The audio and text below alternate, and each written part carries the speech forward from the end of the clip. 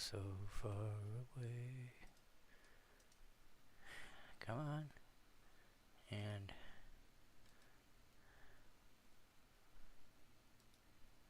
one,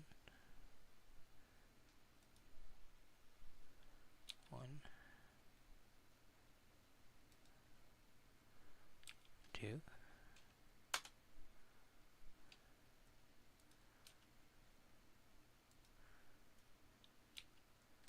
Wonder where it always.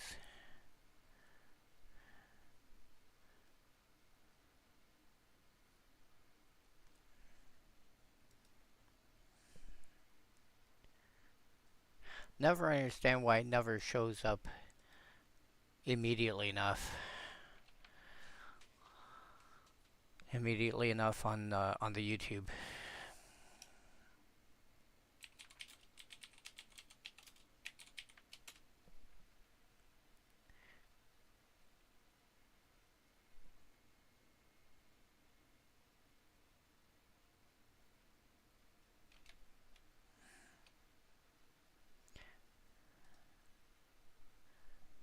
Wait a sec. No, you.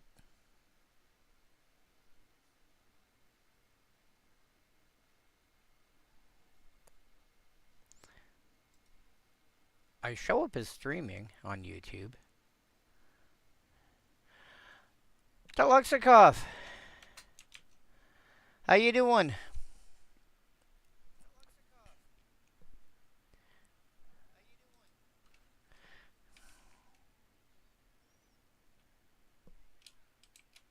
Oh no.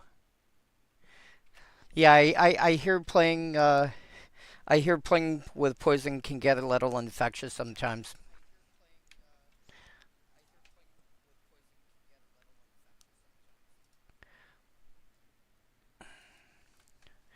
Are you going to do like mono white or mono blue or something this time? Or are you going to play something a little. Actually, I would love to see mono red in fact. I wonder if that's actually doable. It probably is, but nah, traditional green. Okay. Hmm.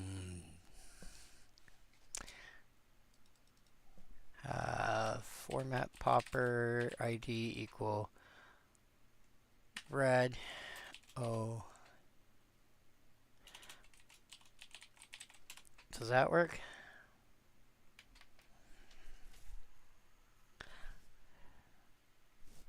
There's only the two right now.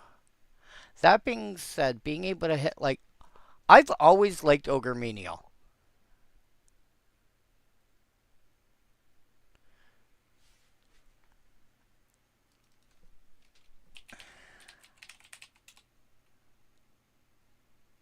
You get Volt Charge to play with.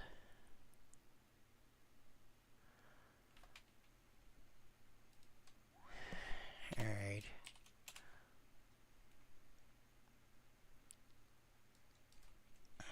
Fuck.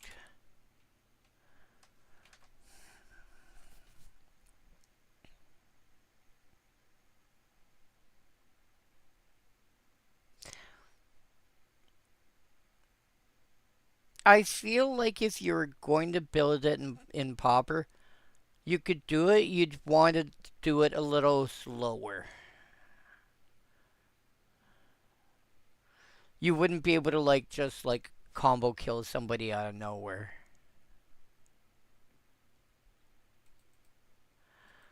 But I'm sure there's a way it could be built. Did you ever see, I mean probably not, but did you ever see my white green my white green poison commander deck? Which is also nothing but commons.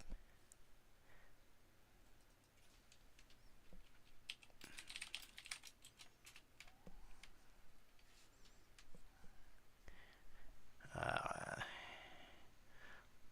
White, green. This one.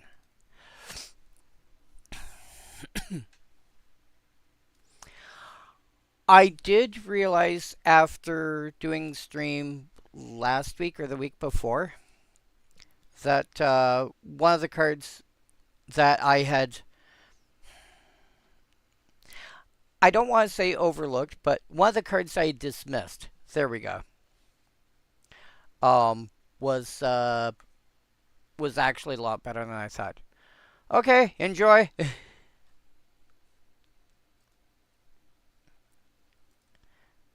right.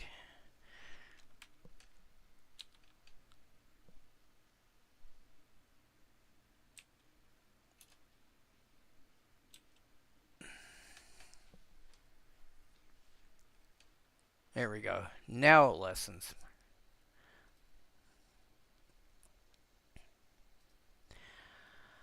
On a deck, I like, as in you have a. Also, hello, Zero. As in you have an idea for a deck in mind and you want feedback on, like, how to build it and stuff? Or you already have, like, a basic idea for a list and you're like, okay, what do I think? And so forth. I have a commander for a general concept, but tish. Okay, who are you looking at?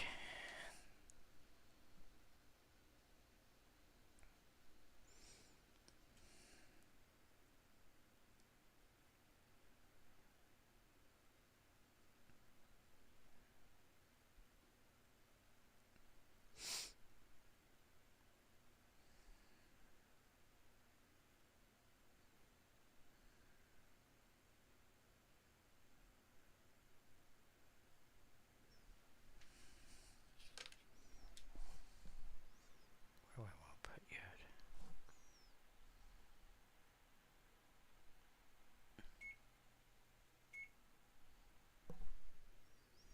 Primo the Unbounded. Primo the Unbounded.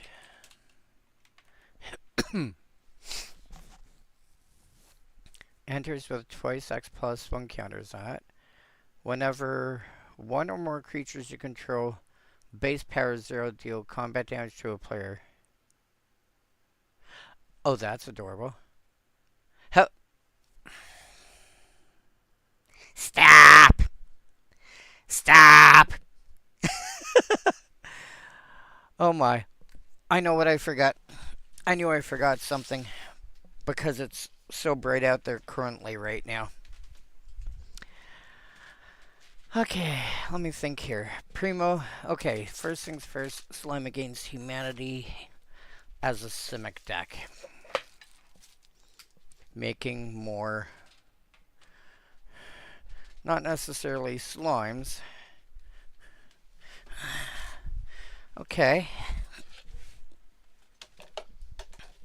I mean, that's not unreasonable.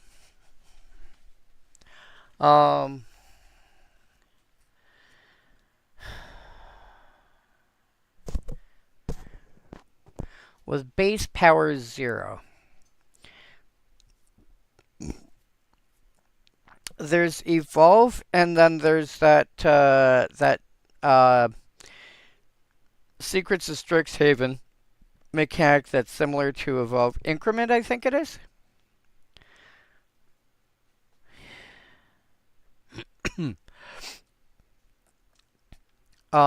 Anything that allows your stuff to enter with +1 counters is nice. What are you called? Master Chef.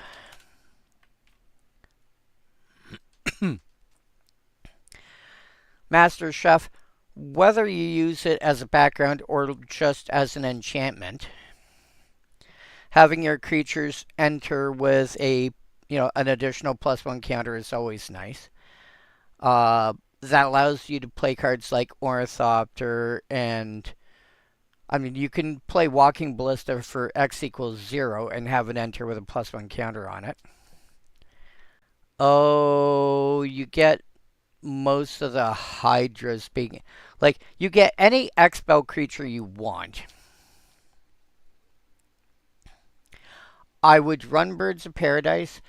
Oh, I was gonna say Noble Hierarch, but you can't because Noble Hierarch is Bant and you don't have white in your deck. Utopia Tree, like any zero power creature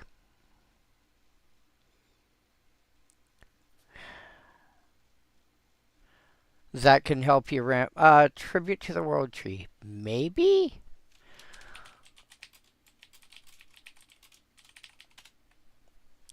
Whenever a creature, otherwise put 2/1 counters on it.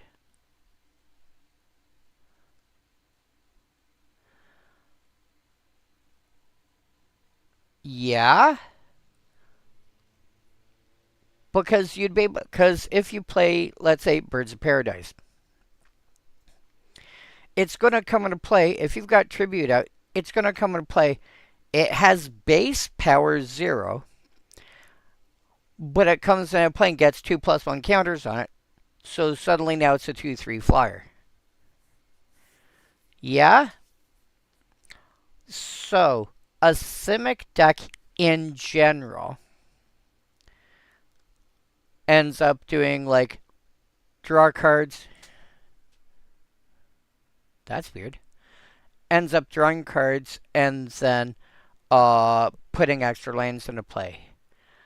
I think for the kind of deck that you're looking at, you would rather have creatures that generate mana.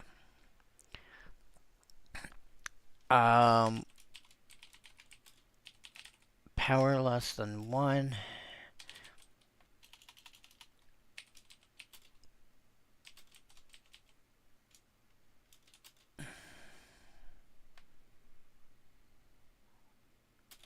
Mana value less than 4.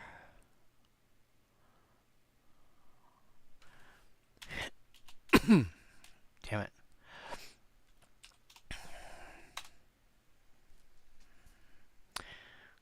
Sort by color. Questionable. No. Or to activate an ability. You could use that potentially. I could see Sage of the Unknowable or Apprentice Wizard making it in. I could still see Glasspool Mimic making it in for other reasons.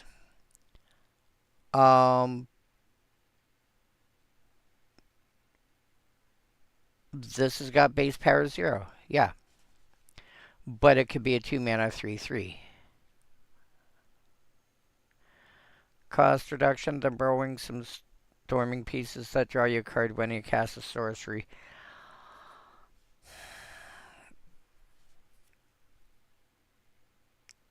I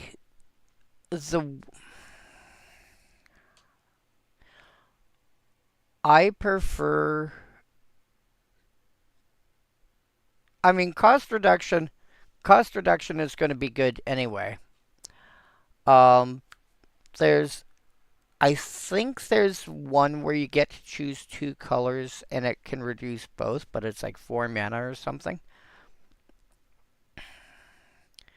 But I already have the Earth Crystal and Semblance Anvils. Both seem like great includes. I don't remember Earth Crystal. I should know it, but I don't remember it. I know it's a card. Earth Crystal. These are the cards I know. These are the cards I know. Green spells cost 1 less to cast. Oh, yes.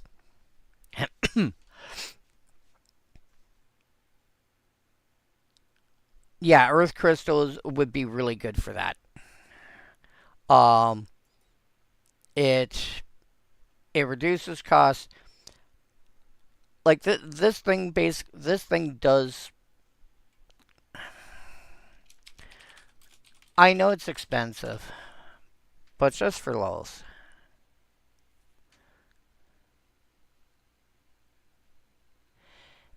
If you have one or can get your hands on one reasonably,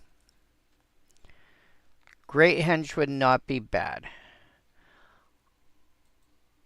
I don't think it's as good as Earth Crystal for this deck, but it is a reasonable option.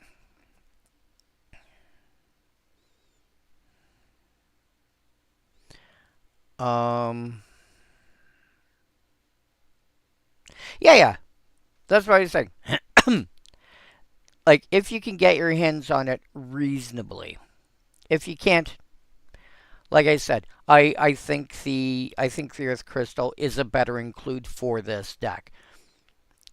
If it's if it's not a reasonable, then don't worry about it.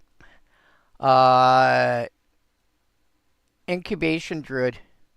Oh my God! If you drop an Incubation Druid after you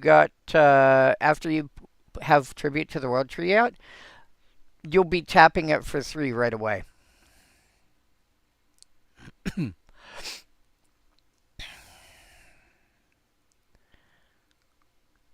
Yeah, you have a.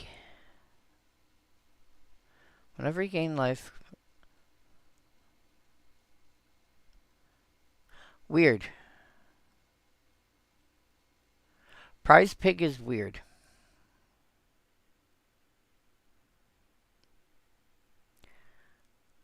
Sylvan Caryatid. That's what I was looking at. Or thinking of, rather. Um, the fact that it's got hexproof is really nice.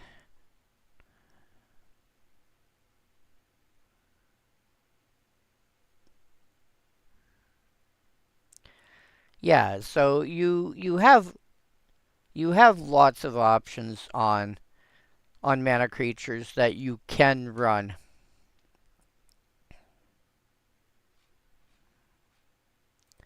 That have 0 power, and you have ways of putting +1 counter, like getting ways of putting +1 counters on, and so then being able to hit whatchamacallit, uh, like casting 2 slimes in the same turn on turn, on turn 4 or 5 is not unreasonable.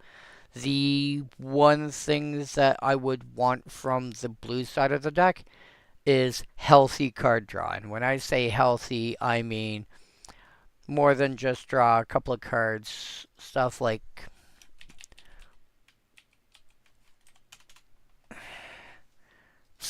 this. And I can never remember what the sorcery version is called. I was thinking, running cost reduction to borrowing. Oh yeah, you said that.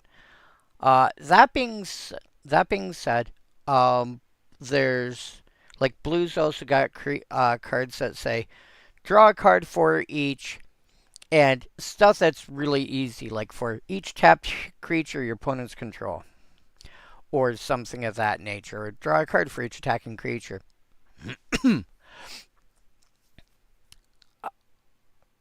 Oh, wait a sec.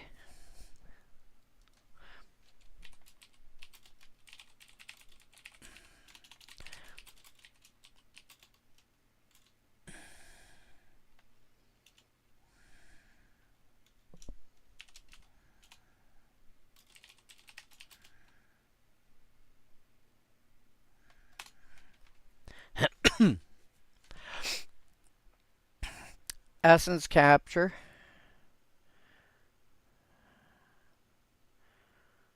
Quandrix command. Choose 2. Counter target artifact or enchantment spell. Put 2+1 counters on target creature. Draining Welk. I really like Draining Welk. It's a counter spell that can be suddenly. It's like, oh, by the way, you cast like a 6 mana creature. Cool. I've now got a 7/7 flyer. I think these first 3 would be worth at least a consideration.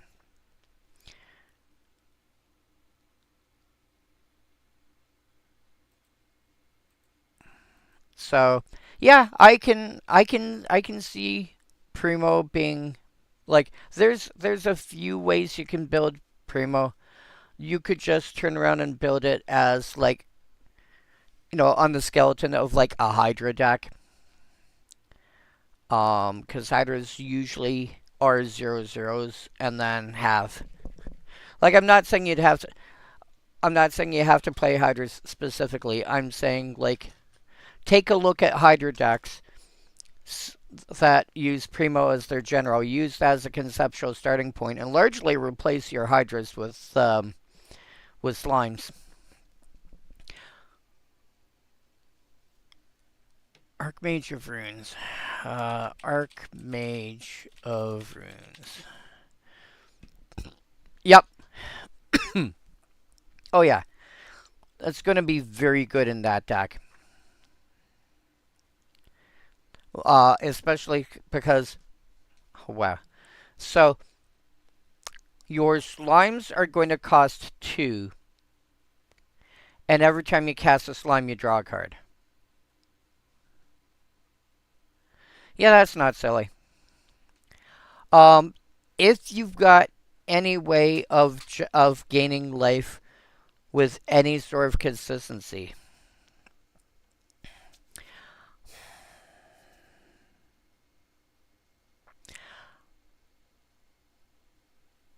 I might run some. I might not run a lot. Although it is funny that you bring up token doublers, because what I'm using for the thumbnail for tonight's stream, we're doing Innistrad, is parallel lives.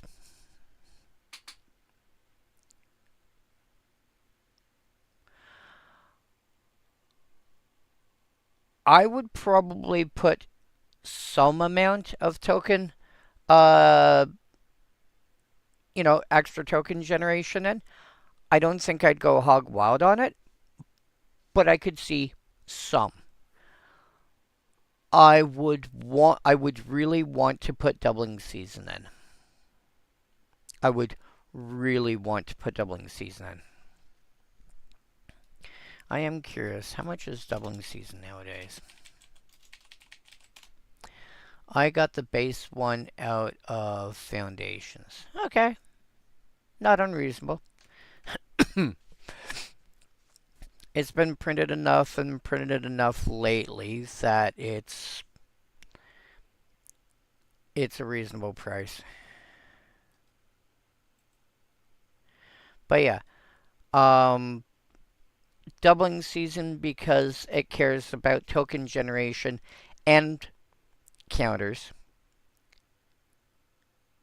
And, that's kind of a thing that you want to do anyway. Parallel lives, maybe one other card. But I think that's probably about as far as I would go. I think I would probably stop at like 3. I don't think more is needed. Because the problem with stuff like doubling season and parallel lives, apart from what how some people perceive them, as in they don't in themselves do anything, this, that, whatever, is that if you run too much of that effect, you will end up drawing token doublers when you want to play token generators. So, you don't want to overdo it and run, say, 15 of them, hypothetically. Because running 15 would be amazing.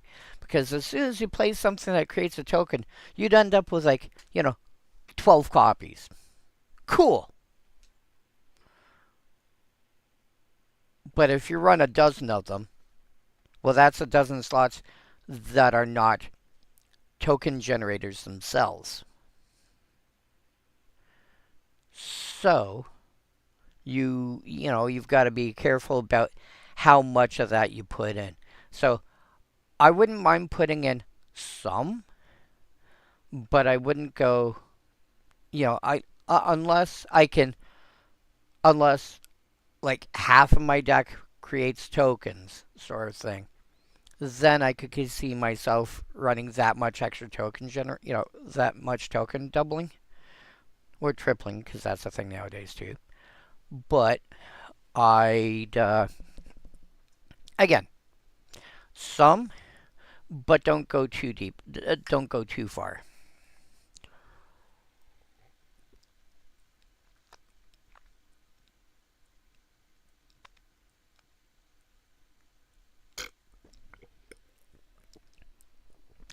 So I hope that's useful to you. And as I said, take a look at how Hydra decks are commonly built and use that as like a basic skeleton for trying to figure out how you want to build your slime deck. Because I think that would be, I think a lot of the cards that go into a Hydra deck would fit nicely uh, into a Primo based slime deck.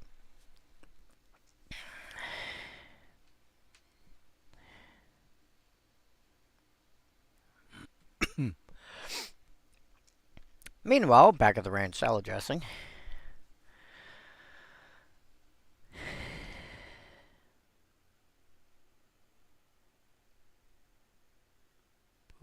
Whoops, wrong one. That one.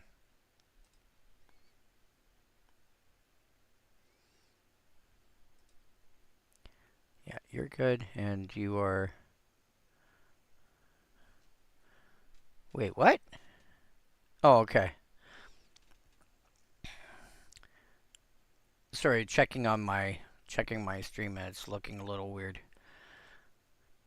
It's behaving now. That being said, tonight we get to Innistrad. If you are the kind of person that likes your vampires and your werewolves and your creatures that go bump in the night, this setting is for you. In fact, this is the first of at least 3 distinct trips that we have made to Innistrad. Because we have Innistrad, Dark Ascension, Avacyn Restored. We have Shadows over Innistrad and Eldritch Moon. And then we get Crimson Vow and Midnight Hunt. I forget which order it's in.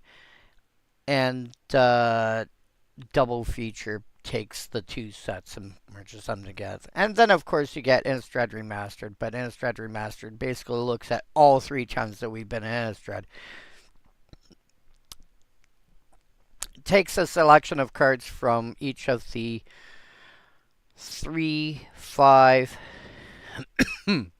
7 sets that were specifically based on Innistrad, plus other stuff that makes sense with it, and puts it all into 1 set. I do not remember, though, if Innistrad Remastered is paper or not.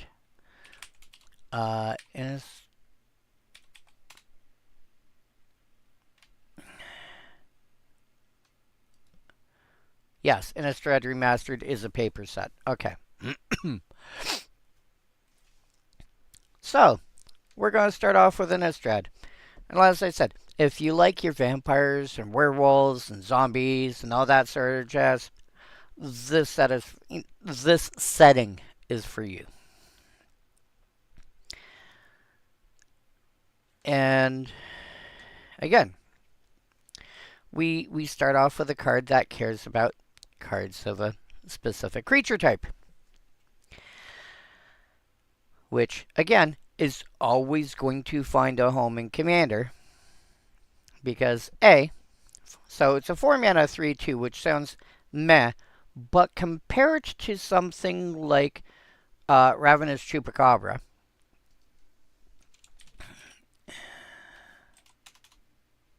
which is a 4-mana 2/2. This is a little bit bigger.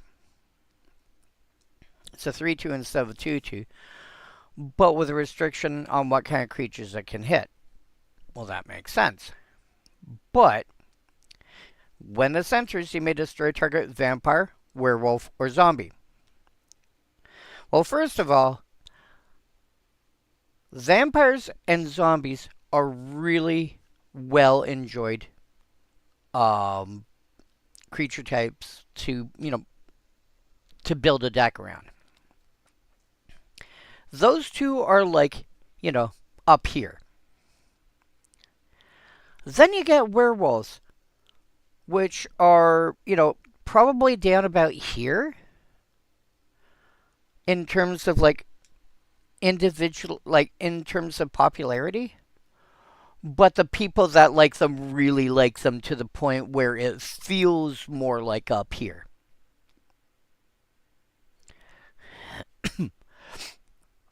So that's number one. Slayer of the Wicked, you are commonly, just based on what it says on the card itself, you know, no extrapolating because, well, this, that, what, this kind, no, just people playing a vampire or a werewolf or a zombie or a deck that, I'm playing a deck and this happens to fall into one of those. Or something of that nature. You're going to find a target. Probably, I would say probably at least every third, um, like every third session. Like, assuming you're sitting down, if you sit down with the same people and they're playing the same decks,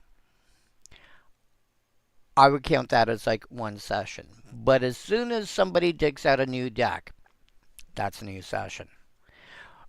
As soon as a player changes, that's a new session.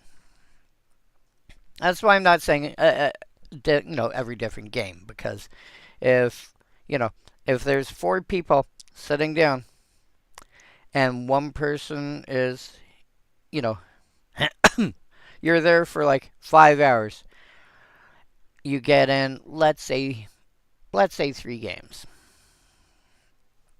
Not completely unreasonable. Might only be 2 games, could be 3.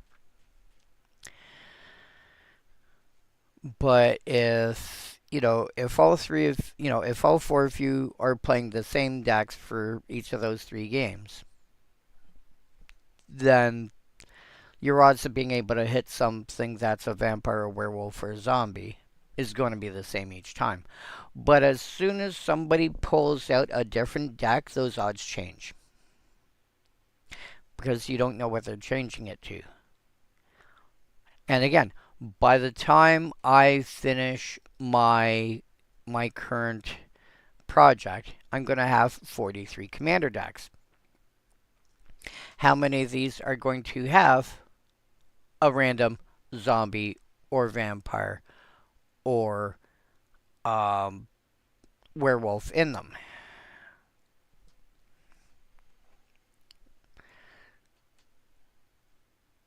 I could look through, but I can tell you right now that my Boros aggro deck, I believe, has got a couple of werewolves in there just because it works out that way.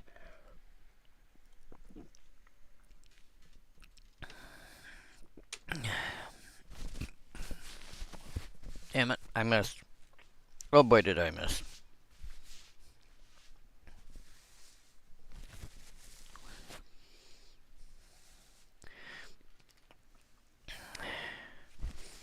Because the Boros aggro deck is looking at how much damage can I deal, how cheap. So it doesn't care at all what the creature types are.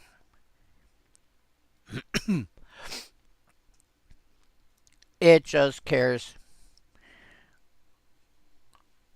what do your stat lines say? Actually, we'll do it this way. And so, does it happen to be a werewolf? Village Ironsmith. I have a 3/1 for 2 mana. I have 1/1 first strike for 2 mana that transforms into a 3/1 with first strike.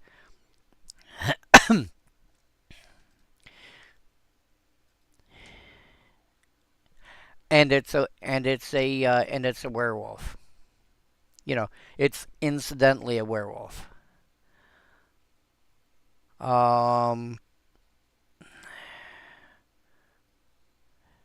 Ballista Watcher. same thing.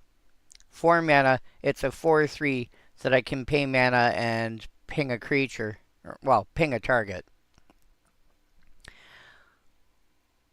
But when it becomes night, it's, I spent 4 mana on it, and it's now a 5/5 creature that I can not only ping any target by paying mana, but if I successfully do that, if it's a creature, it can't block, which means getting through more damage.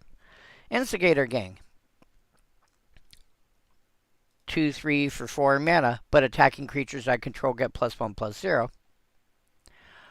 But if I get to transform it, it's now a 5/5 trample that gives my attackers +3/+0.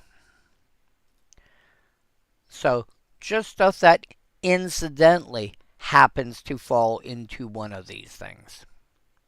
Gastaff Arsonist, 5/4 for 5 that can transform into a 6/5 menace.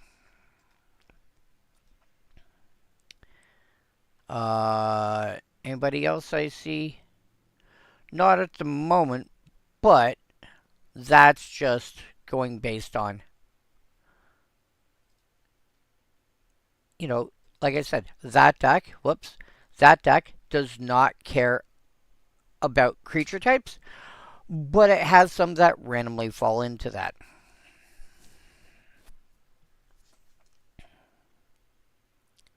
So just because you're not playing the relevant creature type doesn't mean you're not going to have, doesn't mean there's no targets for the ability. So first of all, commonly played creature types that people enjoy.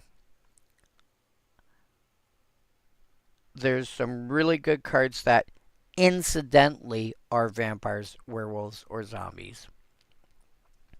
And then you get into the entire discussions about changelings. Damn it, I just realized I forgot to make sure my phone was quiet. Where did I put my phone? Step 1, find my phone. I mean, I could. There we are.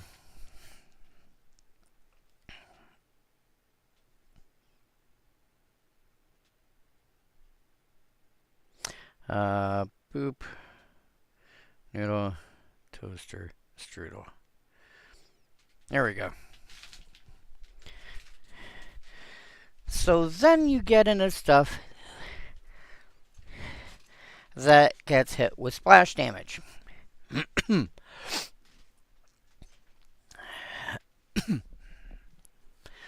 You have stuff that's got changeling or some other ability, or it copies something that's incidentally a vampire, a werewolf, or zombie. My Olivia one of my decks that I'm building is it is now built. Where is she here? It's basically aristocrats with Olivia Voldaren as the general. Where is she?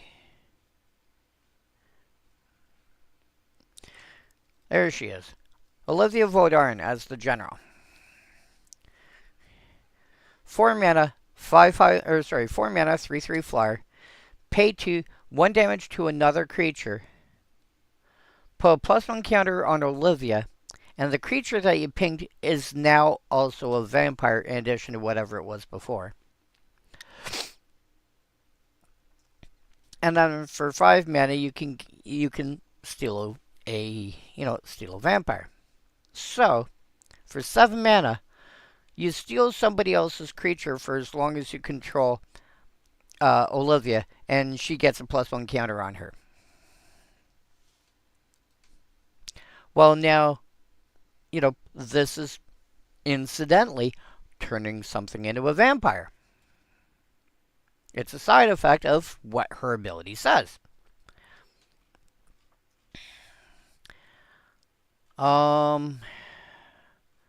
Where were you here?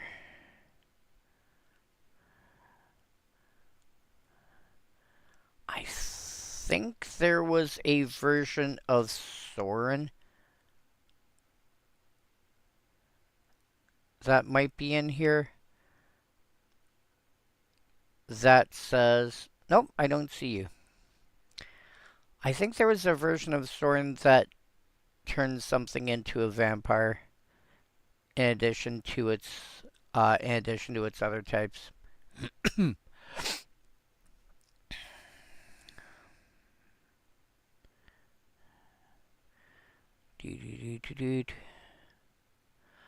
not seeing the droids I am looking for.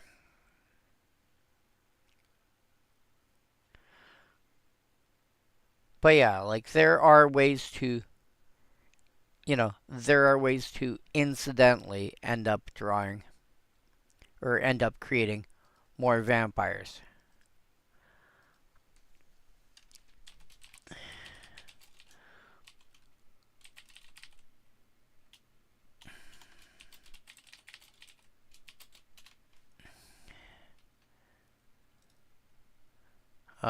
Transform. This might be the one I'm thinking of. I don't think it is, but this might be the one I'm thinking of.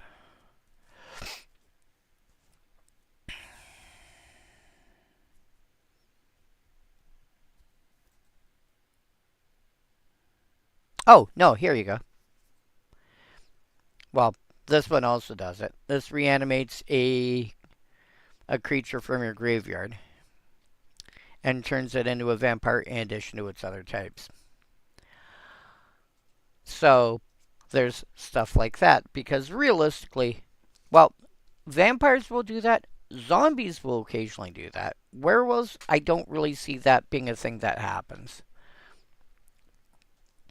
So Slayer of the Wicked, not only do you have stuff that can, that is that natively, you have cards that turn stuff into those. You then have your changelings and your masquerade nexuses and your, other stuff of that nature that can turn around and go, hey, by the way, I'm, in addition to everything else that exists, I'm also a vampire.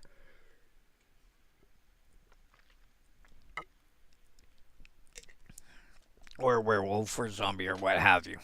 So Slayer of the Wicked is going to hit a lot of things. A, due to the popularity of these three creature types. B, the fact that some cards of those types are just plain good. Like generically good. And C, cards that are going to be hit for splash damage. If somebody's playing Mirror Entity, then as soon as they activate it, everything that they've got in play is fair game. You're playing white, you have the ability to flicker it. You have the ability to flicker it as an instant. This in combination with, as an example, Eldrazi Displacer, you're just going to end up hitting. Like, you can blow up a lot of things just by flickering it every so often. So, Slayer of the Wicked, a lot better, I think, than most people give it credit for being.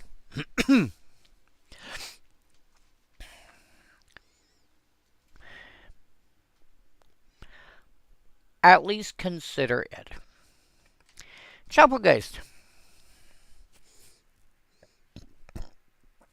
Now, Chapelgeist does have some issues, some concerns, some drawbacks, but I've always liked Chapelgeist because compare this to, for example, Windrake, which I'm aware is the wrong color. But this is like both blue and white use this as a conceptual starting point for, hey, by the way, for this much mana, this is what I should get at common.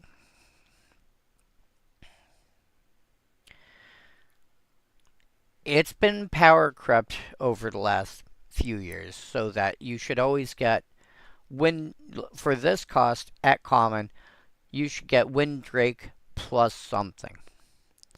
Plus an extra point of toughness. Plus an extra ability. Minus a point of toughness, but maybe when it enters you draw a card. Or maybe minus an extra point of power. But when it enters you put a stun counter on something. Or something of that nature.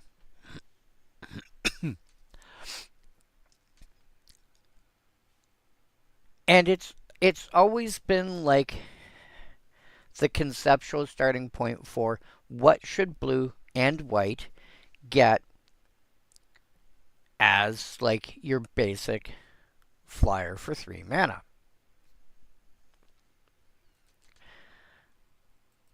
Then they turn around and print Chapelgeist. And I saw this and I'm like, I really like playing white.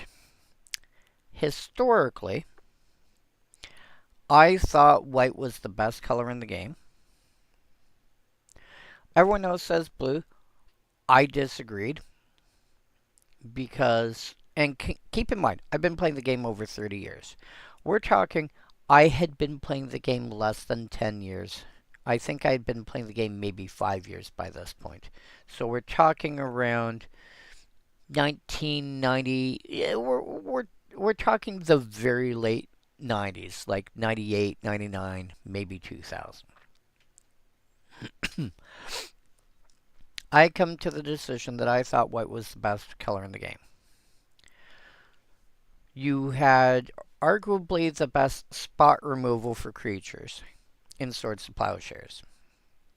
1 mana, instant, exile creature. Yeah, they gain life equal to its power, its toughness, I forget which. Whatever, don't care.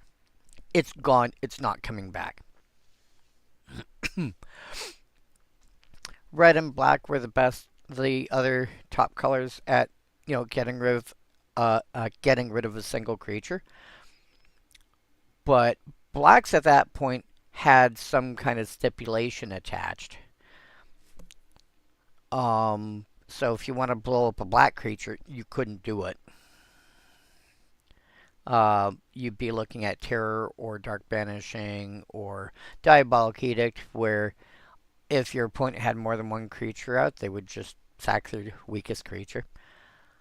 Their least useful creature. And reds, most people saw red as dealing damage. And I've since realized that red does not need to deal damage to be able to kill creatures. But this is the route that most people, myself included, commonly look at for dealing with creatures, because in competitive Magic, that's what you go with. You want to kill a creature in red. Anything that could just kill a creature outright is going to be like 4 mana or more mana. Well, Lightning Bolt can kill a lot of things. If you're playing goblins, you can sack a goblin to Goblin Grenade, and for 1 mana kill up to a 5 toughness creature. Fire Blast, you can sack 2 mountains instead of paying its cost to deal 4 to a creature. Reds, generally best spells for creature removal dealt damage. White didn't care what color the card was. White didn't care how big it was. Go away. White also was the color that got Wrath of God. Black would generally have to pay a lot more for that ability, or do it based on damage. See cards like Pestilence. And red would, if it was a flying creature, you were in trouble. You basically had to, find a way to ground it somehow, Earthbind, for example, and then cast Earthquake for enough to kill it. And again, keep in mind, we're talking before the year 2000. Yes, things have changed since then. But we're talking, historically. 25 plus years ago. White also got Disenchant. One white, one other. Destroy target artifact or enchantment. Planeswalkers didn't exist yet. Battles didn't exist yet. So, basically, if it was a permanent and it wasn't a land, you had 1 to 2 mana spot removal to get rid of it. You also got Circles of Protection, which once Antiquities came out, you got Circle of Protection against white, blue, black, red, green, or artifacts. And everything fell into one of those 6 categories.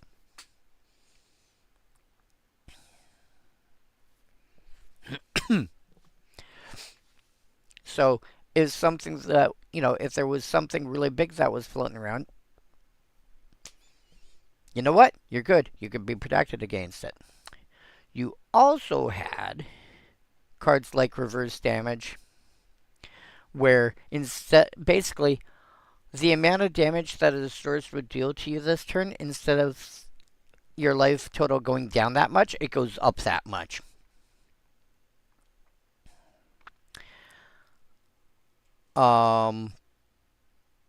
Yeah, it kind of silly.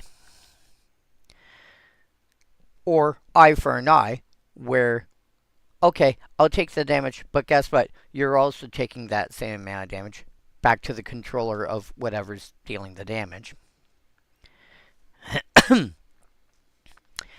Plus, I mentioned Wrath of God, you also got Armageddon, which was almost the same cost. I think Wrath is 2 white plus 2, so Armageddon was 1 white plus 3. Destroy all lands. Just destroy all lands. Wait, what? Yeah, destroy all lands. Plus, you then had fun cards like Land Tax. That let you get lands out of your deck. And, give you some kind of card advantage that way. And it's like, yes, I didn't have counter spells. You didn't have counter spells in white. Or, or Mana Tithe or anything of that nature at all. No, what's her face? No Thalias to increase, none of that stuff. I think there might have been like 1 or 2, but they were meh. But you had, basically, if something hit the board, you had an answer to it. That would just say, go away. And you didn't have to go to another color. The only thing where you really fell behind was drawing cards. But then, your creatures were some of the best in the game. Savannah Lions, a 2/1 for 1 mana. White Knight, 2 white, you got a 2/2 with first strike and protection from black. One of my favorite cards that I really wish I'd been able to pin down was Thunder Spirit.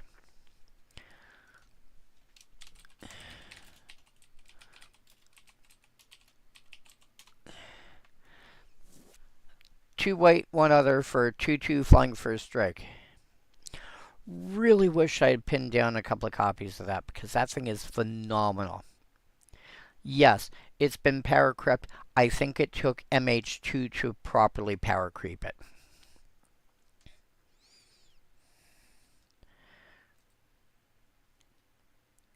Basically, take the Chapelgeist, knock off a point of toughness, but give it first strike.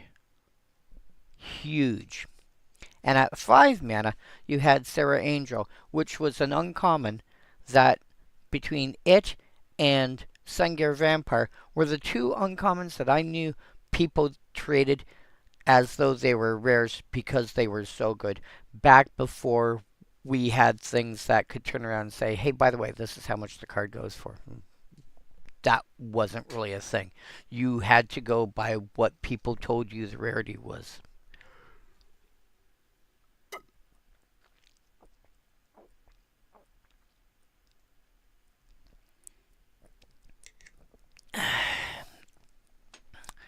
Zero, nice.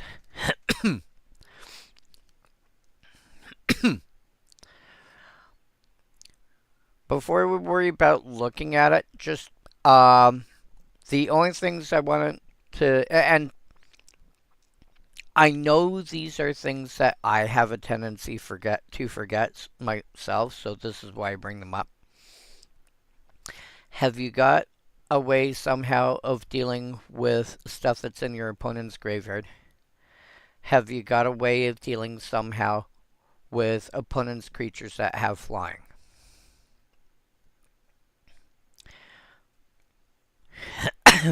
Because that second one,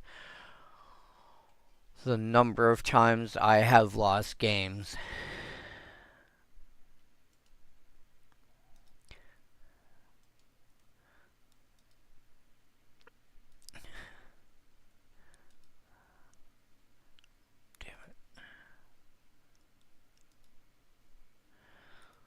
The number of times I have lost games just to losing it on. Yeah, what if they get something out before you can? If they're building a reanimator deck, it's not unreasonable they're going to start bringing stuff into play from the graveyard on turn 4. Had to do a fair bit of cuts already, so no longer know what to cut at this point to add such things. Then don't necessarily... You don't necessarily have to cut per se. Again, one of my favorite cards to throw into decks is this thing.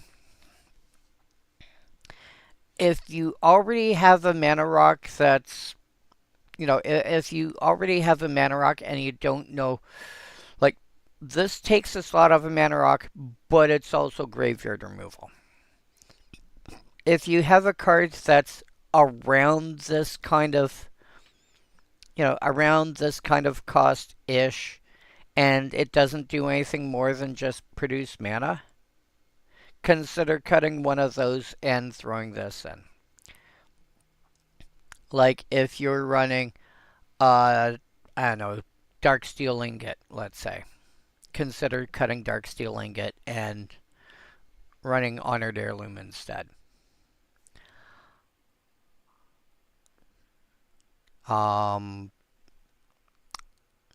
As for flying, you are playing green.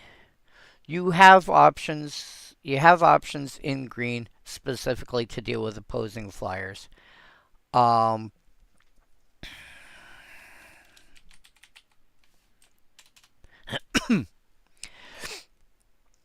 If you have a flexible removal slot, i.e. something that can hit a card that has like multiple categories that falls into.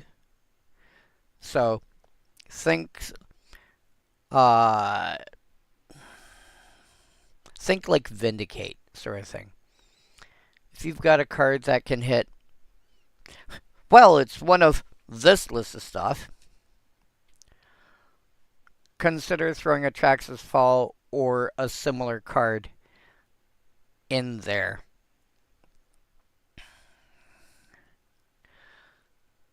Because green is also really good at dealing with opposing flyer, as long as you've got some way of dealing with them somehow. So it doesn't necessarily have to be cuts per se. It can just simply be like, I have this to do X. Is there a card that lets me do X, but also one of these other things? And sometimes you don't need to. You're playing white. If you're running, for the sake of example, Swords to Plowshares, uh, Path to Exile, and Erode, then I wouldn't worry as much about it. Sorry, I'm misremembering because I'm looking at a white card. My apologies. I'm looking at a white card. You're playing blue-green. Uh, then you would need. Well, you could steal their flyers. That's not an unreasonable thing to happen. What else is there? I don't like returning it back to their hand. You do, however, get access to cards like Raven Form, which I think is criminally underplayed.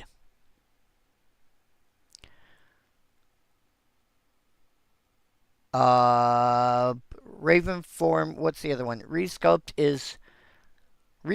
is less good, but if you are converting a 3/3 flyer into, if you're converting a 6/6 flyer into a 4/4 ground creature, you're dealing with slimes. Your slimes are going to be bigger. Well, the later slimes are going to be bigger. Oh yeah, your deck also doesn't have a problem with, drawing cards and then discarding. So, for example, thirst for knowledge type effects. You don't mind drawing 3 cards and then discarding, a couple of slimes against humanity. Because A, you've probably drawn into more, and B, the next slime you cast is now going to be, is now going to have more counters because now you got some in your graveyard.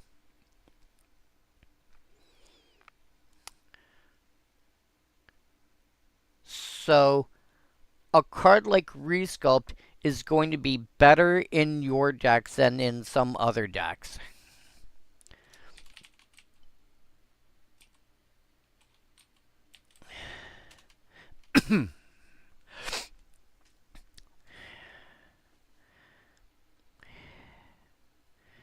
You exile a creature, they get a 4/4 instead.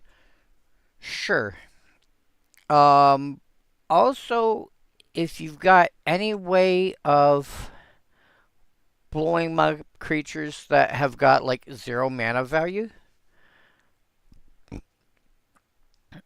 no, sorry, not 0 mana value. You don't want 0 mana value.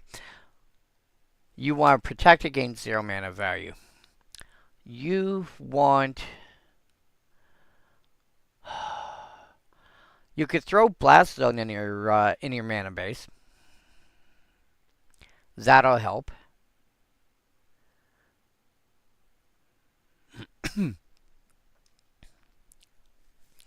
So, without actually seeing the list yet, there's always going to be some kind of tweaks that you can do to, like,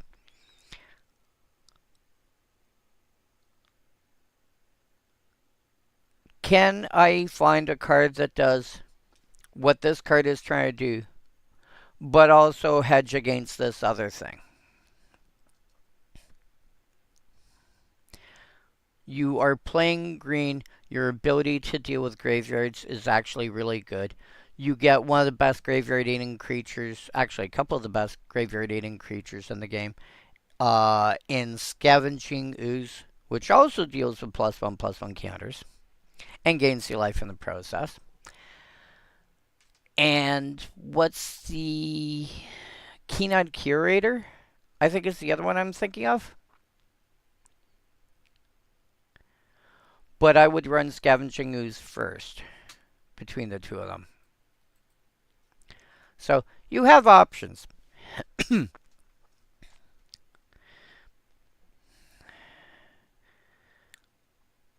Also, I commonly find that like my as long as I've got around a quarter of my deck fits the theme I'm going for, and I have enough other cards to support that. I don't know how many Slimes Against Humanity you're running. You don't need to go deep. I figure, like, based on what I've seen from my Persistent Petitioners deck, for example, I'm running around 24 of them. That seems to be a good fit. My Sphinx deck is about the same number. Anything that I've got that's based on, like, one specific, one very specific type of card, about 24, 25-ish feels about right. Because that gives enough room for me to play other interesting things and still hit my theme. So, if you're stuck, as long as you don't go, I would say, as long as you've got at least 20, you're probably good. More is better, but you don't have to go to like 50. If you're looking at 50, fine. Cut one or two slimes to put something else in. It's not going to be that big a deal. Your deck is not going to, even if you're at 40, cutting one or two slimes for some kind of removal or something of that nature, you're probably fine. If you're already down to about 24-ish, then I'd be a little more cautious with what I'm cutting.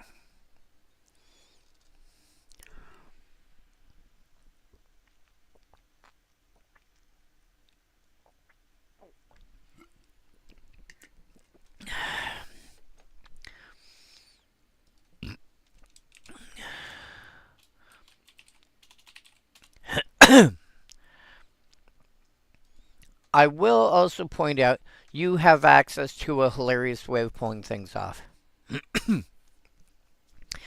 You have access of turning your next slimes really huge, really fast. I think there's another card that does something similar to this. Relevantly,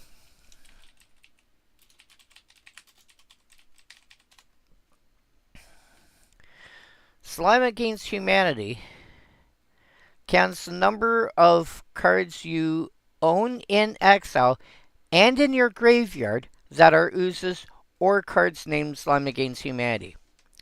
So it also counts any that have been exiled.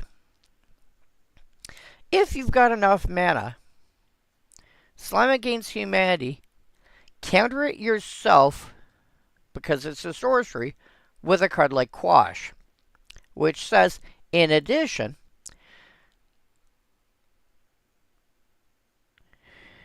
I'm happy enough with it, with just my eyes looking at it now, so it's time for someone else to point out the things I missed.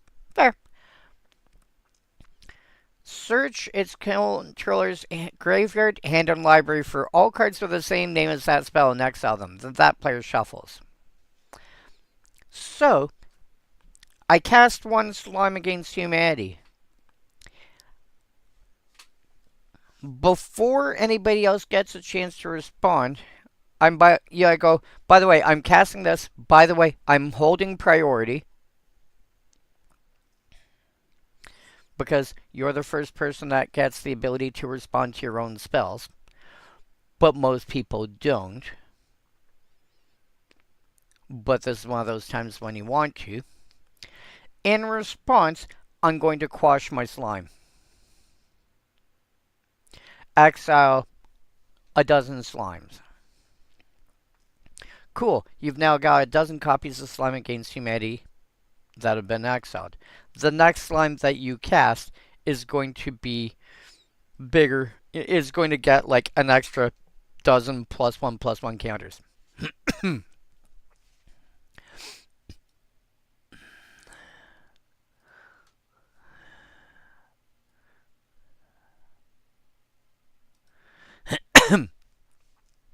Test of Talents.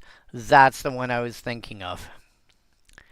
Test of Talents is the one that you want for something like that because it's 2 mana. Invasive Surgery, you could also reasonably pull that off with.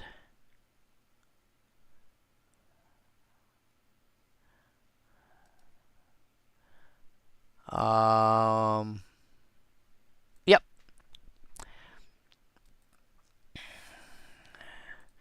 Yeah, so I would be considering running Quash and or Test of Talents and possibly Invasive Surgery.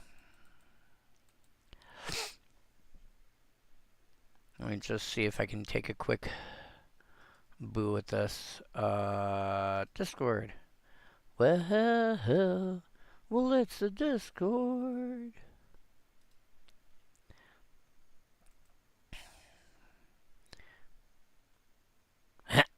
Why is the Fractal slimy? Lol. Archmage of Runes. Is that the... no. Yep. Case of the Ransacked Lab. Whenever you cast an instant.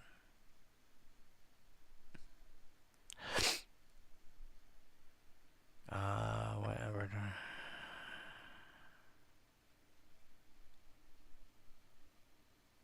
I'm kinda meh on chakra meditation, but there are worse options.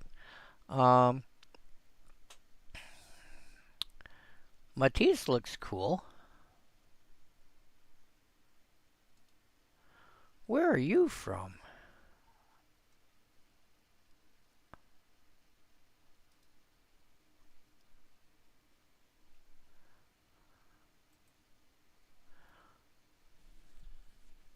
What are you the... oh, wait. Are you the, what's his name? Simon?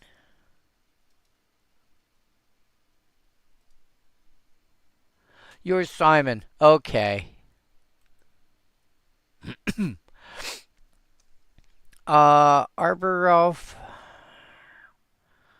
What do you have for lands?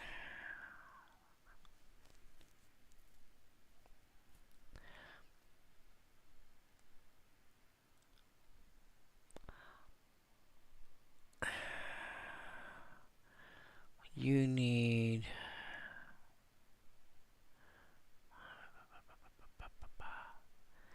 yeah. Arbor Elf I think could be... Arbor Elf I think could be swapped with something else.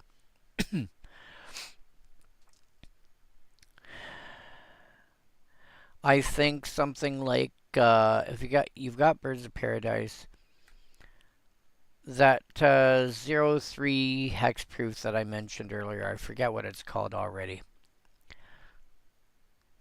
Each other creature enters with a number of additional. Yep, Arwen would be cool, especially if you got. Oh, she's. Oh, wait a sec. You were talking tribute. If its power is 3 or greater. Okay. Arwen, birds, each other creature enters. That's adorable. Doubling the season over Schmisk's Explorer's Cache. Enters with 2/+1 counters. Pub.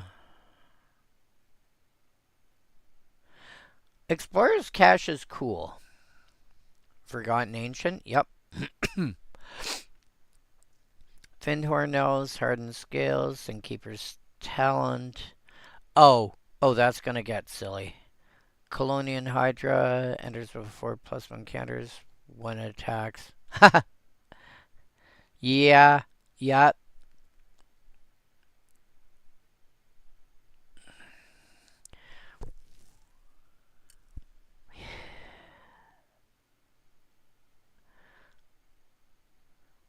Meister Seymour. At the beginning of your combat on your turn, put a plus. You could. Oh no! Oh, that's silly. Orin Frostfang. Yep. Ozolith. If. Yep. Renata. 25 slime. So I think um I think cutting a slime is on the table. If something needs to be cut. If sphere grid, whenever creature you control deals combat damage to player.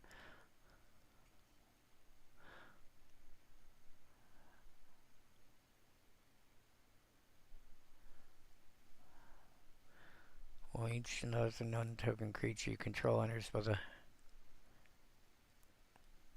That's cute. Tromel is a yeah. Utopia Sprawl and Wild Growth. I think if it's only the two cards, it's not worth running them. Um, Something like that. Realistically, in a normal 60 card deck, I would say you'd want something like 8 copies to make it worthwhile. In Commander, you're probably looking something closer to like a dozen or so just to make sure you can get one with some amount of consistency, and you want like two or three um, to be able to make it worth playing. I don't think. I think you can cut the Arbor Elf, Utopia Sprawl, and Wall Growth, especially the Wall Growth. Um,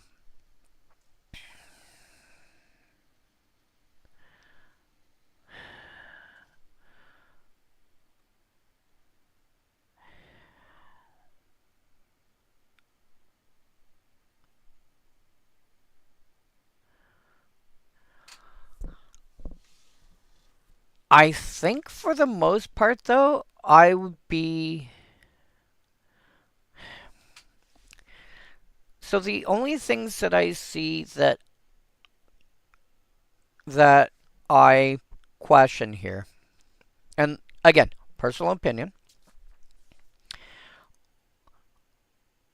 Arbor Elf with only two enchant lands.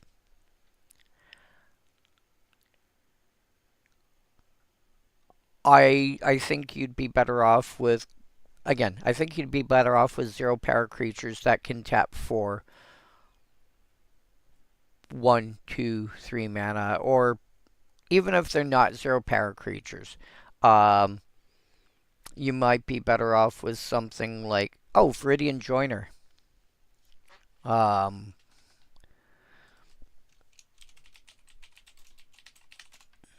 Viridian Joiner would work really well with something like this.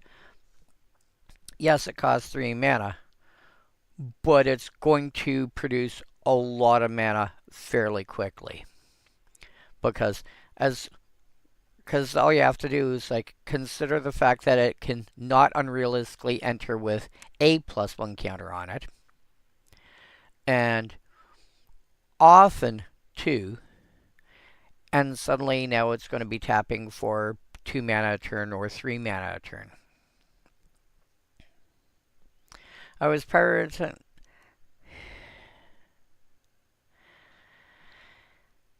Yeah, but I don't. As well as Mander, but I don't see.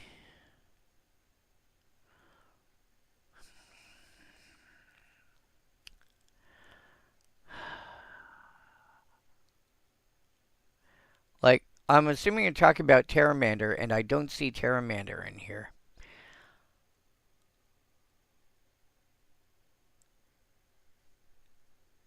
And again, you have access to other 1 mana creatures that you can tap for mana.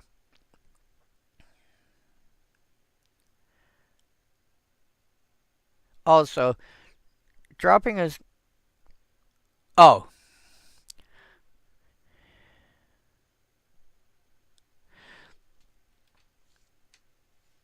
Yeah, well, dropping your commander a turn earlier is not going to make a big difference.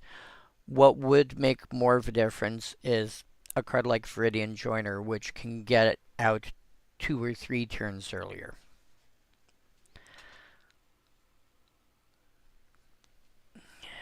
Like, I'm not.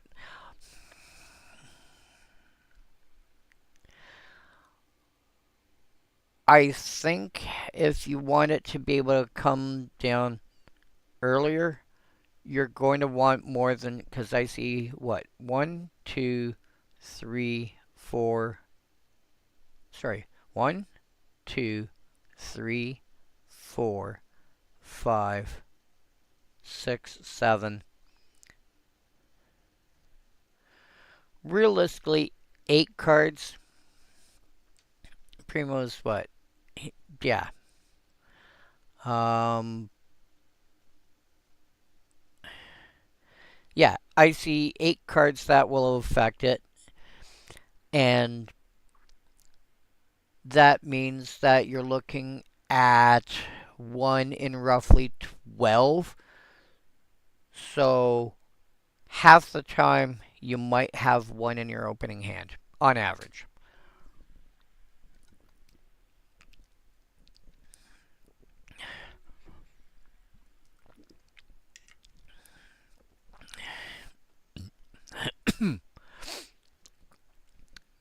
if I The issue is the counters are most restricted to the slimes anyway, with only a handful of. Yeah. But you do have a decent number of stuff that puts additional counters on on things. Also, you've got cards that enter with counters anyway. You could probably. I don't know which ones I would cut yet, but ones that. Um, what does oversimplify do? Oh, that one.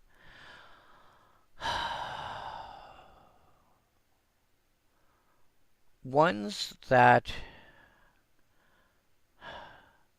Like, if all a card does is put additional counters on things, I would say it's more easily replaceable than something that puts counters on things and does something else. So, like Bloodsport Thrynax, realistically, I'm seeing a 4 mana, probably a 4 mana 4/4 that's eaten 2 creatures, but now makes all your other creatures enter with at least 2+1 counters on it.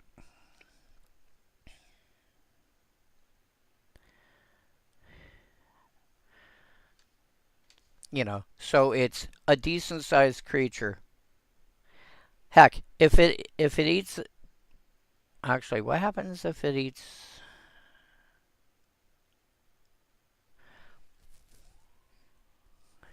Enters with that many +1 counters on it? No.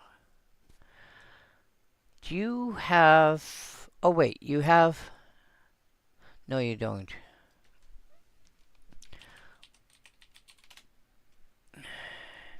How much are you? Way too much.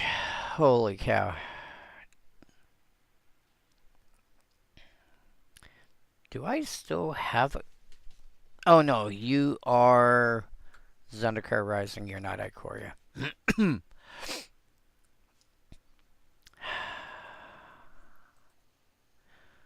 Card like Ozolith would have been really nice for this. Whenever creature with a.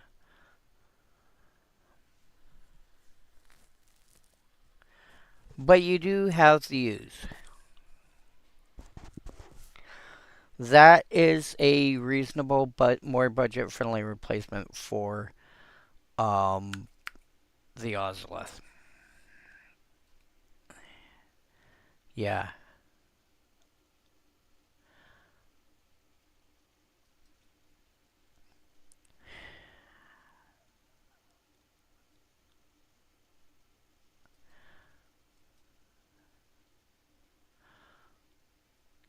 you're going to need some kind of removal in your deck, apart from, apart from just player.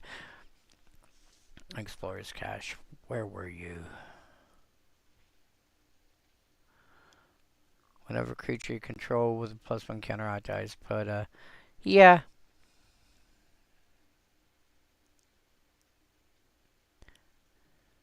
Unfortunately, only one, but still, it's not unreasonable.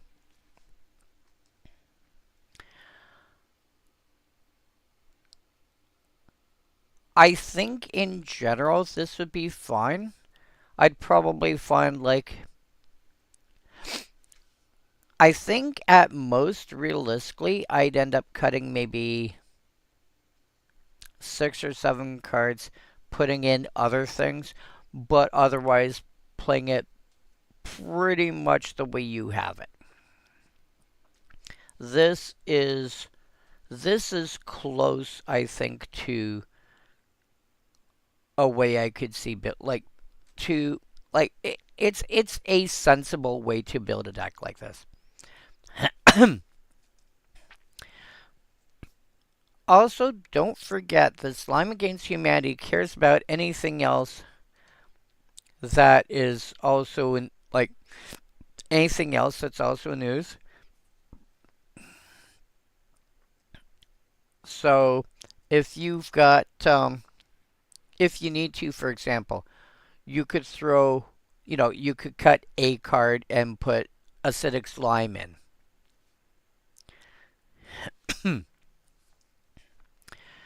Which is basically, which was it? Artifact, enchantment, or land, is it?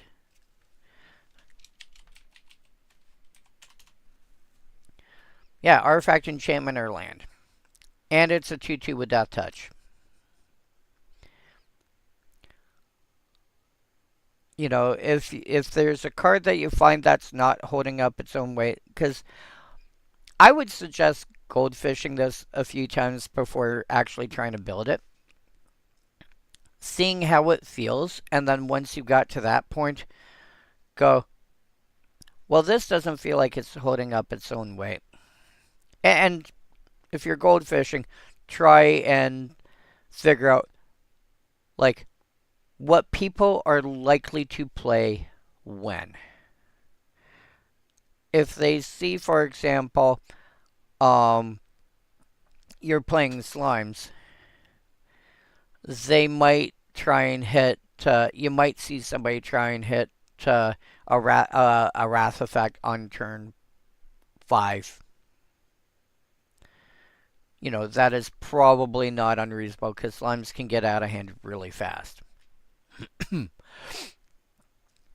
Unfortunately, it's also only a temporary solution. They may be more likely to cast their generals early, and depending on you can make some reasonable generic assumptions. Like, okay, well, this is my 7th slime that I'm trying to cast. It's probably not unrealistic somebody's countering it.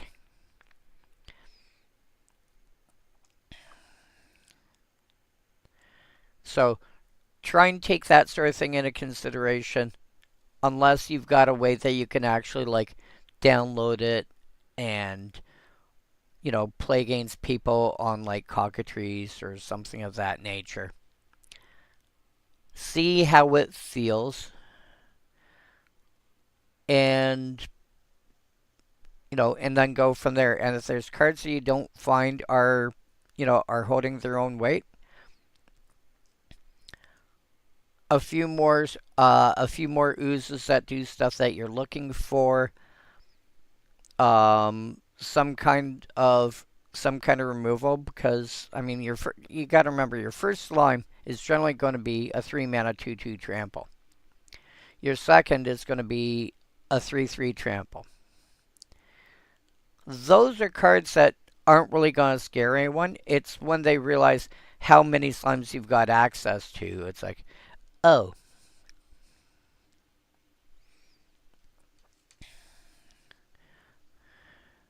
Yeah, Scavenging Ooze, definitely.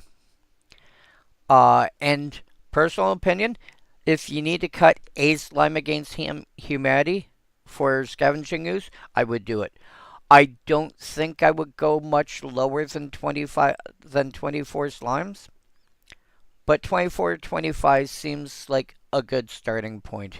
And like I said, this about that many gives you enough room to put in other support and you know so it gives you enough room to put in other support for what you're trying to do with your deck. So, but I think it's a reasonable starting point.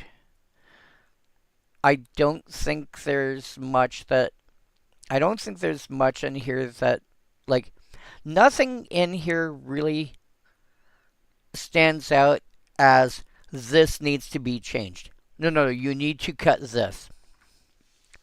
Yeah, yeah. That's what I was saying. Maybe one, but beyond that, no. The absolute lowest I would feel comfortable going at all in a deck like this would be like 20.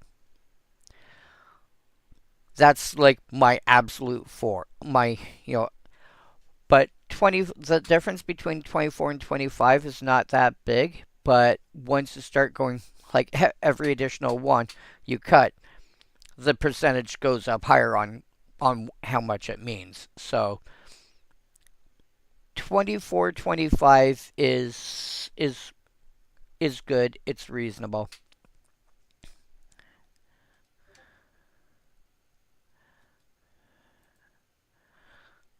But I think you've got a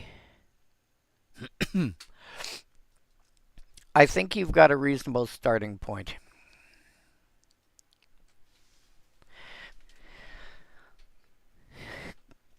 But yeah. Uh Goldfish it is 25 enough for a throwing stone in your opinion? Yes. Actually, my whatchamacallit, my advisor mill deck, I've goldfished this a few times, and the key to it is I'm running 24 copies of Persistent Petitioners. And I have Throwing Stone in here. And that, if I cast Throwing Stone, and I've got, say, 2 Petitioners in my hand.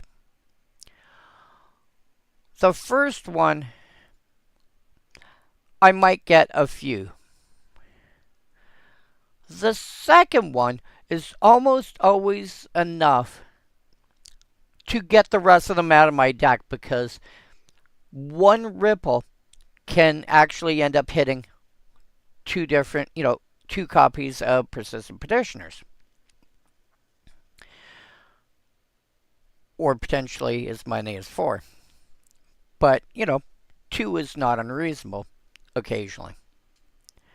Well, so then you start going down this tree. I hit 1, I hit 1, I hit 1. Oh, look, I hit 2 again. And so they continually branch off each other. So if you have, you're around 24, 25, and you've got, 2 or 3 slimes. Okay.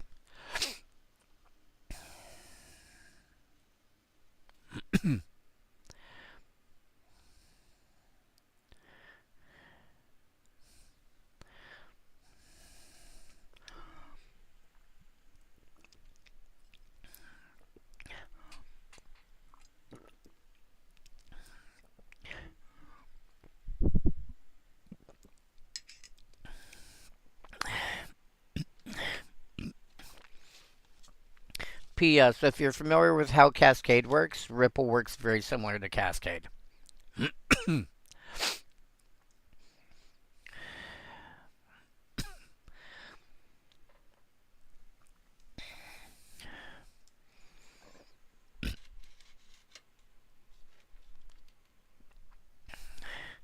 What does it look like when I cast slime when both stone and tree are out? I'm presuming you mean tribute to the world tree. So, tribute to the world tree does not come into effect yet. Because throwing stone triggers when you cast a spell before the spell resolves. So, as an example, I'm going to use my deck as an example because it's one I'm familiar with. I have throwing stone out. I cast a petitioner. I flip over the top 4 cards. Persistent petitioner is still on the stack. Throwing stone triggers. Lets me go, oh, look at my top 4. Are any of them, in this case, in my case, persistent petitioner. In your case, it would be slimes. Like Summon Against Humanity. Cool. I hit one. I cast that due to Ripple, because if you take a look, you may cast spells with the same name as that spell from among the revealed cards without paying their mana cost. So I cast one off of that. That also, in and of itself, because it's a spell I cast, I Ripple 4, flip over the top 4. Oh, look, I got 2 this time. So I'll cast this one, and I'll cast that one. You go through all of these shenanigans first. Then when all the rippling is done, assuming nobody does anything annoying like Mindbreak Trap and counters everything, they all start to resolve. And then the first one will come into play. And assuming you've got, with your case, assuming you've got no other Slime Against Humanity, in your, in the graveyard, in exile, in play, whatever, assuming you've got nothing else, it's going to enter. It's going to have 2+1 counters on it. Tribute to the World Tree will see it's smaller than 3 power, so we'll put 2+1 counters on. The second one will resolve. Now that there's, because you got to remember, the last part of resolving a spell that you're casting from hand, or from your library in this case, is putting the card in your graveyard. I cast this. The last part of its resolution is putting the card in my graveyard. So the second one is going to notice that there's a slime in your graveyard now. So it's going to enter, and it's going to be 3 counters. Tribute to the World Tree is going to go, oh, it's got 3 counters. You're going to draw.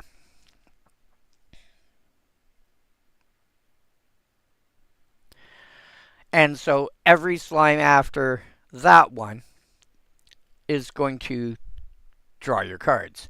You're going to end up drawing about probably a third of the rest of your, well, probably more like 40% the rest of your deck at that point. Also, I will point out that Throwing Stone says you put the rest on the bottom of your library. You get to choose the order those cards go on the bottom of your library per ripple.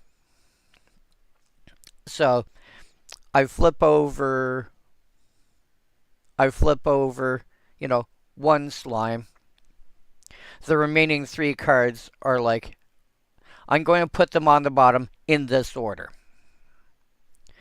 Then you do the next one. Okay, they go on the bottom in this order, etc., etc.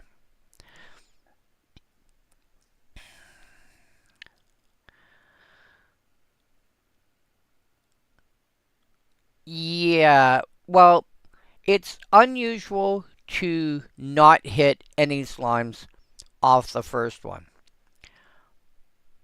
You'll hit, you'll probably hit a couple, but it's not unusual. But this is why I say if you have two in your hand, the second one will almost always get everything that's left in there.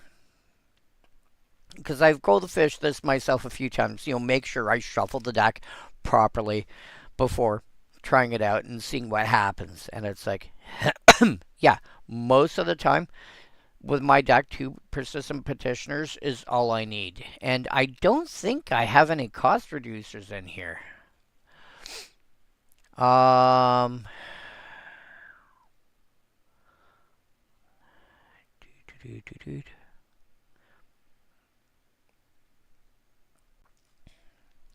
Nothing there.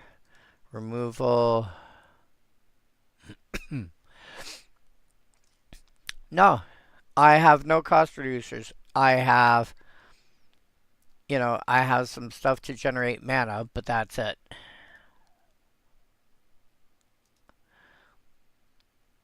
And yeah, like I said, 24, 25 looks about right. And the second one at that point will almost always get whatever's left in your deck.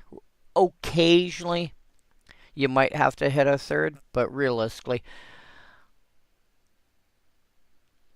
two of them, if you cast two of them and you've only hit, 10 slimes, you're doing pretty bad. But then you've hit 10 slimes. You've got, let's see here,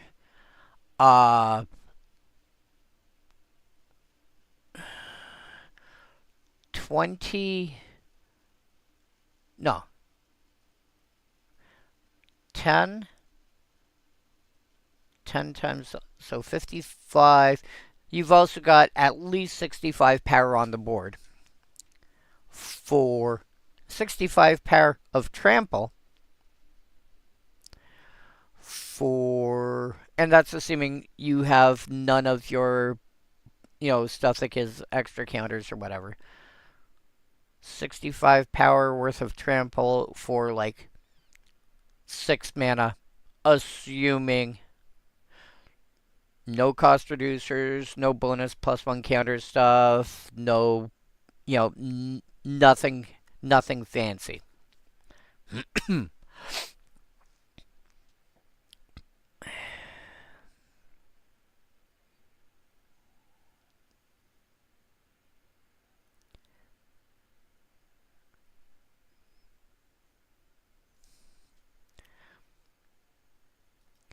It would be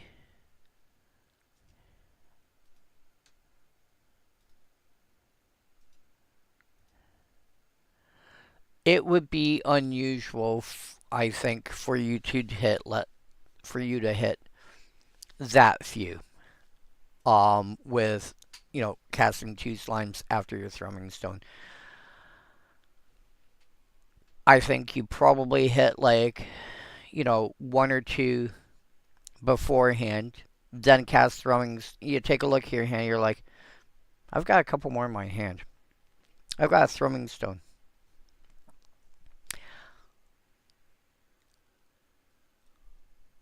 Yeah, it's not an unreasonable inclusion, and I would just, yeah, you'd be fine.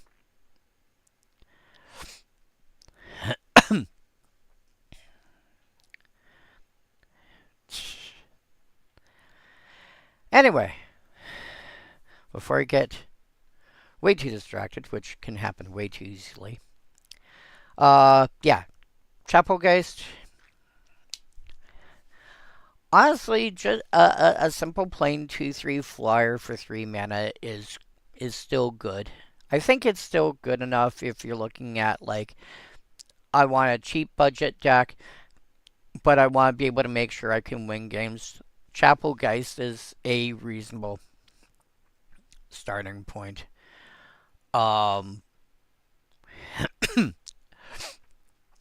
You don't need anything big and because you also got to remember it's going to just chump block a lot. There are better cards in this. Um,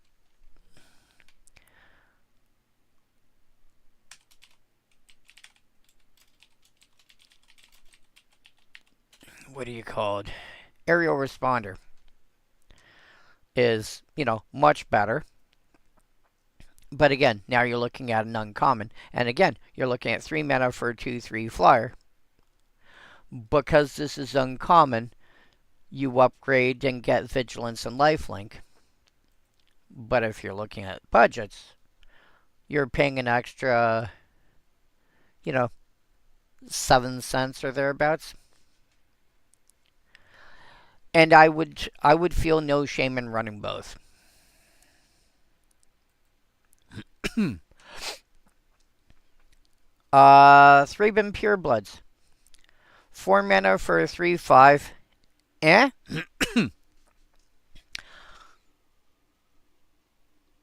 You're again averages out to a 4/4. It's it's fine, but nowadays you should be able to do better. In fact, I wonder.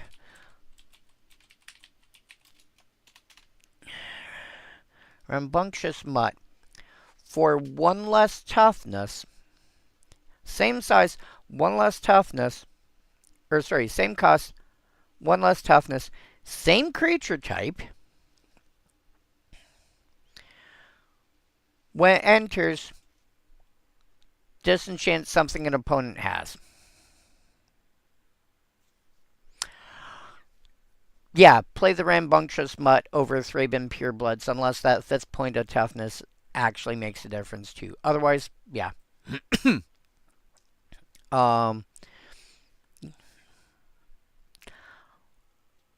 I if you really need another 5 mana white dog, maybe, but I'm pretty sure you can do better than this at even with being vanilla, like a white vanilla creature. ID equal white is vanilla mana value equal 5. No. We've done this before. You are looking at 3/5s. Then you have your choice on which 3/5 to play.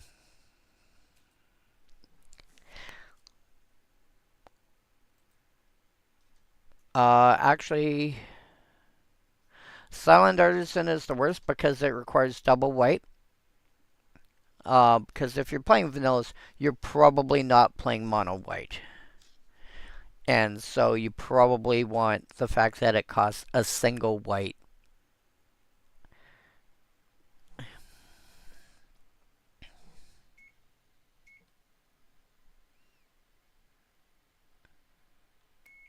going to turn that off for now.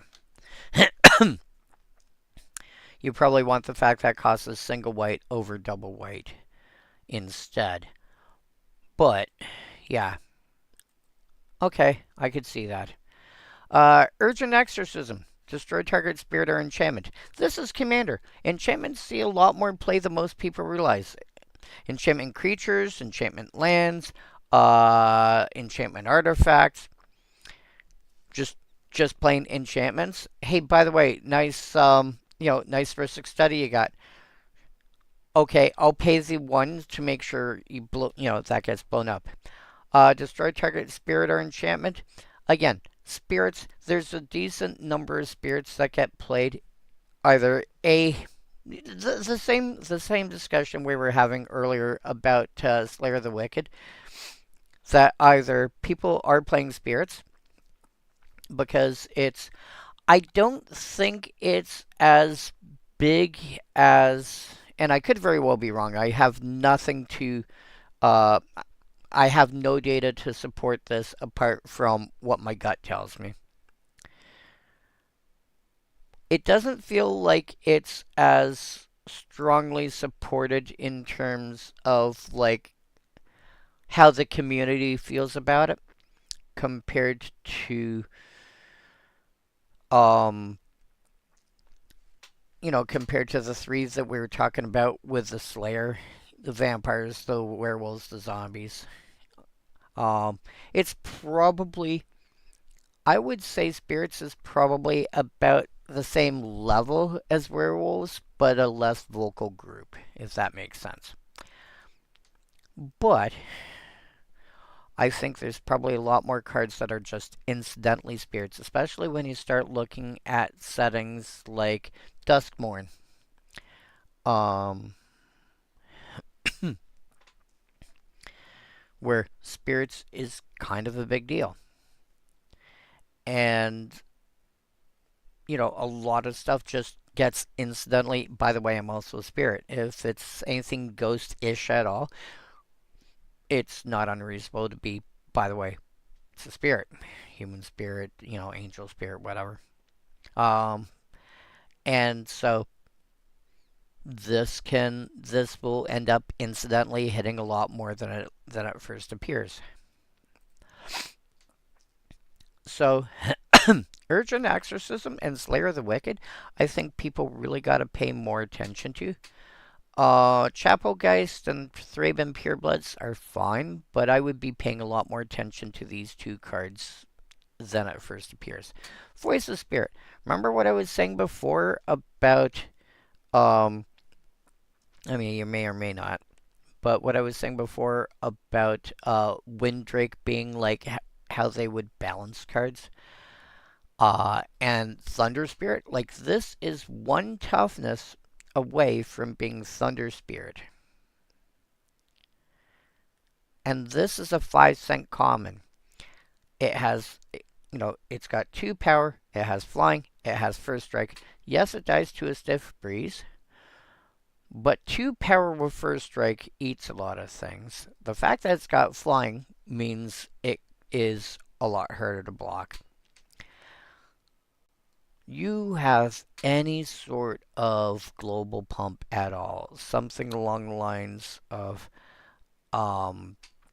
Glorious Anthem at all. A couple of those cards, kind of like the way Zero's working on a Slime Against Humanity deck in blue-green. Has enough stuff to make sure creatures enter with additional counters, etc., etc.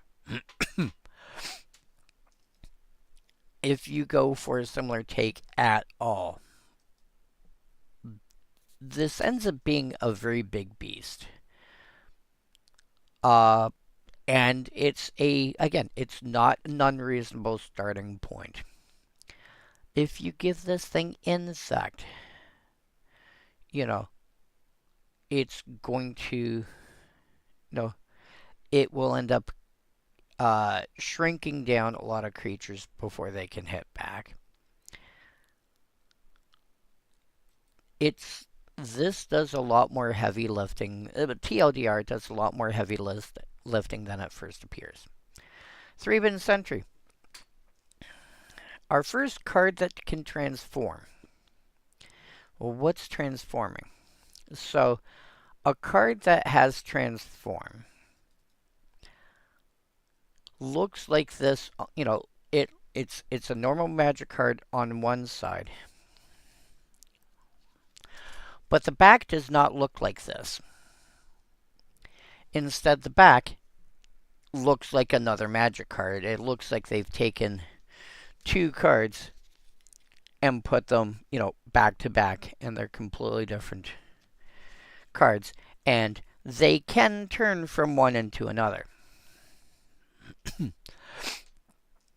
Thraben Sentry starts off as a 2/2 Vigilance for 4, which isn't bad. It's a little on the expensive side, but I feel like a 2/2 Vigilance for 3 is probably about right. So it's like we're talking commons here, and we're also talking cards that are like 15 years old.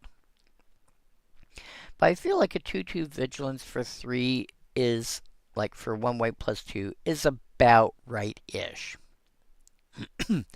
Whenever another creature you control dies, you may transform this creature. When it transforms, You take the card and you physically turn it over, and it turns into this. You get 3 by Militia, and you have now spent 4 mana on a 2/2 Vigilance. A creature, one of your creatures died, and it's now a 5/4 trample. And that, my friends, is really big and incredibly easy to pull off. And I think it is feasible to build a mono white commons based aristocrat stack. It might be harder to find, good sack outlets, but I think there's probably enough to do it. And then, and this is one of your payoffs. You get a 5/4 trample that costs you 4 mana, which is really good in white. So, not only that, all you have to do is have a creature die from something. Example, Selfless Cathar, and we'll talk about, opinions about this card and whatever in a moment.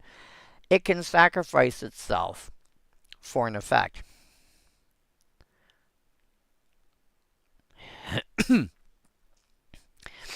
Silver Chase Fox, which we're not going to be able to cover because it's too far, it's too good on the list. It can sacrifice itself to do a thing.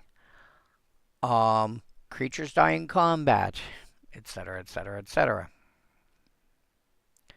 So Thraben Sentry is going to be able to be a reasonably aggressive creature fairly quickly, not unrealistically the turn you cast it.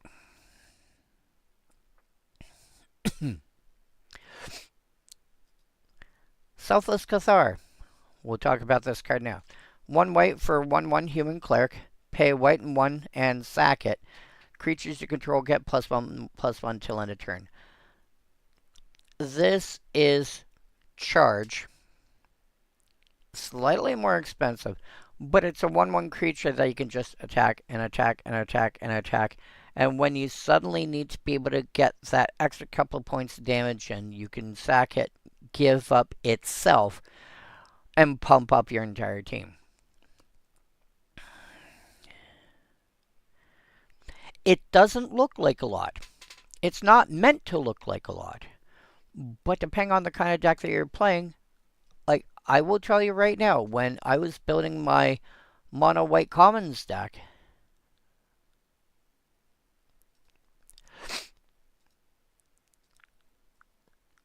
when I was looking at this section here and stuff that could pump my creatures, it was an actual consideration on whether that's the kind of creature I wanted in my deck or not. I eventually decided no, but I just as easily could have said yes.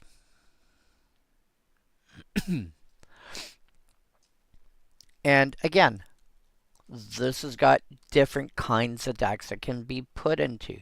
It can be thrown into a token strategy. It can be thrown into, a strategy that cares about creatures dying. It can, because it sacks itself.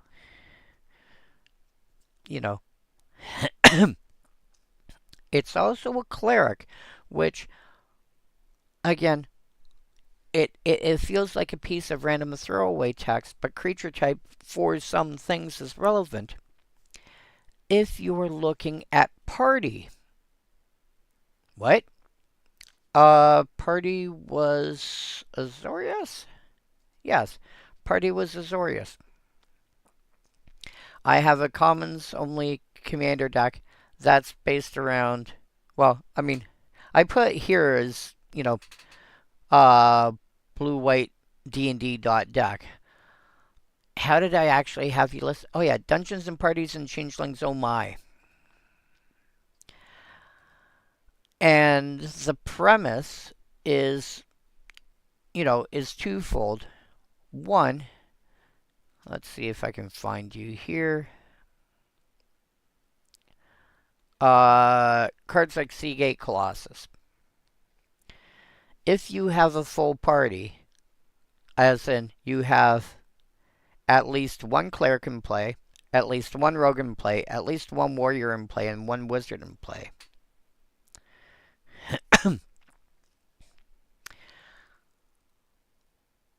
This ends up being a 3 mana 7/5.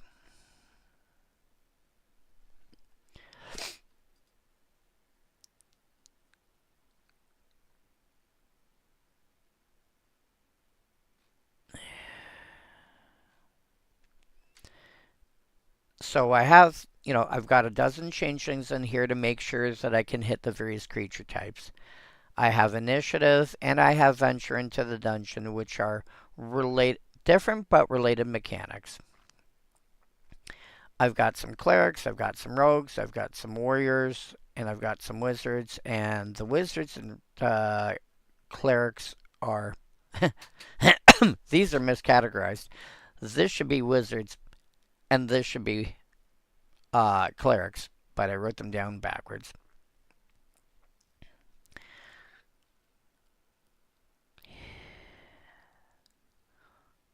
But the premise of this deck, I want something that made it feel a bit like Dungeons and Dragons, venturing into the dungeon and, taking the initiative and so on and so forth.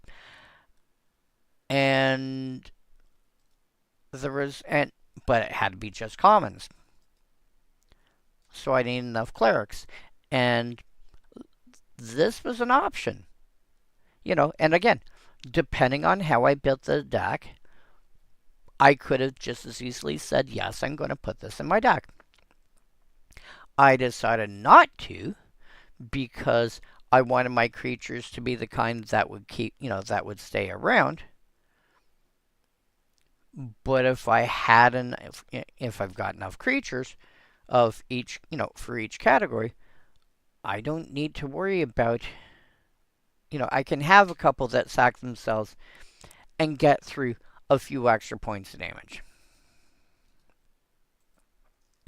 So, again, it was an option, and depending on how you build your deck, the fact that it's a human or the fact that it's a cleric might actually swing the results in its favor compared to something else.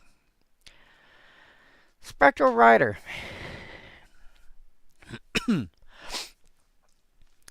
Intimidate is very much like flying. A creature with Intimidate or flying can be blocked if the creature that wants to block it has these. It falls into this category or this category. If it doesn't, it's unblockable. Intimidate, so let's rewind a moment. Flying can only be blocked by a creature with flying or with reach. If it doesn't say it's got one of those, can't block. Barring barring a card that's got like some weird ability that says otherwise, but usually those have been errata to say they have reach. Spectral Rider has Intimidate. A creature with Intimidate can only be blocked by creatures that are the same color as itself. In this case, it's a white creature. If something changes its color, then the color requirement to be able to block it in the first place also changes. Or is an artifact creature. So, if the creatures that you've got, if you're playing Jund and you have no artifact creatures, even if they're like, you could have a black artifact creature, like Noxious Gear Hulk, for example.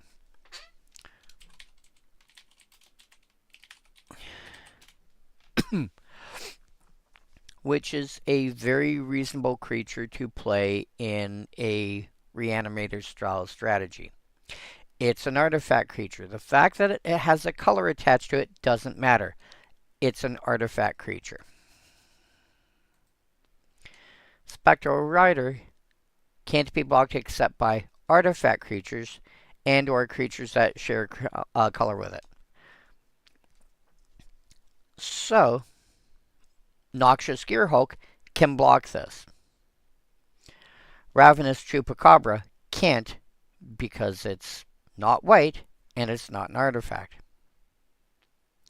So, Spectral Rider against most Jund strategies, or basically any deck that does not involve white. Like, cool, you're playing elves. You know, you're playing Lateral elves. Are any of them artifacts? No, you can't block this. I don't care how big your elves get. I don't care they got death touch, this, that, whatever else. Don't care.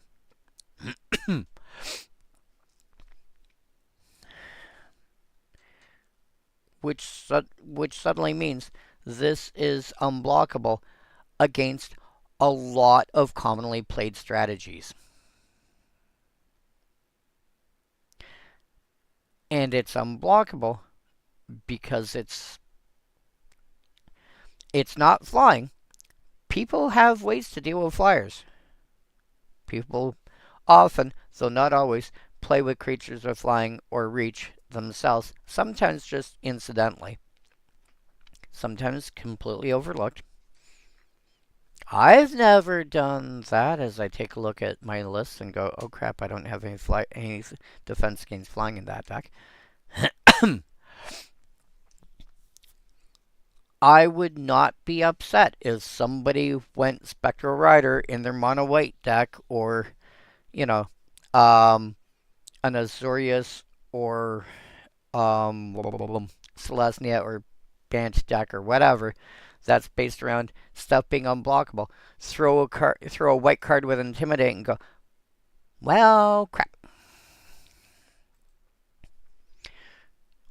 Do the thing. Gallows Warden. 5 mana for a 3/3 flyer. Other spirit creatures you control get +0/+1. Go back to the Voice of Spirit. You have this out. You've just turned it into a much less expensive, dollar-wise, Thunder Spirit. And remember how I was gushing about Thunder Spirit before. But this also gives a defensive bonus to any other spirits you have. And it's a 3/3 flyer in and of itself, which is a reasonable, it's not amazing, but it's, it is reasonable. And I'm telling you, if you're building a spirit deck, chances are you're going to have enough flyers. You're also going to want some flying synergies floating around there. At least look into that card. Elder Cathar. 3 mana for a 2/2. When it dies, you put a +1 counter on target creature. If that creature was a human, put 2 on it instead.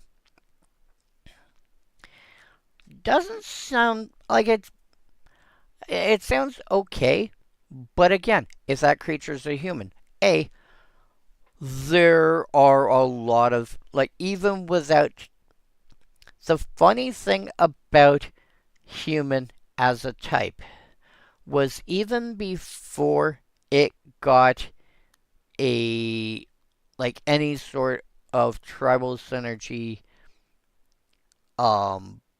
payoffs. Something along the lines of a lord that cared about humans, or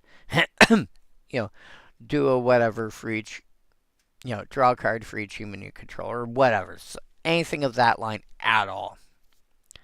Before there was any sort of payoff for it, people realized that there were enough humans that playing cards like Cavern of Souls, naming human, was good enough.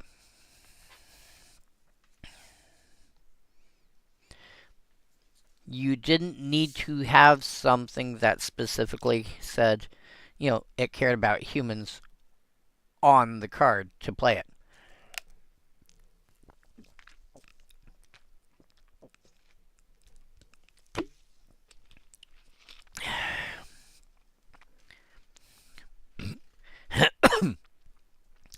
Since then, we've ended up with payoff for humans. Plus, again, human is a creature type. Anything that has all creature types is also a human.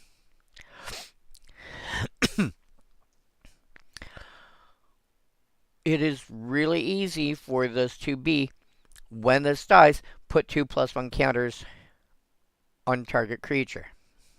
Or on target creature you control. This is one of those cards that you want to keep around for a little bit.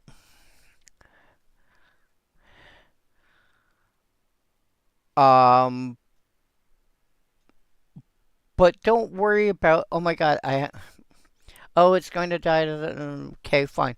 In response, I sack it to, I don't know, Fanatical Devotion. And go, oh hey, by the way, thunk, 2+1 counters on this.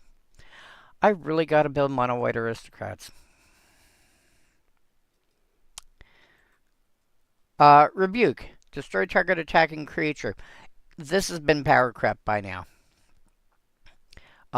In fact, I'm pretty sure you can just get destroy target creature by now for 3 mana. It might be as a sorcery, but I think you can do that by now. It's unusual for white to get... Actually, no. White exiles mostly. That being said, there are rare times when you want to destroy a creature rather than exile it. If you have the chance to exile, you want the exile. Rebuke is still okay. The problem with Rebuke, realistically, though, is that a lot of creatures that you actually care about, getting rid of, are not necessarily creatures that are going to be attacking. That's its biggest drawback. Some creatures, for example, somebody's general, if they're not playing a Voltron deck or something of that nature, it's not unreasonable that they don't care about whether it attacks or whether it ends up in combat or not.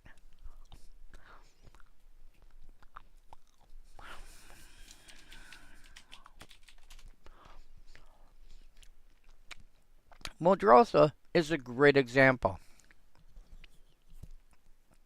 It's a big 6 mana, 6/6 creature.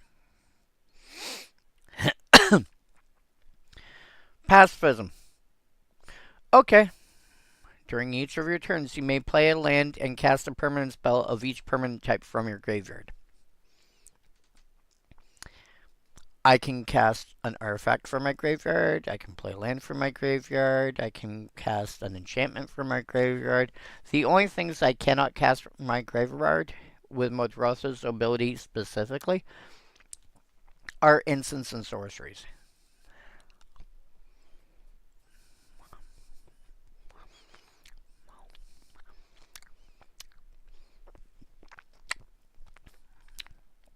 Somebody's got Muldrotha out, you've got Rebuke in your hand, you're going to sit there going,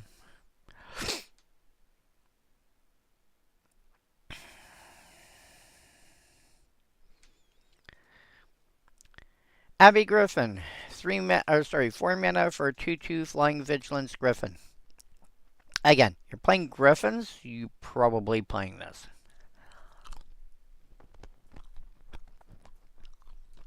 It's not amazing,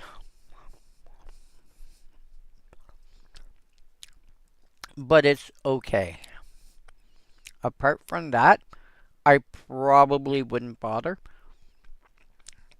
But if I'm playing Griffins, it's definitely under consideration. Blue cards. Oh, 9:15 already. I'm gonna have to go through this quickly-ish. Moonheron, 4 mana for a 3/2 flyer. Has been power crept. By the way, notice how this is incidentally a spirit. The reason you would want to play this would be because the card's like Gallows Warden. It's a spirit, so is this, but you can find better. This has been power crept basically by anything that has power crept Phantom Monster, i.e. a 4 mana common 3/3 flyer, has power crept this.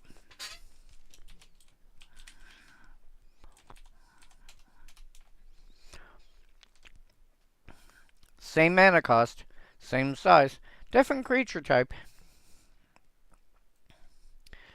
But it's got an extra point of toughness for the same cost, and Phantom Monster has been power crept.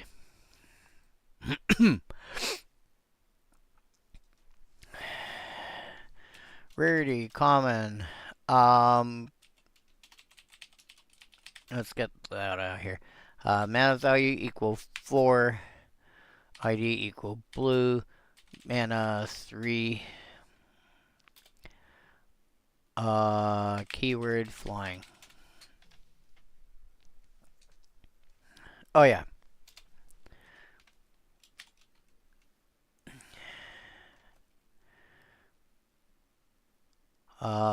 Power greater than equal to 3, and toughness greater than equal to 3. There. Augury Raven. Beetle, I'm not gonna. You know what? Sort by. Actually, no. Sorting by color wouldn't make any difference. Beetle is basically Phantom Monster that you can exile to put a +1 counter on stuff. This got phasing. We're not gonna count you. When this dies, investigate. When this enters, roll a d20 and scry based on the result. Cumulative upkeep, we're not going to count you. There's Phantom Monster. There's Rook Turret. Whenever another artifact you control enters, you may loot. Whenever another... This is basic... Actually, whenever an artifact enters... Yeah, this is... Sky Swimmer, Koi, and Rook Turret are basically the same thing. And Spellbook Seeker is a Phantom Monster that enters prepared with Careful Study as the prepared spell.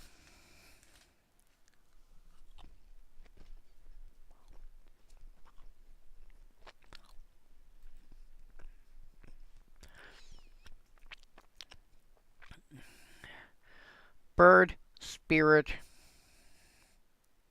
Bird.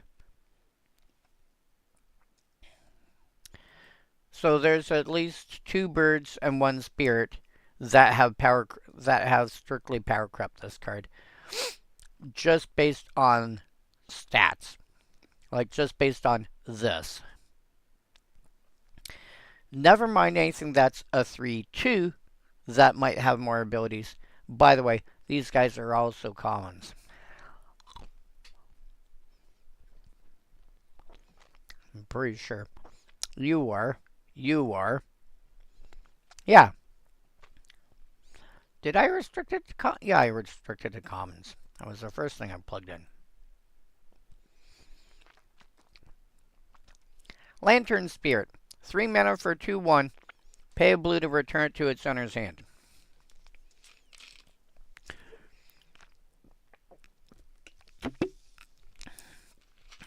There are 2 reasons to play a card like this. At least. 1, you want a cheap flyer that can protect itself somehow. Lantern Spirit can protect itself because if it's going to die to a Wrath of God or Farewell or something of that nature that can just wipe the board or die from combat, you can return it before, you can return it with the ability on the stack, or um, before combat damage gets assigned, like after blockers are declared, etc., etc. You can return it back to your hand. And then once whatever happens resolves, you can replay it.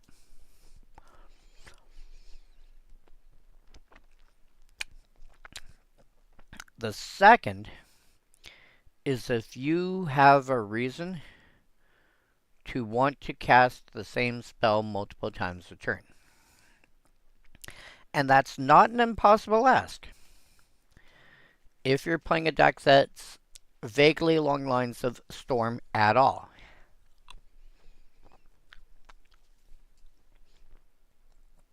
With sufficient cost reduction,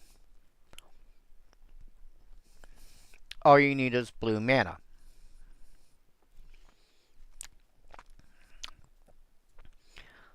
I could, in theory, put this into my mono blue ramp deck and add, I don't know, a card like Brain Freeze. And because I've got at least one that I know, that I can think of off the top of my head. Two card infinite mana combo that will generate infinite blue mana. There might be another combo. I can't think of it off the top of my head, but there's at least one. I put those two cards together. I generated infinite blue mana. I used that, cast Lantern Spirit, return it back to my hand, cast it again, bring it back, cast it again, bring it back, cast, and people are going, why are you casting this like 50 times? Well,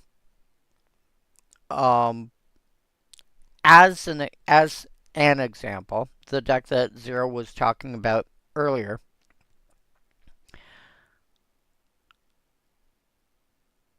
if I've got a way to have this enter with, let's say I've got Gaia's Anthem in play, this would enter as a 3-2 instead of a 2-1. And then it would, tribute to the World Tree would see it's got at least 3 power, so I draw a card.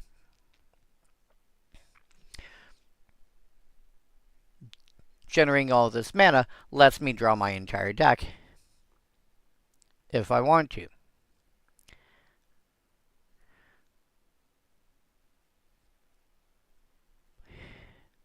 That should get me to the point where I can go, cool, I have cast this 50 times. Storm count is 50. What?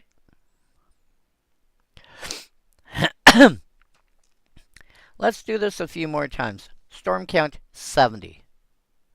What are you doing? Actually, I'll do it a couple more. Storm count 72. No, 71. Sorry. Cast Brain Freeze. There's 72 copies. I'm going to send 24 to you, 24 to you, and 24 to you. Can I get each of you to mill the top 72 cards of your decks, please? Wait, what?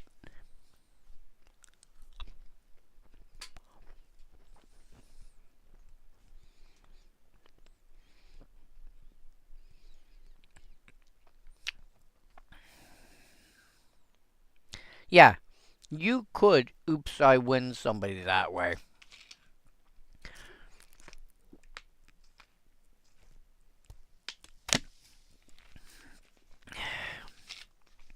Are there other ways to play this? Sure.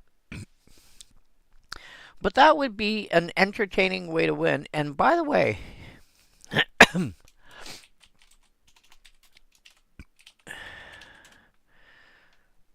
let's see here. Oh, wow. View all prints as checklist. So the cheapest printing is Mystery Booster 2, Then the Secrets of Strixhaven Mystical Archive.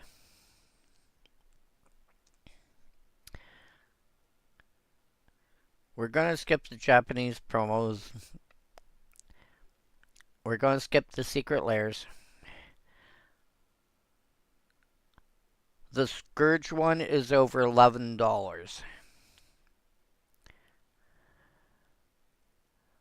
Wow.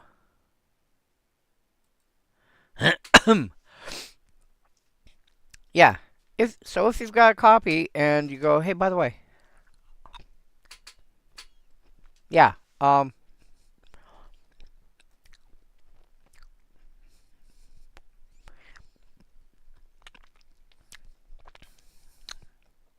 alternatively, you do it enough, draw almost your entire deck, then play, I don't know, Laboratory Maniac and Chase, was it Wood Over Mysteries or whatever it's called? And then do it one more time so you draw, and it's like, oh, hey, by the way. Or, Thassa's Oracle. Basically, if you can produce, infinite blue mana, this can help you draw your entire deck. So there's that way to do it as well. Sensory deprivation. I think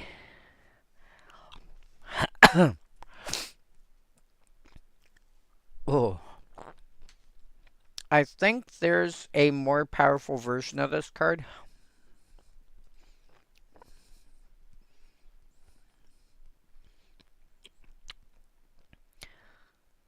Yeah, Cryo Shatter is -5 power. Whenever enchanted creature becomes tapped or is dealt damage, destroy it. And Shattered Ego is -3 power, but so Shattered Ego is basically the same as Sensory Deprivation, but for 5 mana you can put it into its owner's deck. So I think if you want that card, I think if you want a card like that, Cryo Shatter should probably be your first bet or your first option. Unless, of course, you're looking for the horrifying artwork. And Steve Belda has actually done some really, really cool art. Let's go descending. Oh, wow. He's got white, blue, black. So you can get all 5 colors. Who do I find for a general?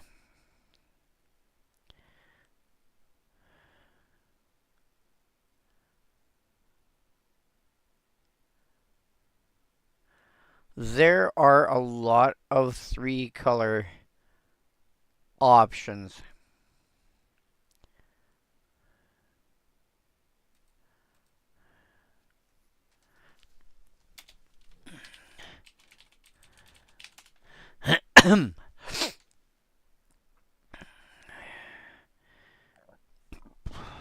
What are you?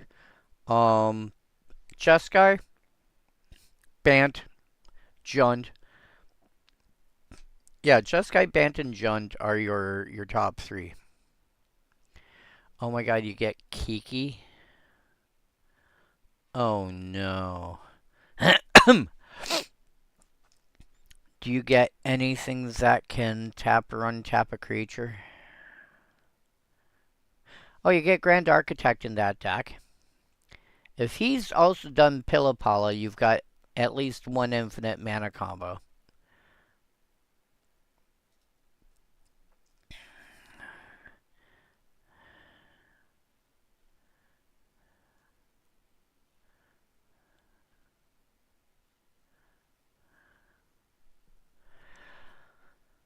Uh,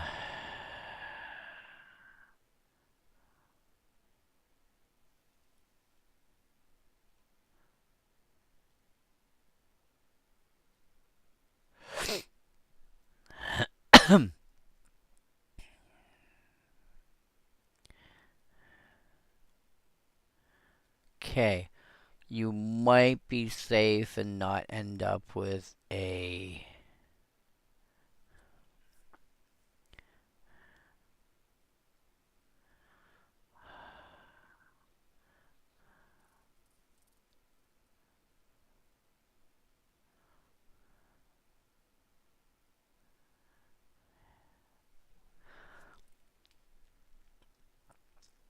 There might actually not be an infinite combo. Well, let me rephrase that.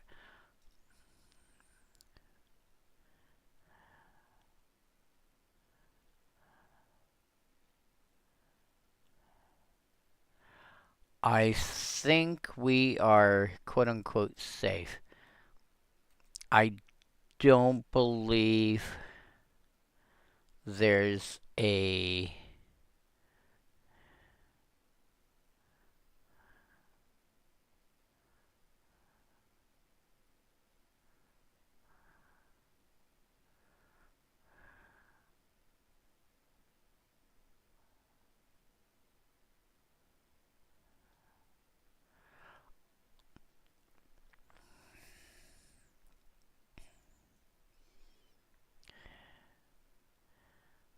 Oh, and there's Excel as well.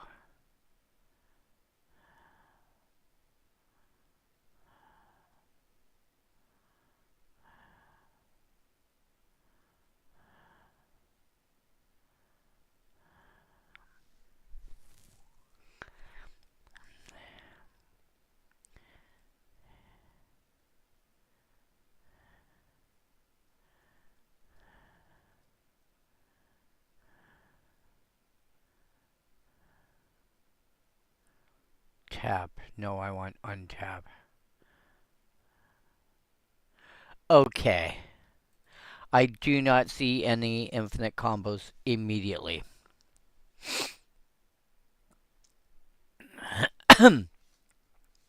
But yeah. Um I mean, again, maybe if you're playing a Steve Bell deck, but I think that's unlikely. I think for most decks there's better options that.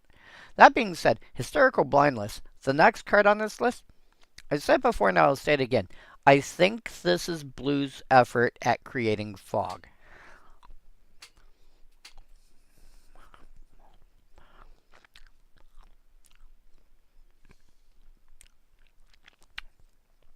The bigger you can get this number, the more effective it's going to be as a fog. And -4 is going to do a lot of work because every creature that gets -4 power until end of turn.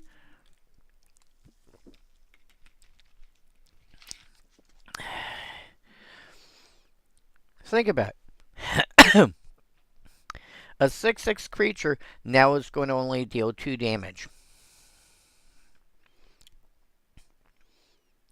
That's quite a drop. And a 5/5 is going to hit for 1.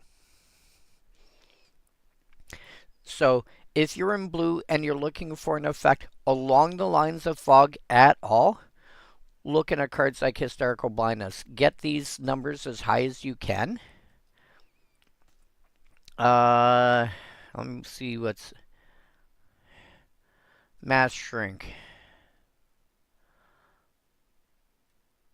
Boop. Sort by color. Bewildering Blizzard. Maybe because it's a draw spell as well. Bane Veil, you want that because it's a DFC. Blinding Spray, maybe. Cumberstone and Dampening Pulse, because they are permanent, might be worth a consideration. Downsize. Yep. -2, I don't. There's historical blindness. Lethargy trap, you can unreasonably do, not unreasonably do for 1. Mission the Mind Cage, if you are not basing your deck around around combat damage at all, Mission the Mind Cage can actually be a lot.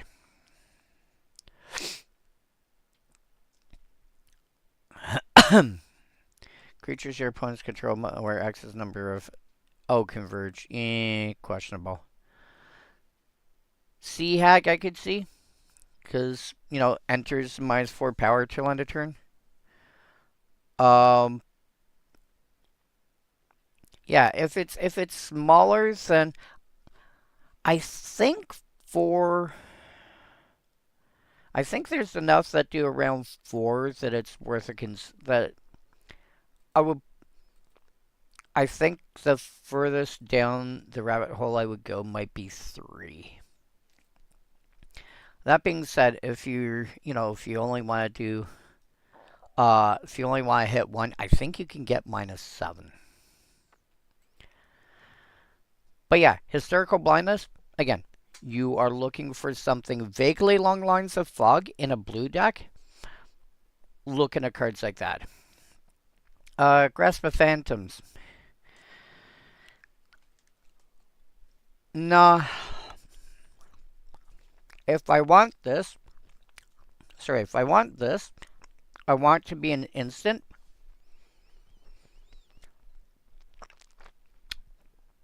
Mostly so I can do it in response to a shuffle effect.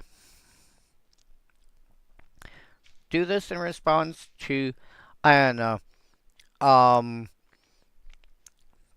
I cast Rampant Growth. Cool. In response, put that creature back on top of your deck. What? So it's going to get shuffled away and buried in the deck somewhere. Stitcher's Apprentice.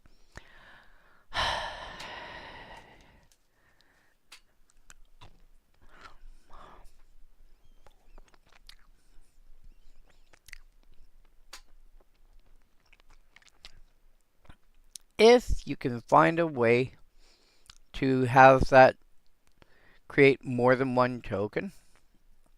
So, like the deck that Zero was talking about earlier, you know, cards along lines of Parallel Lives,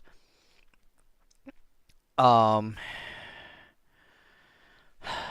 lord, Parallel Lives, Doubling Season, anything of that nature that says, hey, if you'd make a token, make extra.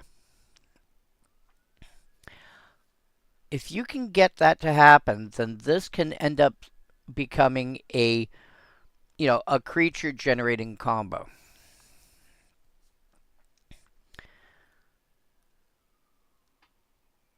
Also, again, depending on the kind of decks that you're looking for, sometimes you have creatures that want to be sacrificed. This is a sack outlet. You make a 2/2 homunculus, not a 2/2 zombie, which is funny. You get a 2/2 homunculus, and then sack a creature.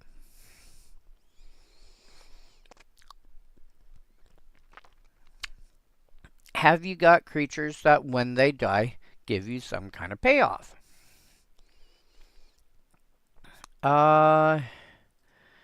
Just as a convenience, this is my, you know, take me down Cantrip City, the entire deck being based around how many cards can I draw? Clockwork Fox. When it dies, when it leaves the battlefield, I draw 2 and everyone else draws a card.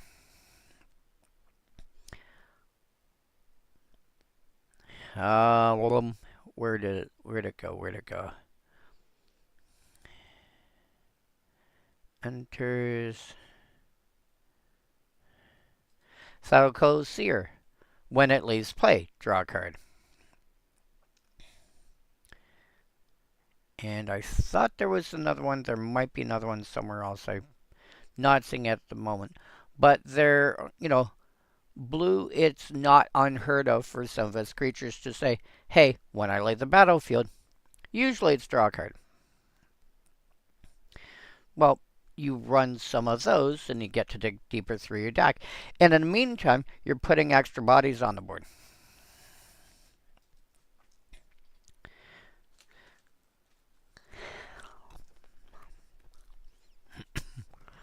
I wonder.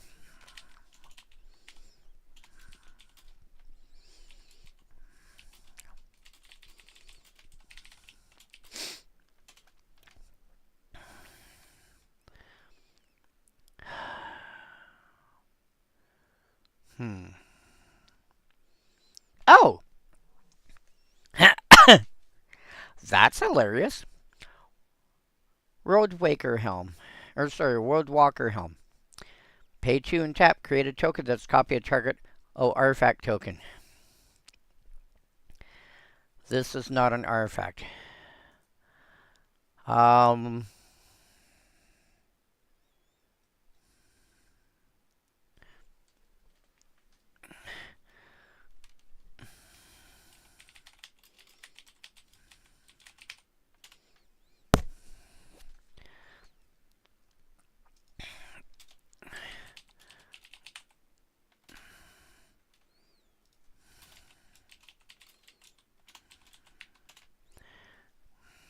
Okay.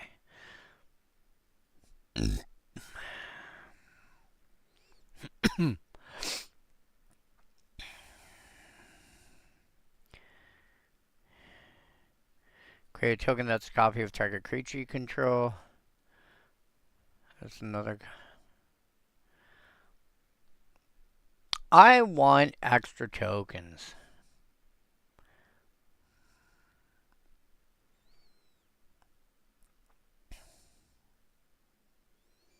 Oh.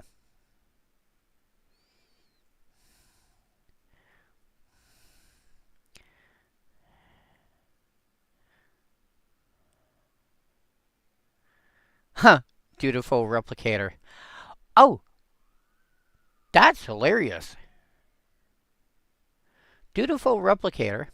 You pay an extra mana, make a homunculus, and then all these stuff that like to copy artifacts, like Donatello Gadget Master, you make a copy of Dutiful Replicator, pay an extra mana, create a token that's a copy of target token you control. Oh. Yeah. And make more homunculi. So it is possible to do shenanigans in mono blue.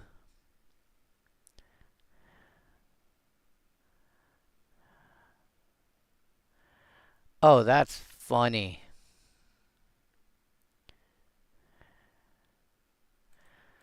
Okay, yeah, so it's possible. In mono blue, it is possible to go silly with homunculus tokens. I would build a deck around that.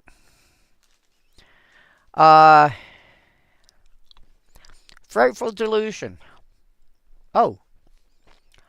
3 mana instant. Force Spike and make him discard a card. Again, my typical comments about discard as a strategy in Commander. Go here. That being said, if you want to make somebody discard cards, it is hard to make somebody discard in response to something. It is difficult. There are ways, but it is difficult. Usually, it's here's a sorcery, give it flash somehow.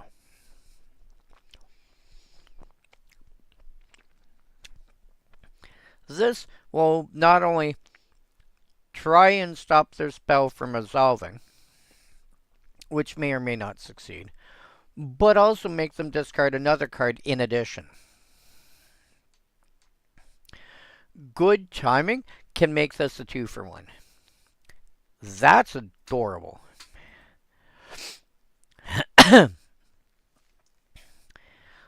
Stitch Drake. 3/4 flyer for 3 mana. Again, there's 2 ways to play this. Well, typically 2 ways to play this. 1, cheat it and play. Or 2, play it as it says on the tin with stuff that's in your graveyard that you don't mind exiling. If your commander is in the graveyard, and let's say you forgot to put it in the command zone, you can play Stitch Drake and exile it out of your graveyard, and then use the commander replacement effect to go, oh, right, it's going to exile. Okay, replacement effect, it goes to the command zone instead.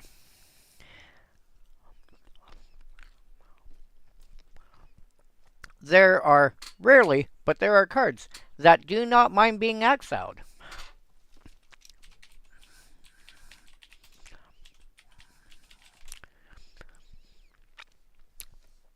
I believe Mist Hollow Griffin is, yeah, Mist Hollow Griffin,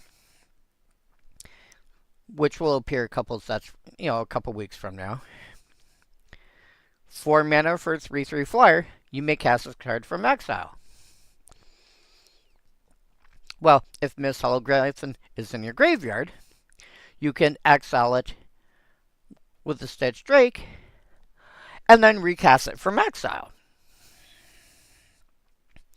So there's not a lot, but there's a handful of cards that do want you to actually exile them.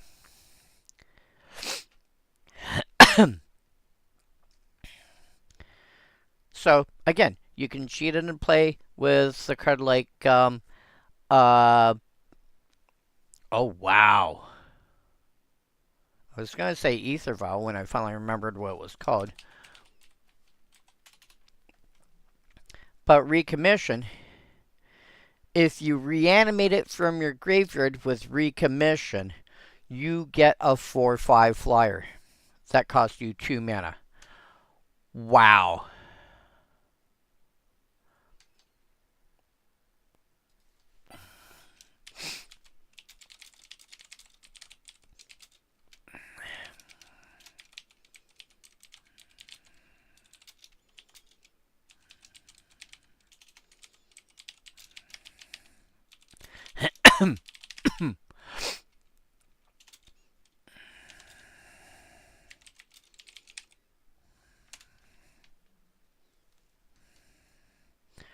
Wow, that's kind of silly.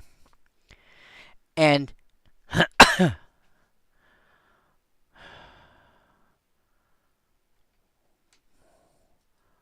wow.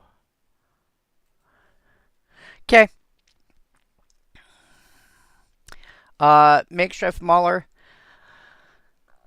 Honestly, if you've got access to, like, if you've got the ability to play Stitch Drake, I would run that over Makeshift Mauler in a heartbeat. A 3/4 flyer is going to be worth so much more than a 4/5 ground creature that can be chump blocked all day long. It's basically, once, after you cast it, it's basically, from that point on, it's basically vanilla creature. It has, because this is only relevant for casting it. After that, doesn't matter. It's a 4 mana 4/5. Meh. Play the Drake over it. 99 times out of 100. I cannot think of a useful reason to play the Mauler instead. Lost in the Mist. If you want a more annoying, if you want to play with something like Cryptic Command and want specifically the annoying, like some of the more annoying modes, play Lost in the Mist. Counter target spell, return target permanent to its owner's hand. Note those 3 words after the period. Return target permanent. Artifact, creature, enchantment, planeswalker, battle, land.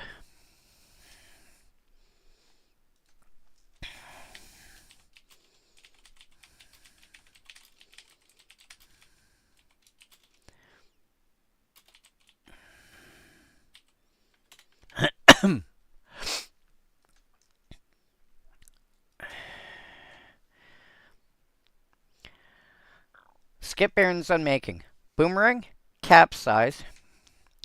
Consigned Dream can work. Cryptic Command.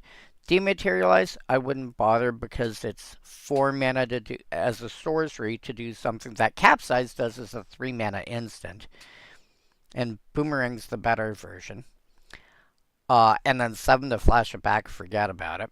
Dispersing Orb, sack permanents to bounce stuff. Eye of Nowhere. Boomerang as a sorcery is still fine. Hydar Runwind Master. If you have like a heavily snow mana base, for example, it's 2 tap, return target permanent. Keeper of the Nine Gales, add some more birds, and it's like tap this and 2 birds to bounce the thing. Lost in a Mist, we were just talking about, uncard. Reality Strobe, expensive AF, but this is going to be every 3 turns. This is going to, like, you start casting this either through suspend or actually hard casting it, and then every 3 turns something else gets bounced. Regress, a easier to cast boomerang. Resend, this is capsize that instead of having buyback has got cycling. Riftwing Cloudscape comes into play, bounce a thing. Surge Banner, whenever it becomes tapped, you can pay 2 to bounce the thing. Surging Ether, I probably wouldn't bother with this because it's the only copy you'd have.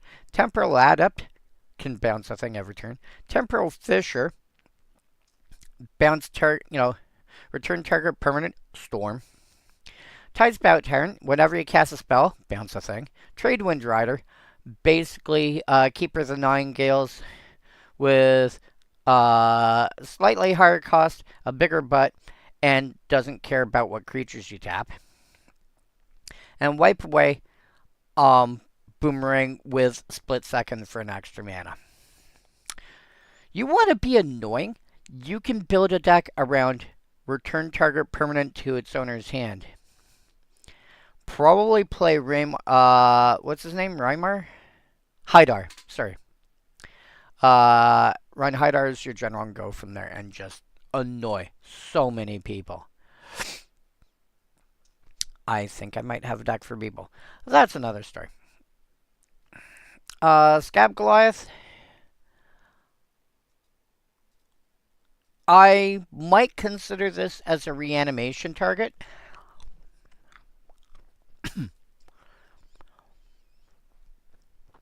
3 heads, 6 arms, and some armor graphs are better than the normal numbers of those things.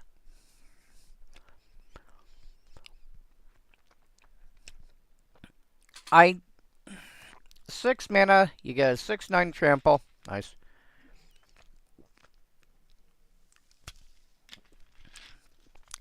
Additional cost, exile 2 creature cards from your graveyard.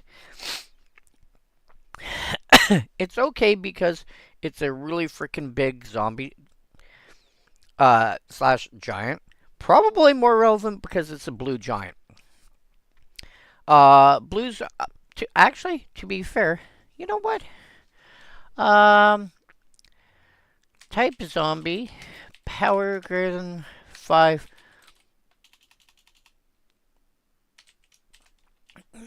ID greater than equal to blue. Wow. Realistically, it is, apart from Lord of Tressorhorn, the biggest zombie that you've got access to.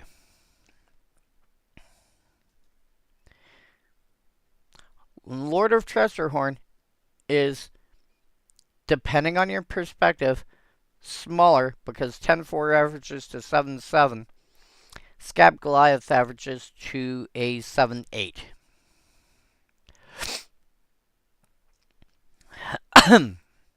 Interesting. Also downshifted down to common, which is kind of funny.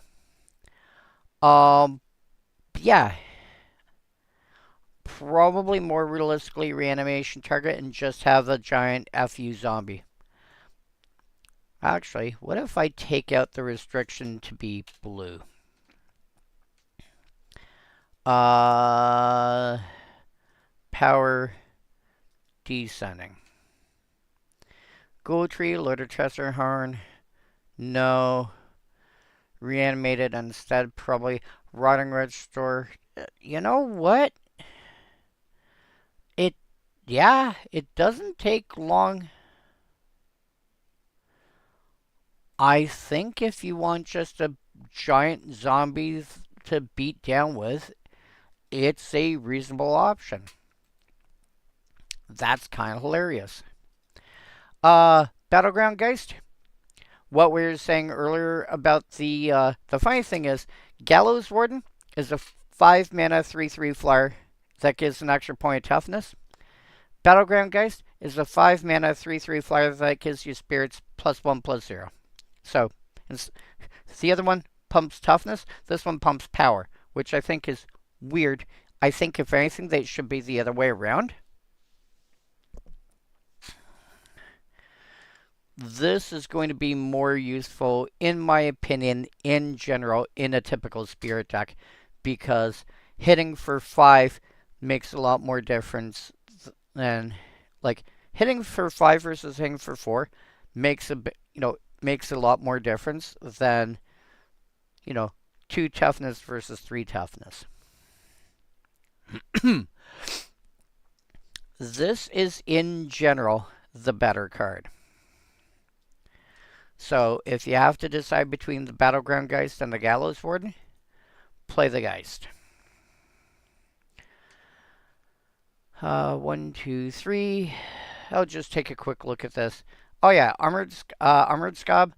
3 mana for 1/4 that when it enters you mill 4. Alright. Black cards. Corpse Lunge. Additional cost, exile from a graveyard. Damage to the exile card's power to target creature. This is a black card that's saying, hey, by the way, try and kill a creature by dealing damage to it. No, you're playing black. Why are you trying to kill a creature by dealing damage to it? Unless you have to be fair, you might have a specific, pardon me, you might have a specific reason for it, like Barbed Servitor. Whenever this is dealt damage, target opponent loses that much life. A card like that, I can see Corpse Lunge being played.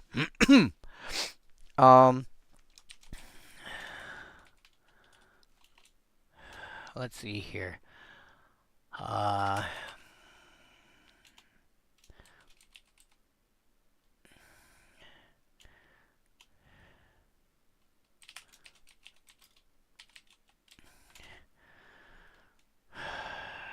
Am I misremembering?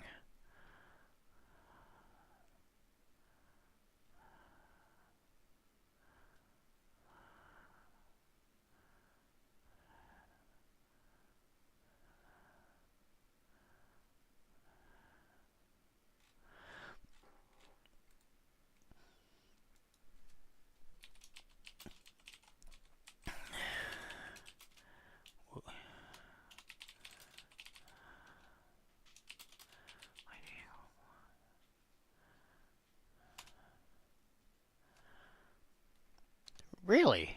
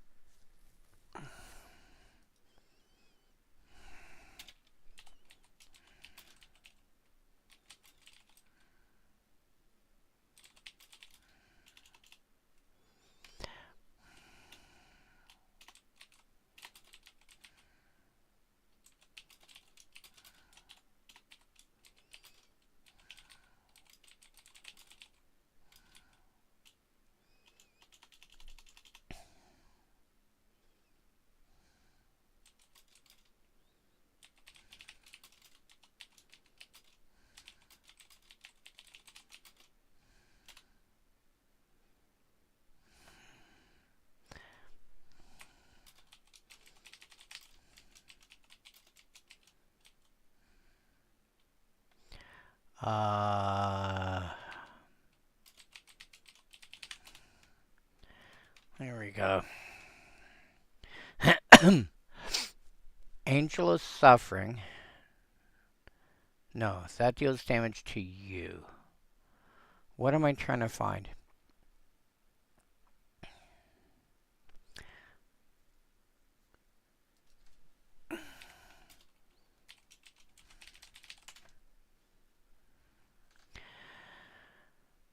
Whenever stores that opponent controls deals damage, that's just control.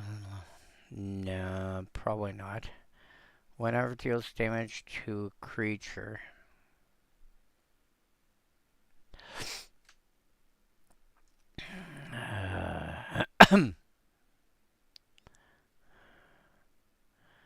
Whenever this dies. When it enters.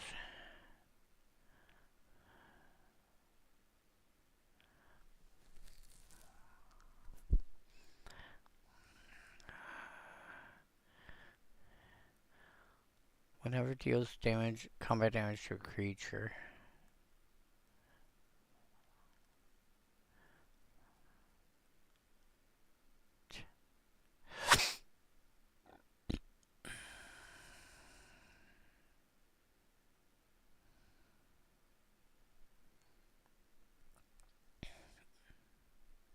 Oh!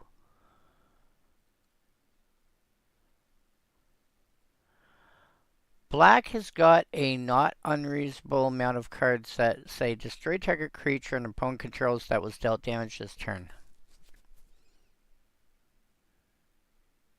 Okay. That's not what I was looking for. But that is the thing.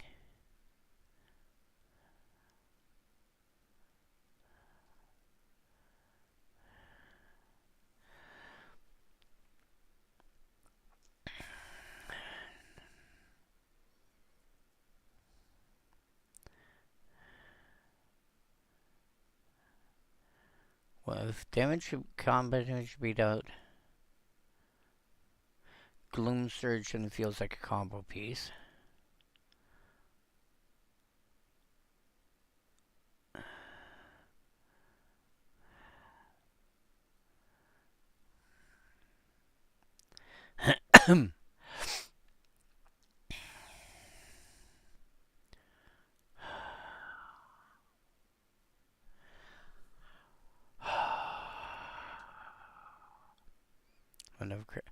What am I looking for? I forgot where I was going. Corpse Lunge. I'm trying to deal damage to creatures.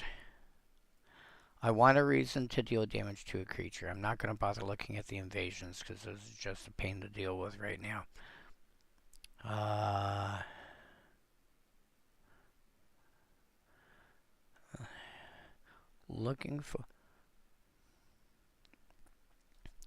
Looking for a reason to deal damage to creatures.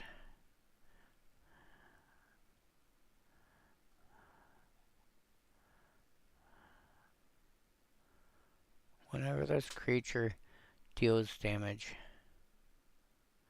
No.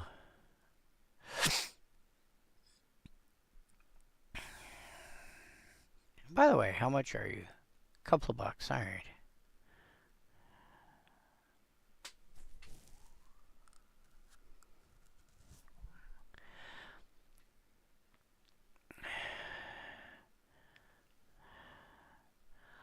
I want to deal damage to creatures. Why? If damage should be done.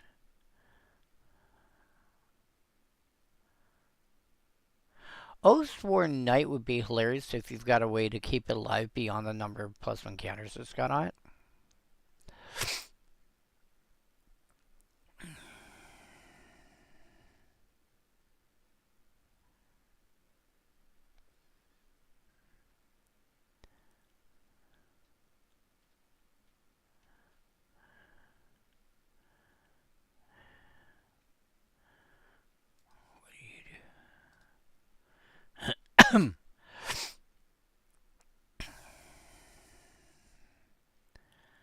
I'm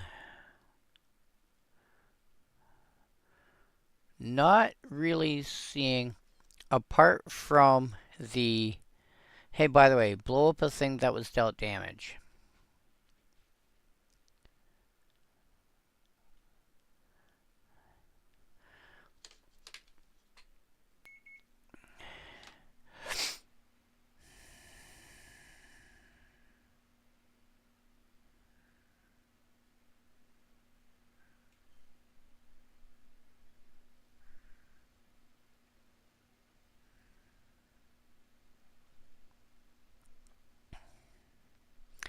Man, Treasure Horn Sky Knight is so weird. Prevent all damage should be dealt to Treasure Horn Sky Knight by creatures with first strike. Wow, so weird.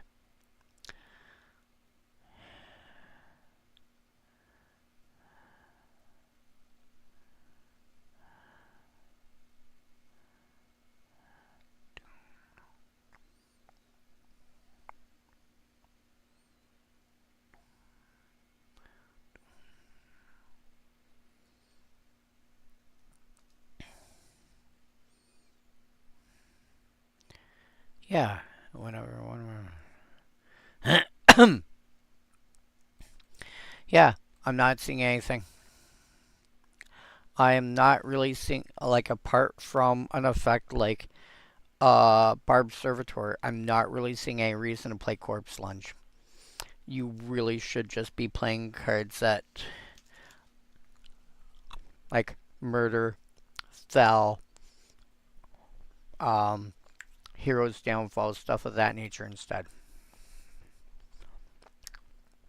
Running Fence Snake, the number one reason to play this is it's got 5 power. You are playing in green as well, and you have cards that care about you having big, something that's got a lot of power. You might also be looking at the new Doran. I cannot remember what you're called. Doran Besieged by Time. This is not going to matter. The second ability is going to matter. Doran Besieged by Time. This is going to attack or block as a 9/5.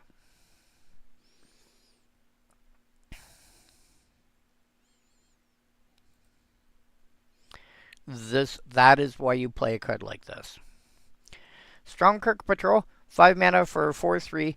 When it deals combat damage to a player, put a +1 counter on.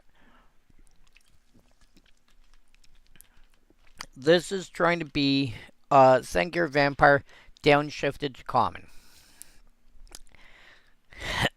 And as such, it's actually pretty good. If you're looking at a Vampire Tribal deck and you see Sengir Vampire and you're like, I kind of want to build around that idea, this is probably going in your deck. Night Terrors. Target player reveals their hand. You choose a non-land from it. Exile that card. You're not playing this because of this card.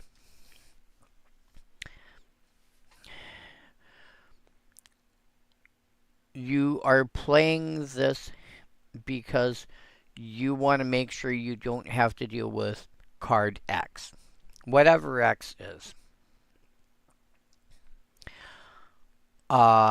This is basically combo.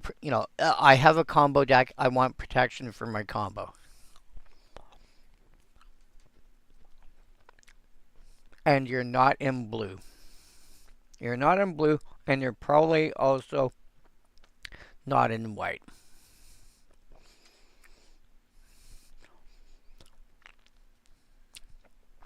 Maw the Mire. This is an unusual card. Land destruction spells usually cost about 3 mana to start.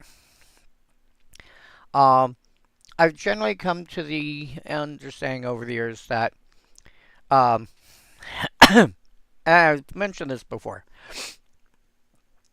there are certain cards that I feel Wizards of the Coast have decided are balanced but too strong for standard.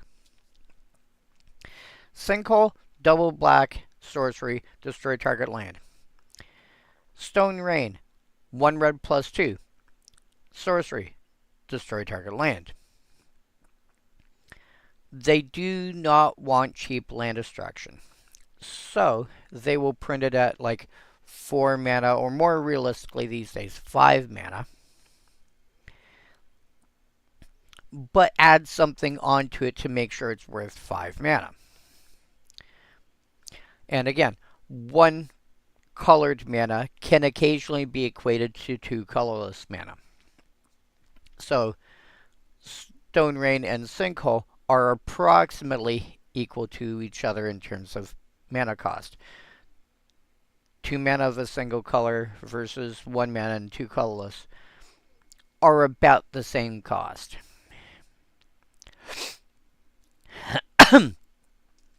So, assume you're looking at black plus 2, you're paying 2 additional mana and gaining 4 life.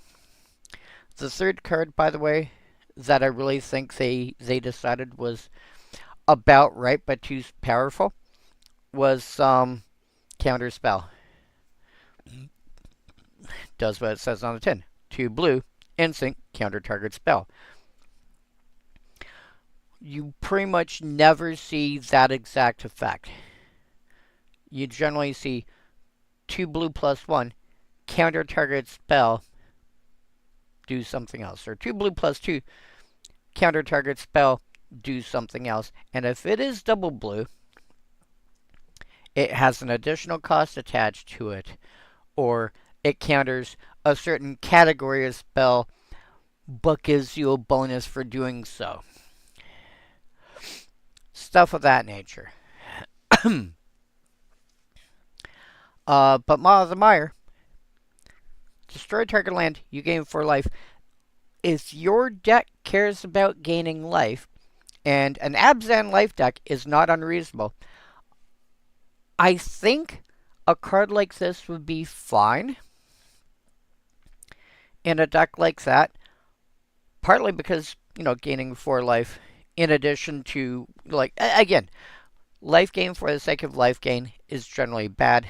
Life gain attached to something else makes that something else a lot better. Destroy target land.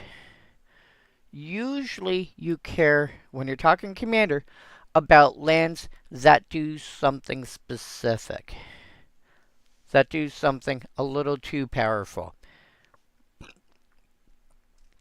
Somebody has a land that needs to be dealt with.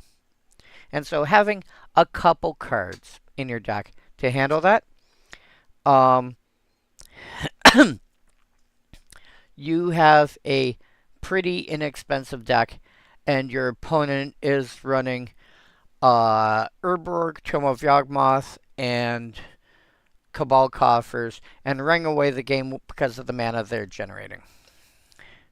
5 mana, Maw of the Mire. Kill your Cabal Coffers, because realistically that's the problem card. The Urborg is nice, but it's affecting everybody. The Cabal Coffers is what's making them explode. And you gain 4 life.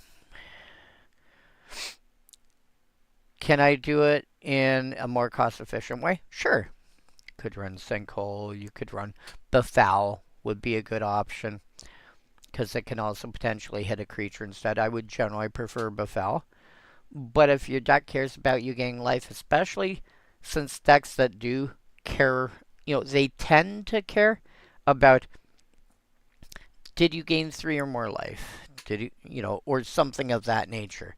And 4 life tends to click, tends to hit enough of those to actually make your life gain payoffs that care about how much life you gained kick in. So again, now generally speaking, you would be looking at playing cards like Ghost Quarter or Demolition Field or something of that nature. But a spell that does it, especially if it's got, especially if you care about gaining life and it's got life gain attached, and this is not that much more than what you're looking at anyway. Yeah, it's fine.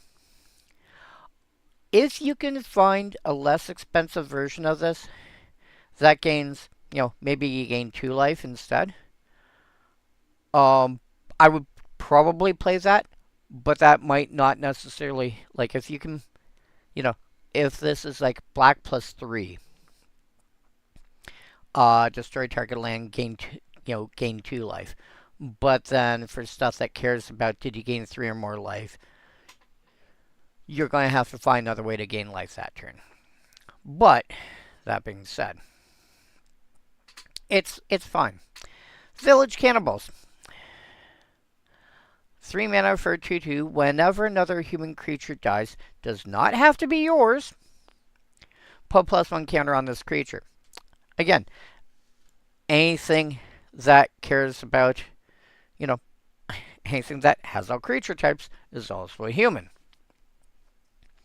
A lot of cards are incidentally human.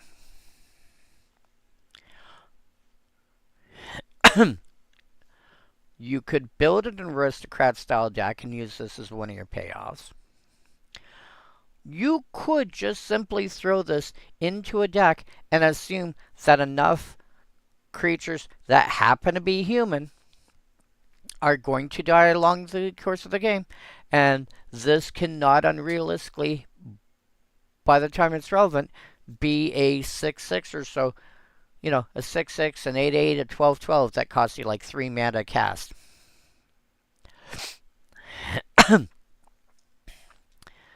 You're in black. Finding ways to make sure this doesn't die at the end of, that this doesn't die this turn is not unreasonable.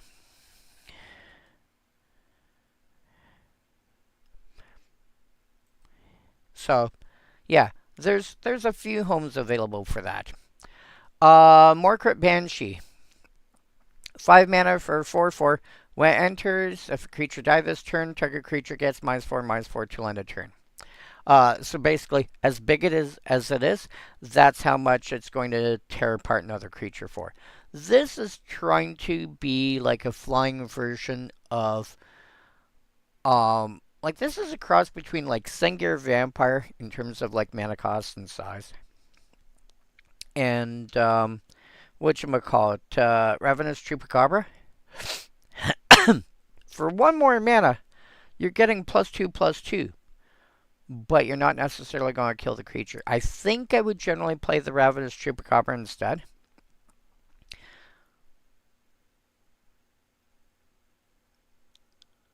I'm less interested in playing this. If I'm in Spirits, I don't know. I could see it with an Aristocrat style deck.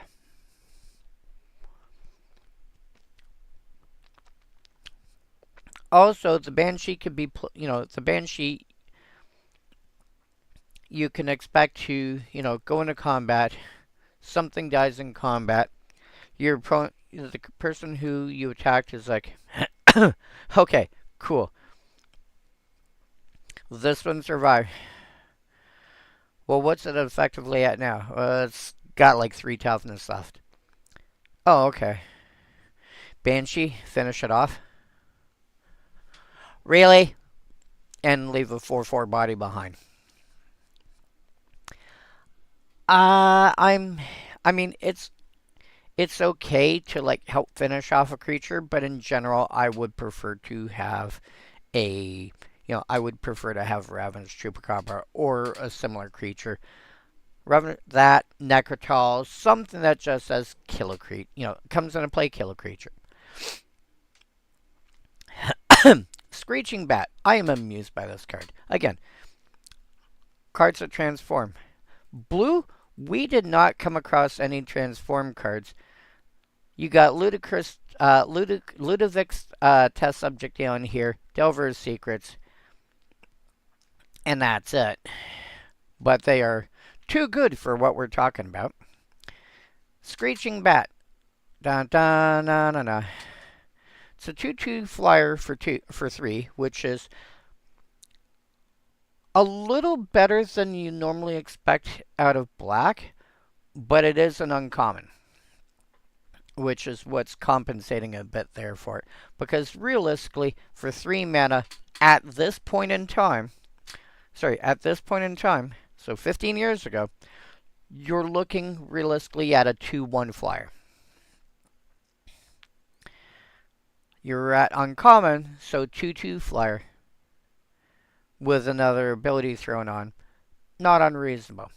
I would play this in a bat deck. I might play this in a vampire deck. The beginning of your upkeep, both sides have this ability. At the beginning of your upkeep, you may pay 2 black plus 2. Pardon me. To flip it over. Damn it. Pardon me.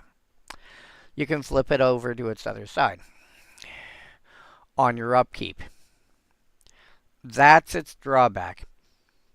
You can't do it, and it has to be on your upkeep. Alright. So 3 mana, 4 to flip it over into a 5/5 vampire.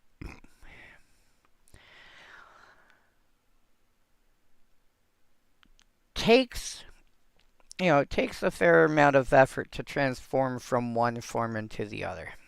Personally, I think in general, most of the time, I would leave it as a 2/2 flying bat. I transform it when I really need it to be, a beat stick. The problem is because it's on your upkeep, you can't do any fun tricks like 3 to cast it, attack with it, blocks happen, transform it into a 5/5, then go, okay, combat damage? What? Crap. No sneaky shenanigans for you. I could play it in bats. I would be less interested in playing it in vampires because on her backside, she's just a 5/5, which, to be fair, is a good size. But I've invested 7 mana over 2 turns to do that. In bats, yeah, I would play Screeching Bat for sure. Walking Corpse. 2 mana for a 2/2 zombie. Feels boring and bland and normal and this and that and everything else. And I think this is the first time ID equal black. Not reprint order. Release.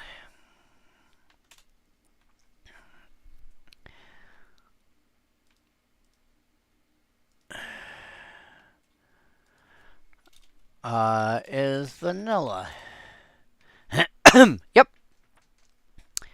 That is the first time we got a 2/2 for 2. Sorry, let me rephrase that. A 2/2 vanilla for 2.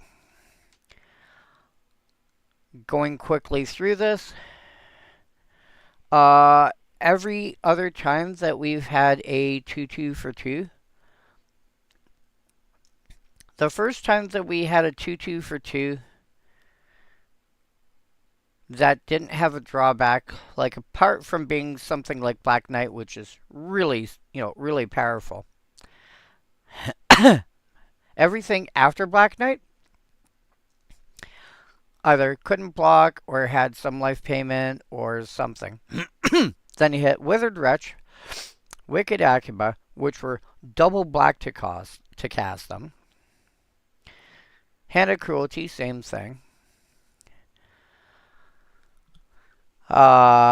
Additional cost to cast it. Double black at rare. Double black, double black. This is the first time we actually had something that was 1 black plus 1, 2/2 for 2. We basically not paying extra for it. Are you so why would you play this? Maybe because it's a vanilla creature. I don't know. Let's see here. Is vanilla ID equal black? Um, mana value equal 2.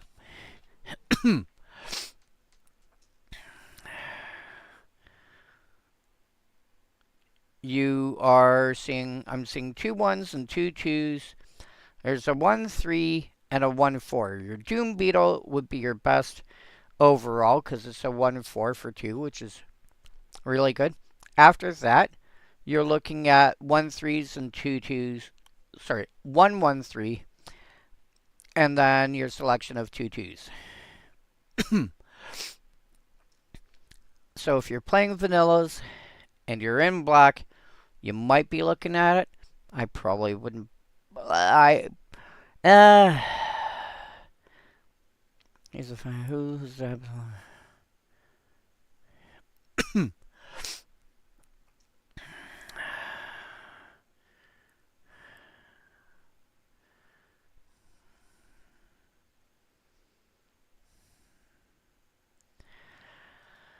Markov Patrician. This is okay. I would rather play Child of Night. Um, one less mana, one less power.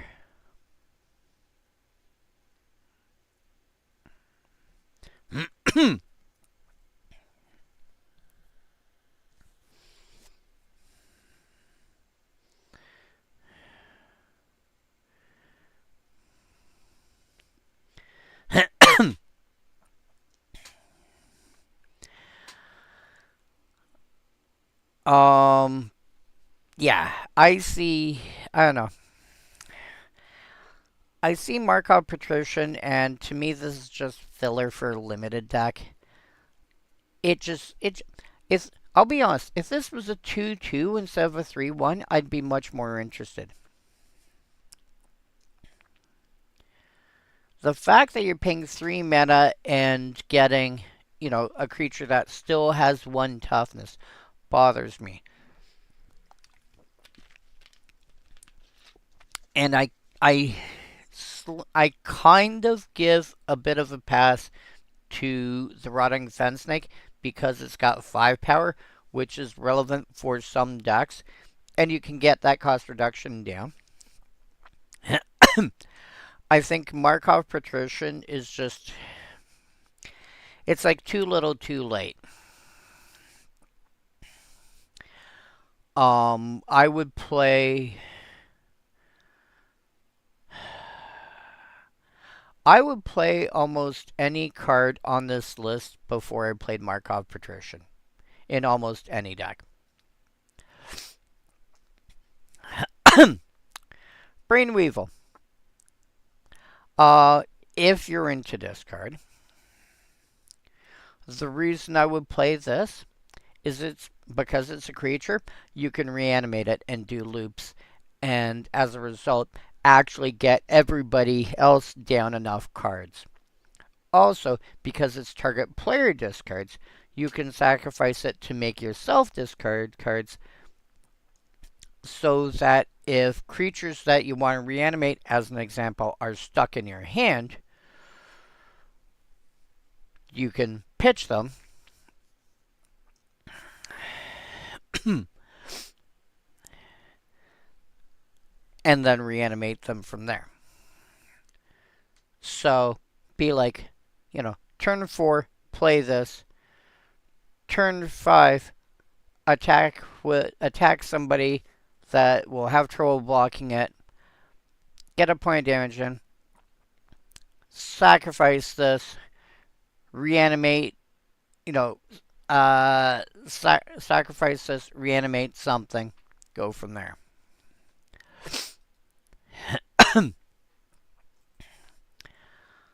So, I can see reasons for playing it. I don't think it's worth playing. Again, I think most of the cards under that we've covered before the Markov Patrician are in general better, but and here's part of the problem. Vampire Interloper. 2 spots above the Markov Patrician. It's a much better creature. It's 2 mana for a 2/1 flyer that can't block. Okay, so it can't block. 2 mana, I get a 2-power vampire. I would play this like so quick in a vampire deck, but it's, again, it has flying. This gets overlooked so often. And yes, I'm going to keep, this is one of those things I'm going to keep hammering home and hammering home and hammering home. You know, like, I'm Thor wielding Mjolnir.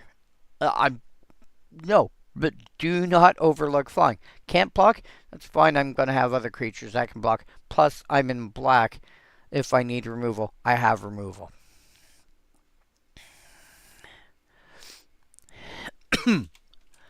Red. 10:30. I gotta finish soon. Riot Devils. They're okay. 3 mana for a 2/3 Devil. Maybe if you're playing Devil Tribal, this might actually sneak in. Devils are a typically, I want to say they're a typically overlooked creature type. They tend to make demons instead of devils.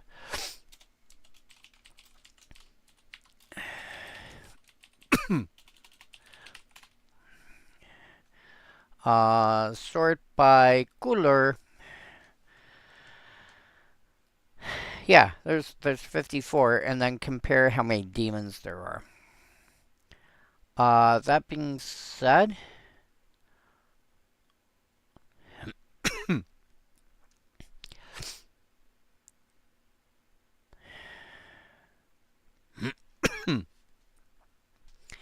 yeah, you could play.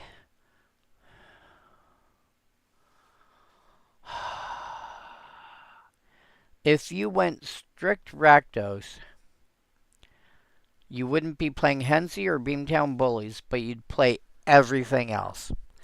Every other devil falls into Rakdos.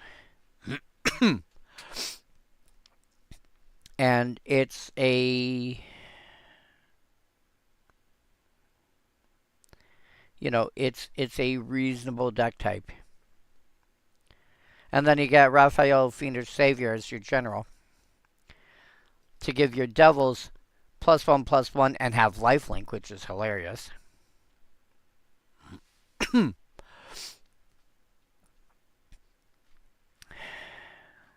Yeah. I could see it being played conceivably in Devils. Other than that, I probably, maybe when you're if you're in red vanillas, you might be looking into it, but realistically, I think it's best home as Devils. Night Revelers, I've always found this card amusing. 5 mana for 4/4. Haste as long as somebody else has a human. Incredibly easy to turn on in Commander. Assume this is a 4/4 with haste for 5. Just assume it. You're playing vampires. It's going to get turned on by the time you cast it, which is probably like turn 6, 7, somewhere around there.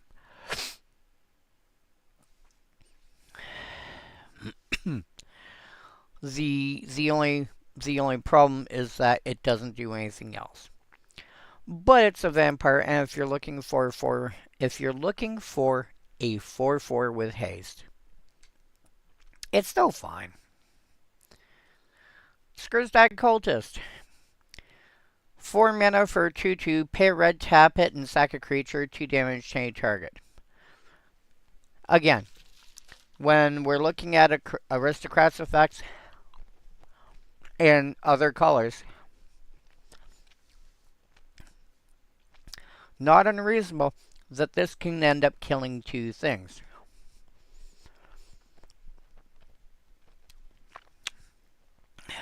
The creature that's being sacrificed and whatever you're pinging, 2 damage could actually kill it. Is that you know, is that happening during combat? Is that happening after combat's been done? And it's like, oh, by the way, what's it at now? Um, well, it's a 5/5 creature. Okay, and how much damage was dealt to it? Well, it blocked that thing. So, so what you're trying not to tell me is that it's got less than three, less than three available toughness before lethal damage has been dealt to it. Uh, I plead the fifth. Sorry, I'm Canadian. That doesn't work here. Womp womp. Ping. Yeah. And again, you're playing anything aristocrats based. This cannot unreasonably be killing two things. And there are cards that are going to care about how much stuff has died this turn. So, also, what kind of sacrificial fodder do you have?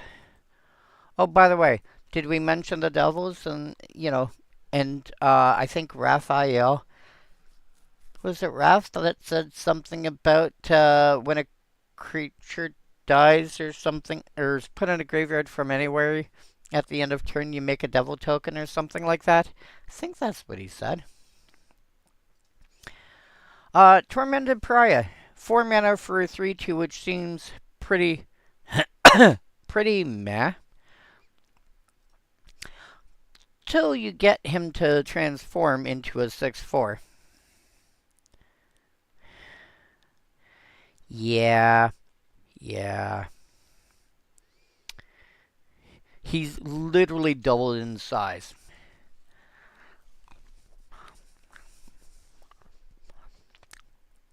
If you're playing werewolves, this is one of them cards I would be watching for.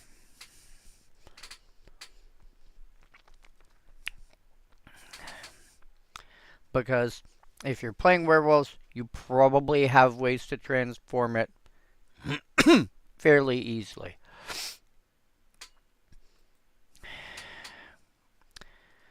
Feral Ridge Wolf.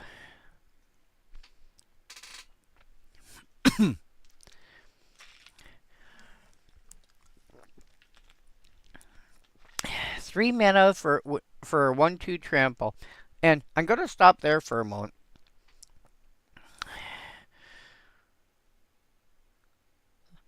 Trample does not typically go on smaller creatures. In general. Least of all in red. Well, I shouldn't say least of all. But it's uncommon for trample be going on a small creature in the first place. If it does, it's usually green. I think red is probably number 2 to get trample. You don't generally see a 1/2 with trample. And then, double cost, double strength, fire breathing. Red +1, +2 power till end of turn. So, not unreasonably, you cast this on 3. Turn 4, you attack with it, pump it twice, and you're attacking for 5 power on turn 4.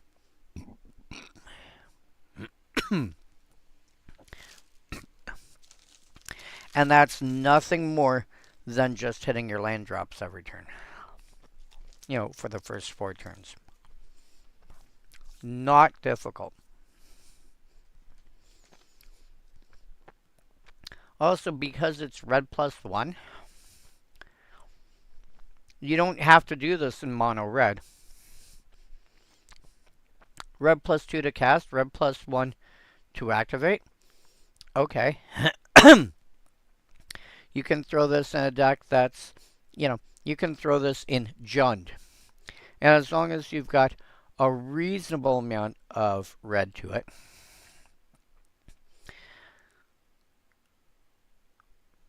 I cast it on 3. On turn 4, I'm attacking with, I pay 2 mana, I attack with a 3/2 trample. Seems fine. People don't like blocking tramplers. I don't know why. Oh, maybe that's because, it's not a thing that you can chump block easily because extra damage still carries over. Yeah. I'm sorry. If I'm playing wolves and I'm in red, if I care about fire breathing, if I have, oh man, and now you've got the fire bending mechanic going around, which allows you to generate extra red mana. That's going to be fun.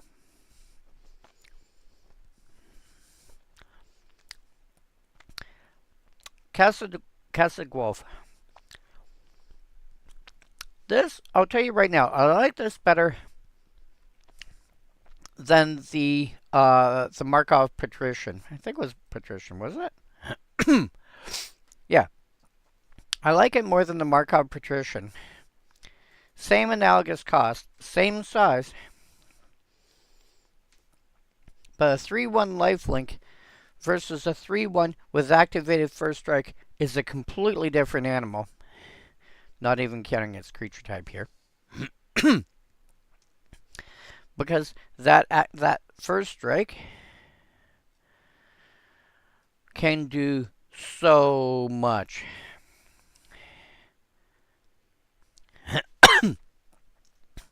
It can help it survive combat.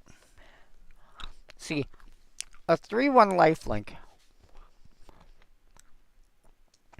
You're paying for gain 3 life on a body.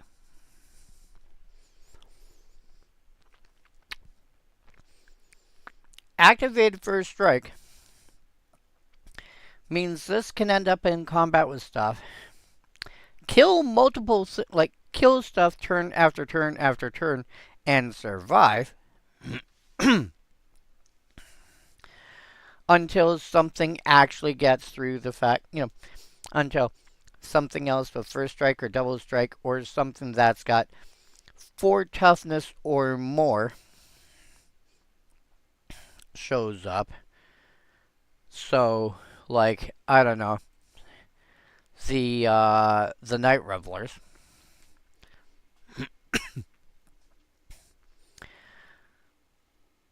And that's assuming this doesn't get pumped. You see what I'm saying here? This is, this is going to do a lot more heavy lifting than it first appears. And yes, you'd rather have a creature that has first strike outright. But if you don't have access to that, an inexpensive way to give it first strike is your next best option. Well, an inexpensive way to give it first strike, period. Like an equipment or an aura or something would be better. But this doesn't rely, this doesn't need, this does not need you, this doesn't require you to have another card to give it first strike. There we go. So, yeah, I could see this slotting into a few decks just on its own merits because because you cannot unreasonably think of this as something that will, because it's got 3 power and first strike, it's going to kill stuff on a regular basis for a while until somebody goes, fine, kill it. And spends an actual removal spell, and all you did was spend a couple of mana every turn. Nightbird's Clutches, 2 mana. Up to 2 trigger creatures can't block this turn. Flashback of 4. I'm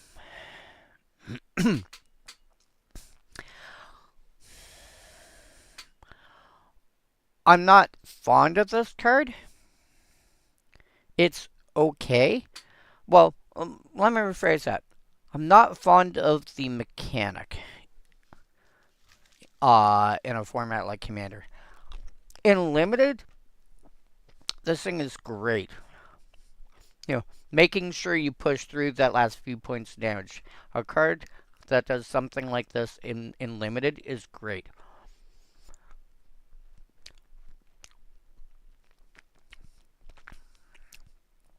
In smaller constructed environments like Standard, again, a card like this is going to be useful.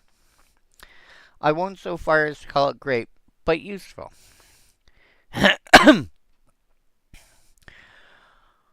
Once you start hitting the the bigger formats, anything that's like basically Pioneer, like basically anything that's larger than Standard in terms of number of available sets, something like this becomes, in my opinion, much less useful. It might be okay, like the mechanic might be okay in a format like Legacy or Vintage. God damn it. In like your sideboard.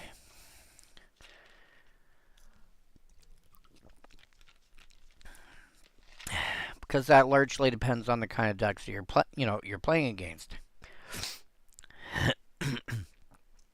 A reanimator deck of some description is only going to have one or two creatures at a time, because it's going to be relying on the fact that its creatures are big.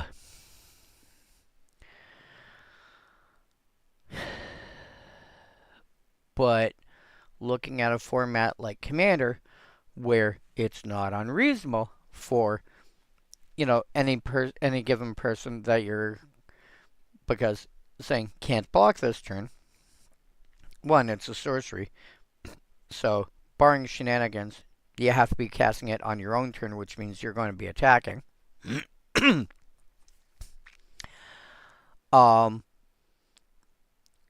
Any given person that you're going to be attacking, by the time you actually want to cast this, is probably going to have half a dozen creatures available.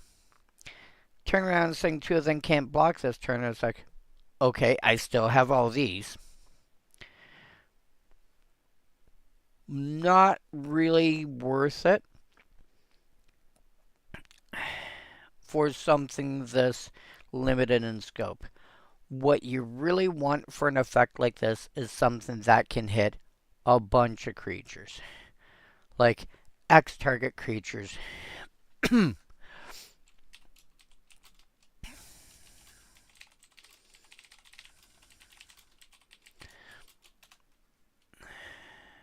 Like Wave of Indifference.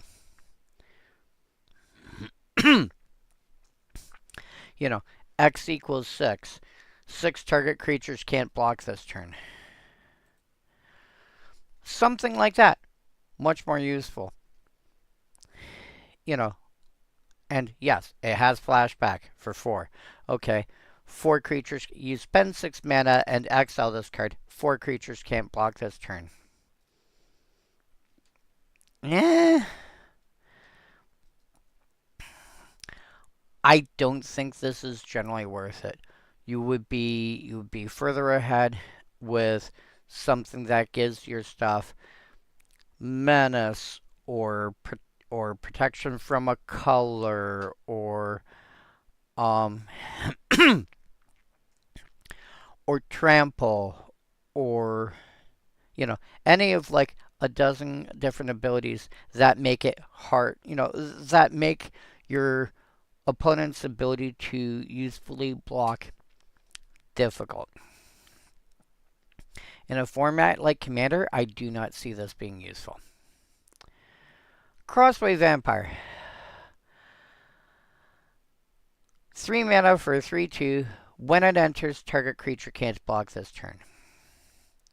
I like this better than the clutches because even if its enter the battlefield ability in and of itself isn't useful,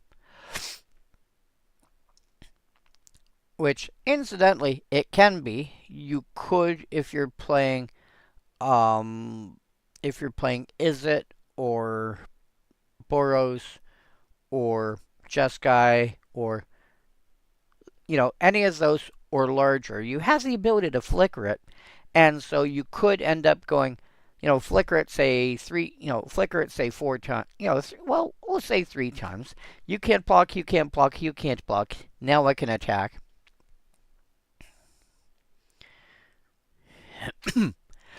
And you have the ability to do that with some consistency.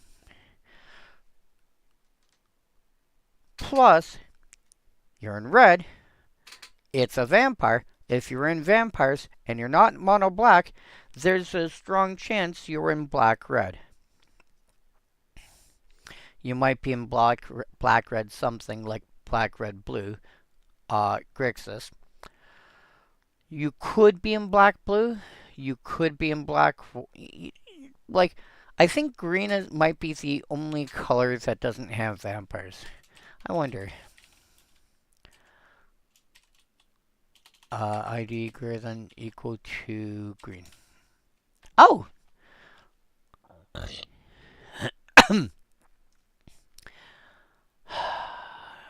Blood Researcher? Yes. Galta and Mavrin only gets it because Mavrin was a vampire. Rayami, First of the Fallen? Sure. And Valentin gets it because the green side is the druid. The vampire side is black. So recently it's the black side that's the vampire.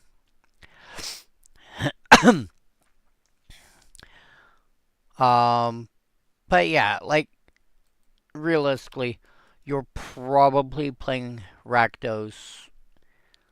You're probably starting off with Rakdos or like Rakdos, Orzhov, or Rakdos, Orzhov, or Mardu. Somewhere in there.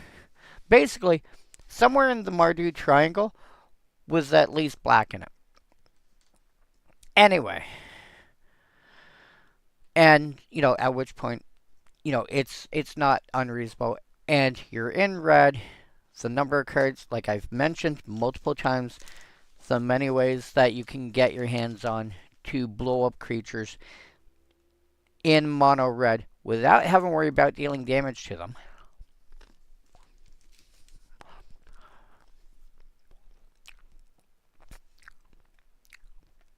You can kill creatures.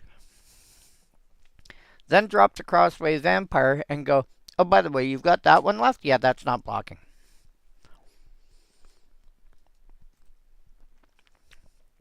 So there's ways to make it work.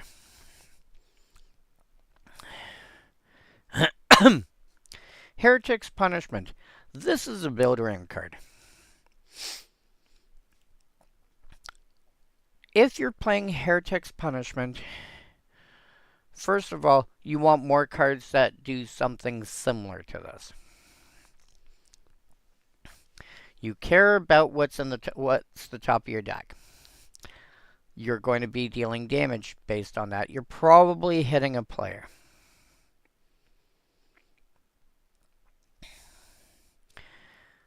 Five to cast, red +4. 3 to activate, red +3. Choose any target, then mill 3. This deals damage to that permanent or player equal to the greatest mana value among the milled cards. So, if out of the 3 cards that you've got on the top of your deck that you've milled, your highest mana value is a 6-drop, and it doesn't. The card doesn't care if it's a creature or an artifact or whatever, just the mana values. If you hit a 6, you hit whatever you chose for 6. This card needs deck manipulation. Well, it doesn't need it, but it works better with deck manipulation.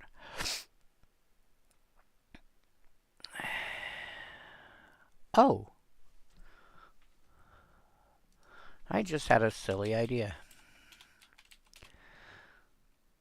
Brewvac. If an opponent would mill.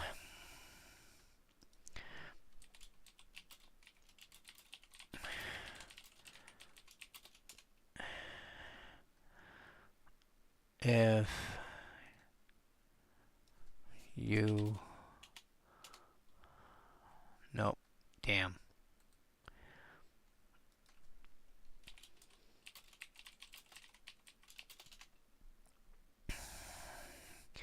Nope.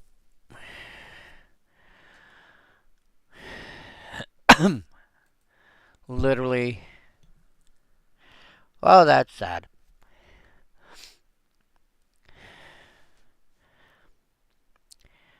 You cannot increase the amount that you mill. However, again, you're milling. First of all, if you play it as is, you want deck manipulations. You can put what you want on, on the top of your deck so you can hit something big. Number two, it's self-mill. Well, what can I do with self-mill? I don't know. What can you do with self-mill? Reanimator is a common strategy. Red is not known for stuff like that.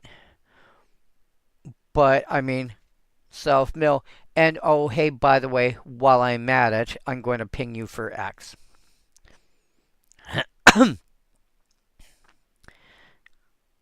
I believe it's conceivable. I'm not saying easy, but I believe it's conceivable to build a mono-red reanimator deck. Number three, what else can you do with self-mill? Well, some decks want as few cards in their library as possible.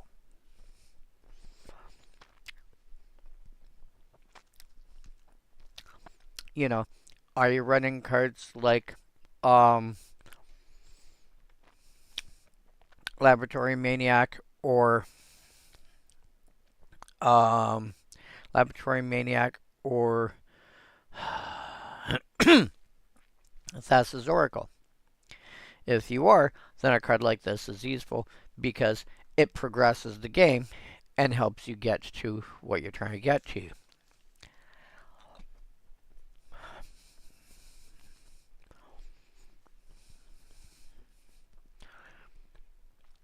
What else? What about cards that want to be in your graveyard? Not necessarily for reanimation purposes, but cards that have, that are useful in your graveyard. Genesis is great when it's in your graveyard because on your upkeep you can pay 3 to bring something from your graveyard, bring a creature back from your graveyard back to hand.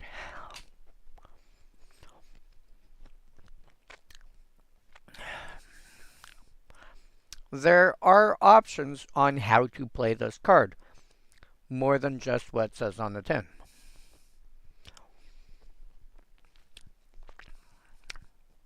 Paying escape cost, playing cards with flashback. Some cards like increasing vengeance do more if you cast them from the graveyard.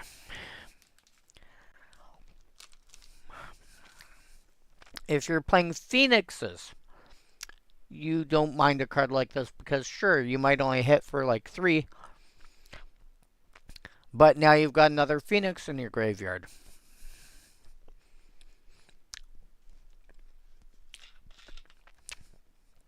Which love to bring themselves back from the graveyard back into play somehow.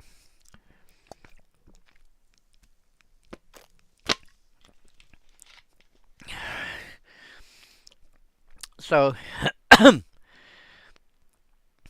if you have a reason to mill yourself and you're in red, you could be looking into a card like this.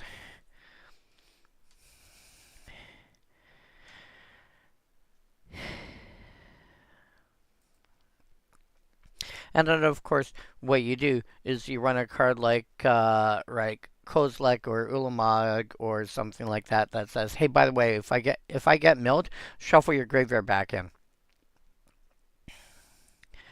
Village Ironsmith. We were talking about this card earlier. This is a card I really like because it doesn't look like a lot on its front side, but I've always thought this was fair on its front side, like a little on the weak side, but not by much. But you get a 2-mana 1/1 first strike. At common, I think that's fine. If you get to transform him, he's now a 3/1 with first strike. Oh. Yeah, 3/1 with first strike is kinda good for 2 mana. Funny thing is, you're if you're playing with a card like this, you could be flipping it back and forth like each person's turn. Like one person will cast 2 spells, and the next person will cast 0 spells, and the next person will cast 2 spells, and it could just go ah.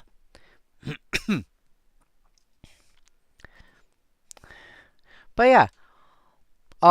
Yeah, I have this in my Burrows aggro deck because, turning it, half the time being like, the thing is, on average, it's a 2/1 first strike. And I always think that's good enough. Scourge of Gyre Reach.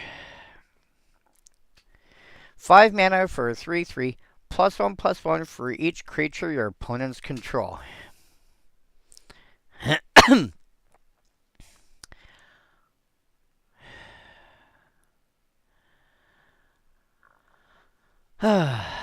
So, there's a few things you can do this.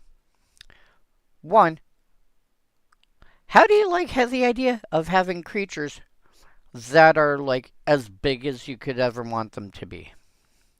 Oh, you're playing with infinite creatures? Cool. Oh no. Oh no.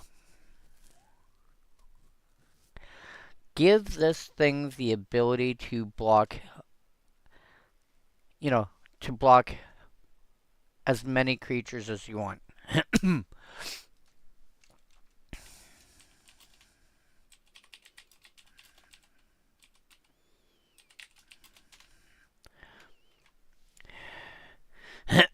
Entangler.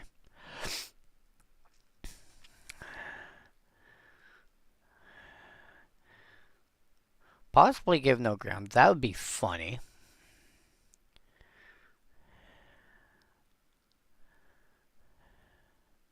Velar made real potentially. Yeah. Also, Blaze.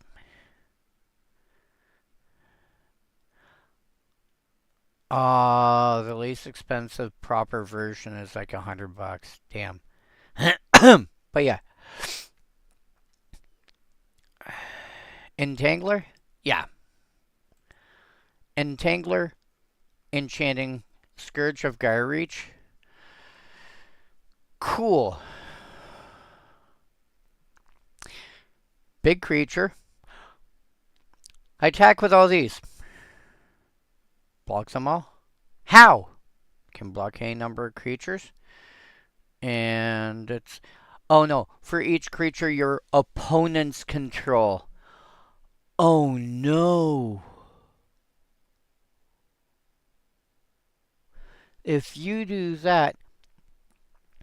If everybody at the table's got 3 creatures, this is going to be a 12/12 because it's 3/3 base plus 3. So 3 base, 6, 9, 12. This is going to be a 12/12 just with each opponent having 3 creatures each.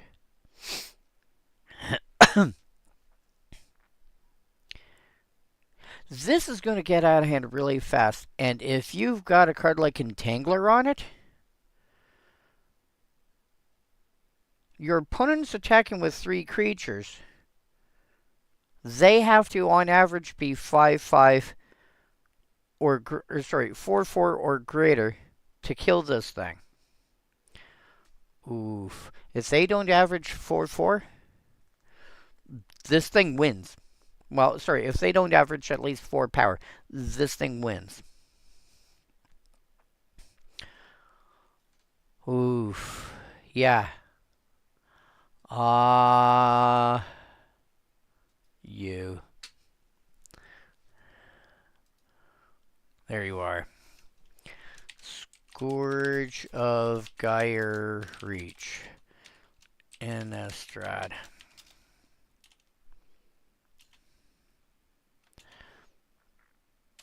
I don't have a specific spot for you, but that's kind of silly. Wow. Because, oh my god, you could just this with Entangler and just have it on blocking duty all day. And then just attack with, you know, uh, like Vampire Interloper or whatever, and just ping, ping, ping. Wow. And if you do decide to get feisty,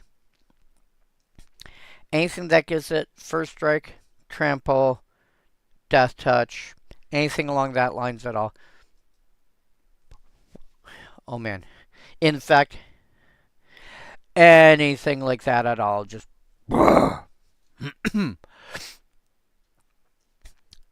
because keep in mind, it doesn't have any abilities of its own except for being really freaking big.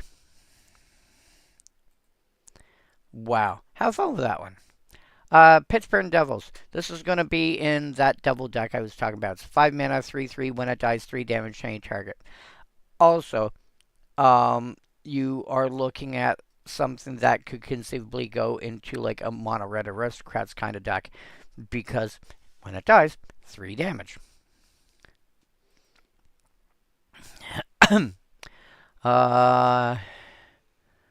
Get to green.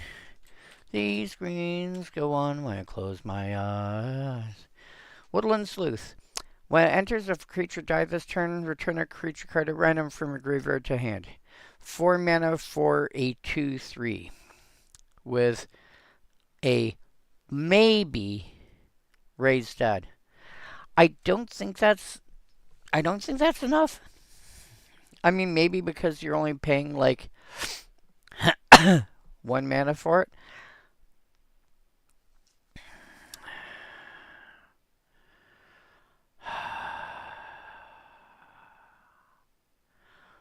I do not.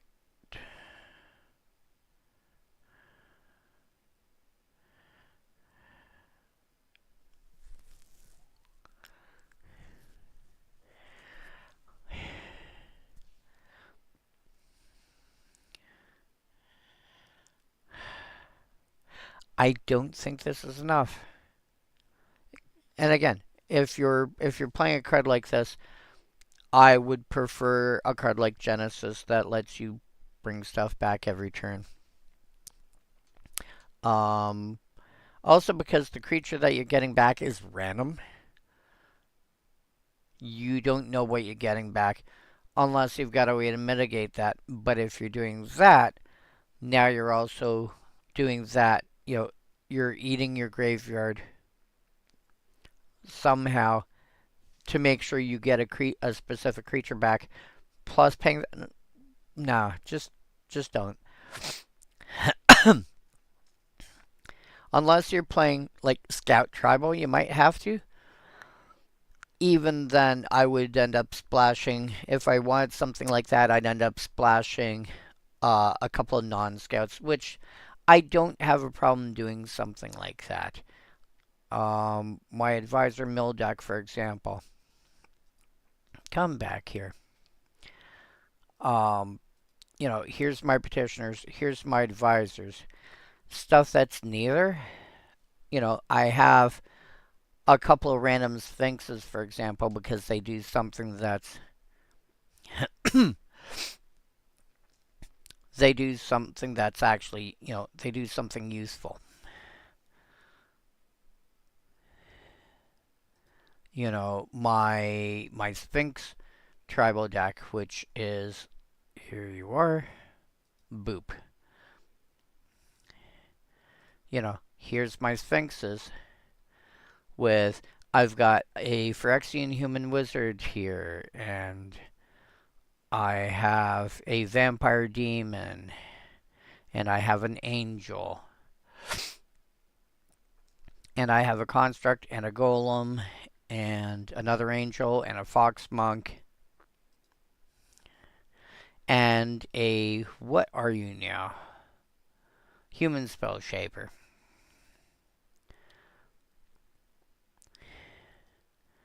You know, because it's based on a specific creature type.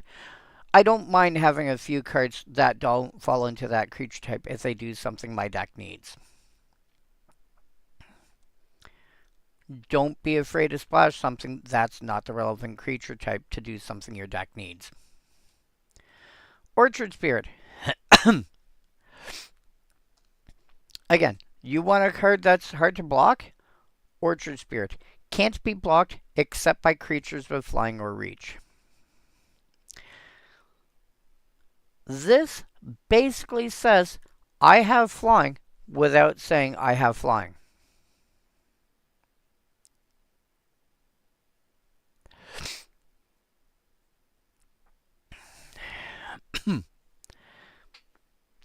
This is a ground creature that needs something capable of blocking flying to block it. I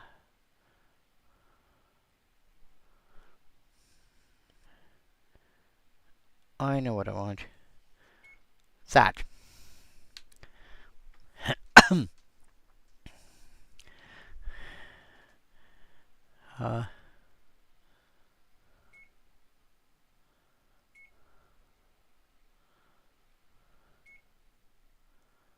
And swing.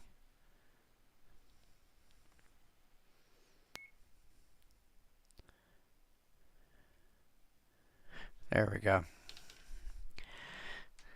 Sorry, air conditioner just went in today. This is the remote for my AC. Try and get it so it's comfortable in here. Yeah. So this is saying I have flying without saying I have flying. It's a 3 mana 2 it's a 3 mana 2/2 flyer that doesn't say it has flying, but it has to be blocked in the same way.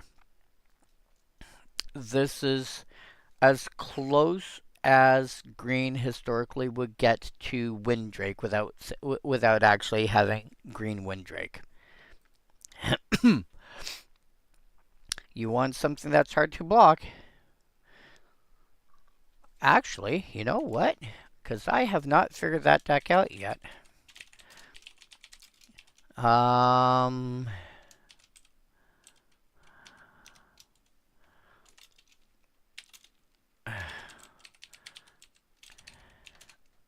Whoops. Hollowhand Scavenger. 5 mana for 4/5. When it enters, if something died, gain 5 life. Not gonna. I wouldn't bother. Honestly, I would not bother. It's fine, but I think for 5 mana nowadays, you can just gain life on a decenter body. I know you can get. Actually, just. What do you actually do? You're a 6/6 trample. Okay. So, mana value equal 5, ID equal green. Mana 3, not mana 4.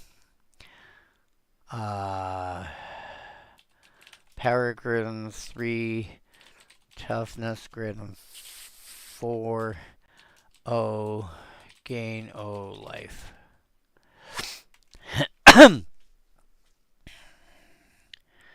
Unless or another dragon enters. I think I would play the region instead, but again, we're comparing a rare to an uncommon.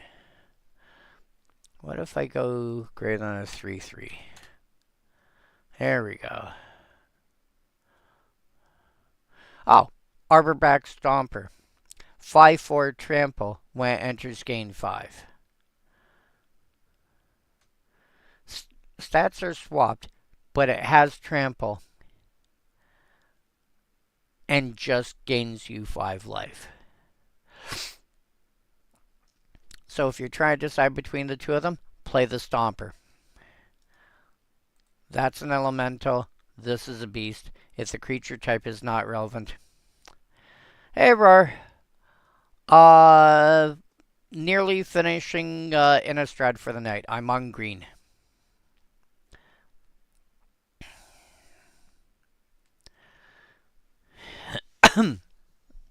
So yeah. Hollow Hand Scavenger. I mean, it's okay. It's better if you have, like, if you're. It is possible to build a mono green aristocrats deck. I have seen Tomer from MTG Goldfish pull that off. And there's probably better ways to do that than what he did because he tends to be more budget oriented. But even so, I don't think he would play Scavenger. Grizzled Outcasts. 5 mana for 4/4 I always thought was okay. It's not amazing, but it's like anything worse than anything lower than a 4/4 for 5. Yeah, it's possible. There's a lot more sack fodder than you think. Or I shouldn't say sack fodder, but like sacrifice outlets. Greater Good comes to mind. There's also, oh, what do you call it? Plague Maw Beast, I think it's called, or something like that.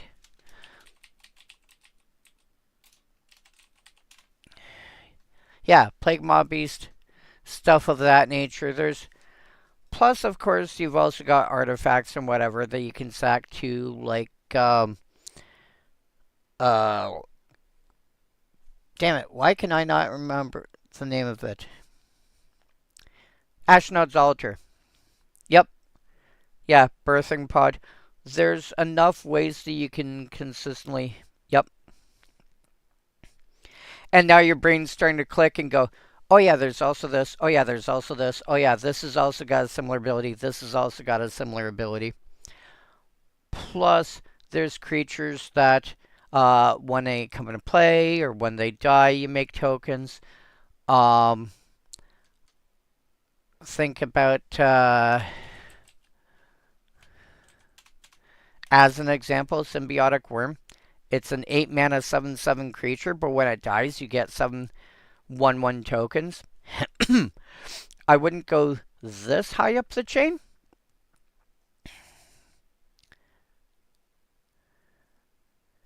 I wouldn't go this high up the chain unless you've got a way to cheat it into play. Although you're playing green, ramp is a thing that you can do. But there's smaller creatures that have an effect like this. Was it Symbiotic?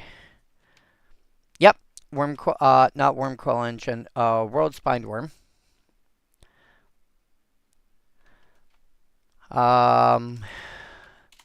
Symbiotic.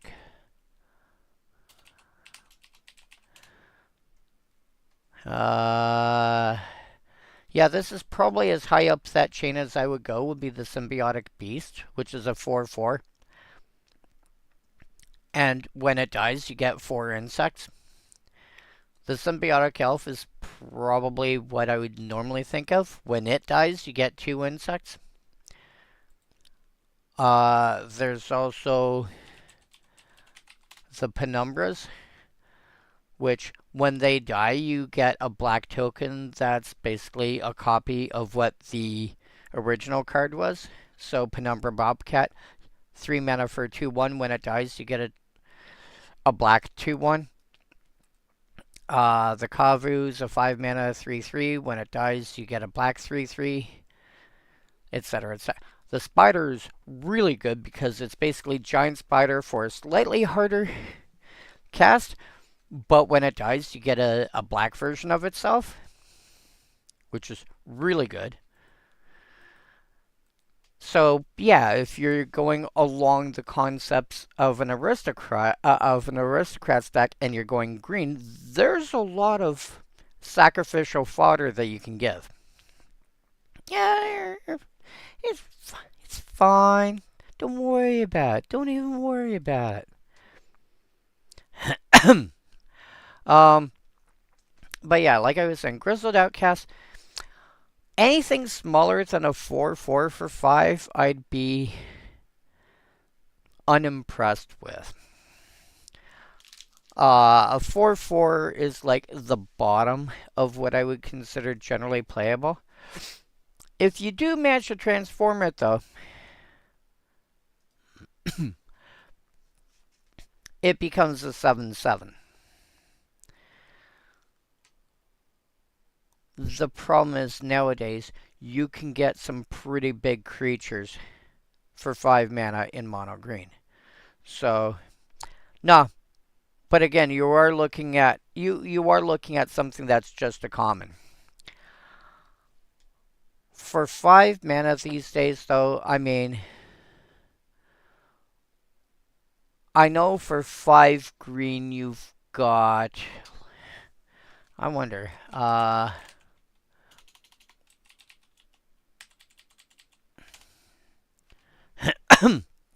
Oh yeah, Gigantosaurus.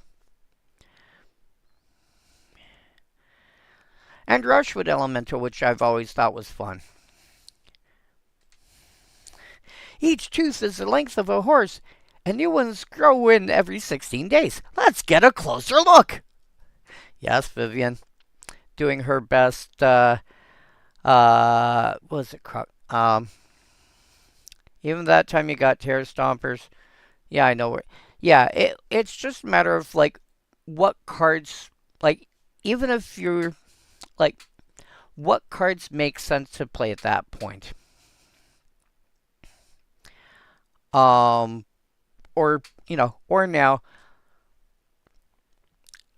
Again, Grizzled Outcast, I'm kind of questioning. That being said, if you are playing a card like Grizzled Outcast, it is essentially vanilla apart from the transform ability. You really need something to make cards like that playable. You really need like an aggressive mammoth or brawn or I mean the silly thing is, and it's a terrible example, but if you drop an Akroma's Memorial, this goes from meh to being incredibly powerful, but then so does like a random 1/1 token. Um, but giving this and all your other creatures any ability,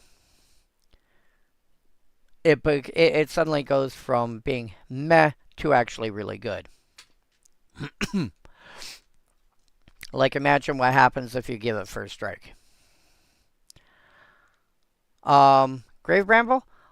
I've always been amused by Grave Bramble because when I first saw it, by that time,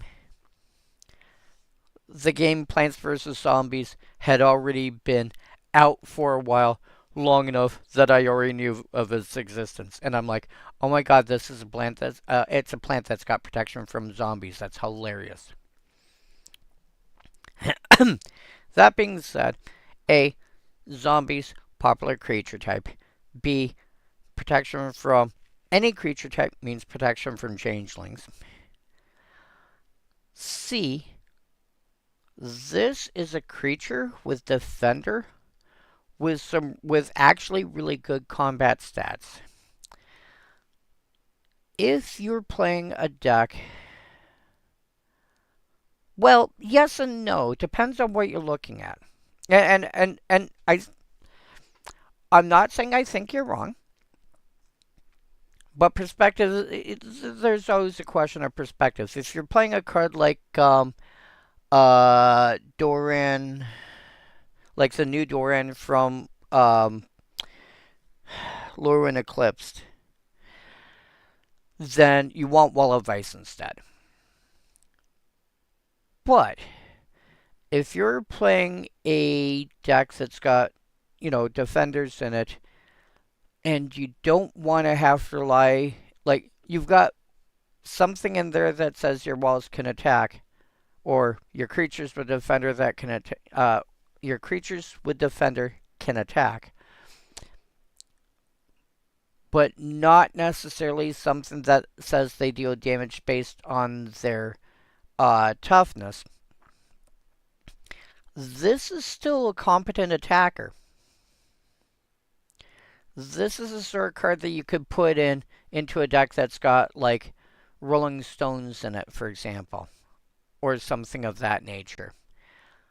And suddenly you can attack with it, because having your general out when this is out is not always going to be a given. Especially if your general happens to cost like 6 mana and this is a turn 3 play. So having creatures that can do a reasonable amount of damage on their own is still, it's still pretty good. So I don't think this goes in every defender deck, but I think there are builds that I can sensibly wrap my brain around where this makes sense. The kind of cards that don't mind a card like Dark Maze, for example, which can actually get up and attack on its own.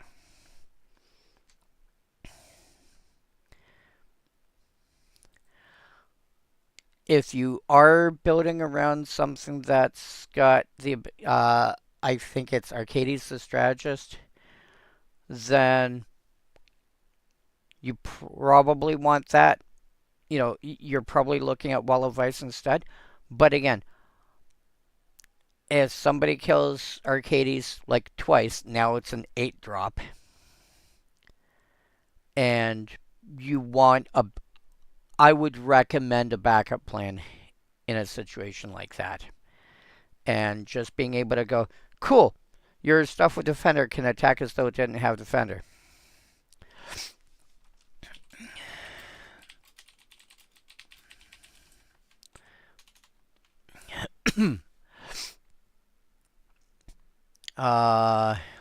There. Wakestone Gargoyle. That does the sort of thing I'm thinking of. So you have a deck that's based on, like, if you have Felithar as your general. Okay, throw a Wakestone Gargoyle in there, and suddenly your Grave Bramble has the ability to actually get up on its own.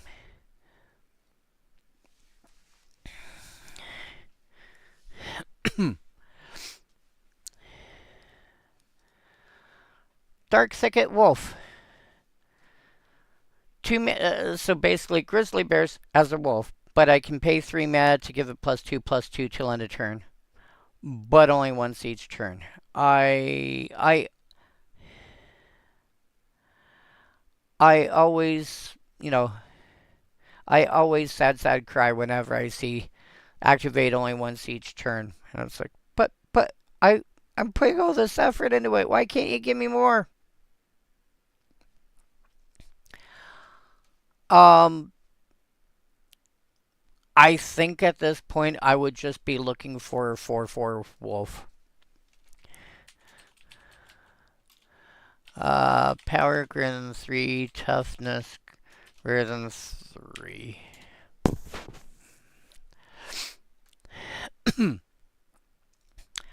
Sort by color. I'm looking for green. You're 4/4 straight up with some other abilities. Probably pass on that, but don't quote me on that. You could ignore the text here and it would still probably be better. Fierce Witchstalker. Love this card. 4/4 Trampling Wolf. When it enters, create a food.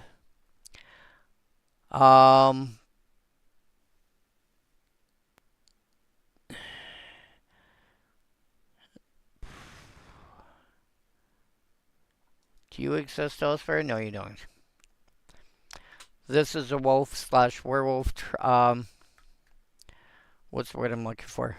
Lord. Spectral Hunt Color. Oh, I love this card. This card I threw into my commons only elves deck, so I've got a mana sink for having a bunch of extra mana. And it's like, oh, hey, by the way, thunk. Thornhide Wolves. Generally speaking, would play this over the Grizzled Outcast. Wolf here, Silverheart. If you soul bond something, this suddenly is an 8/8.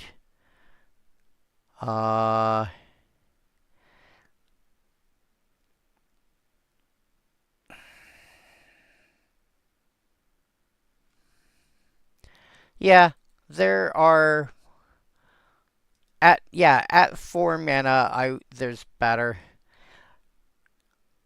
I think I'd be using this like a couple of times and then I'd just end up with like a random 2/2 instead. Ovenvald Mystics, 4 mana for 3/3 that can transform into a 5/5 regenerator. I will point out, with this triggered ability on the stack, you can activate regeneration, have it transform back. That regeneration shield will last until the end of turn, because it's regenerate this creature. Because anytime you see a card's name on it, like on that card, it means this card. That's part of the reason why the Oracle text these days has turned it into regenerate this creature. Because it doesn't have to be in this form for you to regenerate it. If we talk only for utility, Young Wolf is 10 times better. Yeah. Compared to the Dark Thicket Wolf, yeah, in general, Young Wolf is better, but Young Wolf is also going to be like, oh, I don't see Young Wolf. Maybe it's in another set.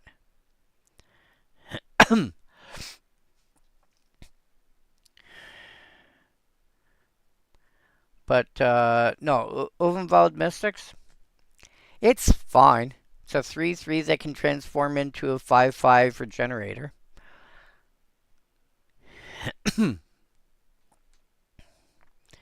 That if somebody's using Day of Judgment as their removal spell, again, in response to its triggered ability, you can regenerate it and be like, oh, I guess I'm sticking around for another turn. So it's, again, it's fine. I gotta sneeze.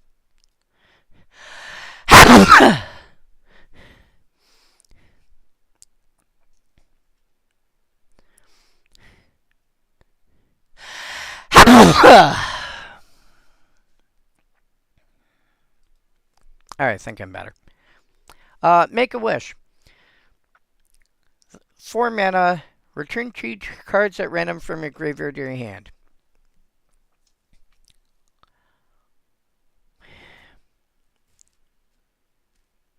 What do you mean, no?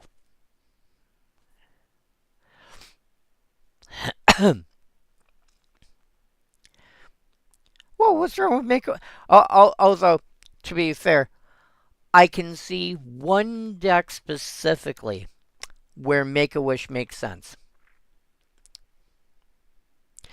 And it's there because it's a flavor reason. If you watch enough American created content, you will occasionally hear about something called the Make-A-Wish Foundation when they're doing streams for like charity. That is a common charity, usually dealing with hospitals and stuff like that. And Make-A-Wish Foundation, basically, it's for um like children that kids that have got like life-threatening medical issues. They might not make it to their next birthday, etc., etc., etc. And they try and do, the Make-A-Wish Foundation tries to do something for kids in those circumstances so they get to do something that they've really wanted to do. Meet a specific celebrity, for example, or um,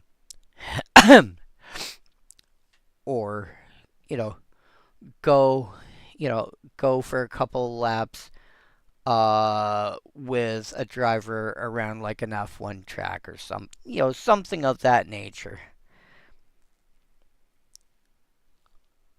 And for reasons like that, I could see Make-A-Wish making sense. I will point out this is a 2-for-1. It's 2 random cards, but it is a 2-for-1.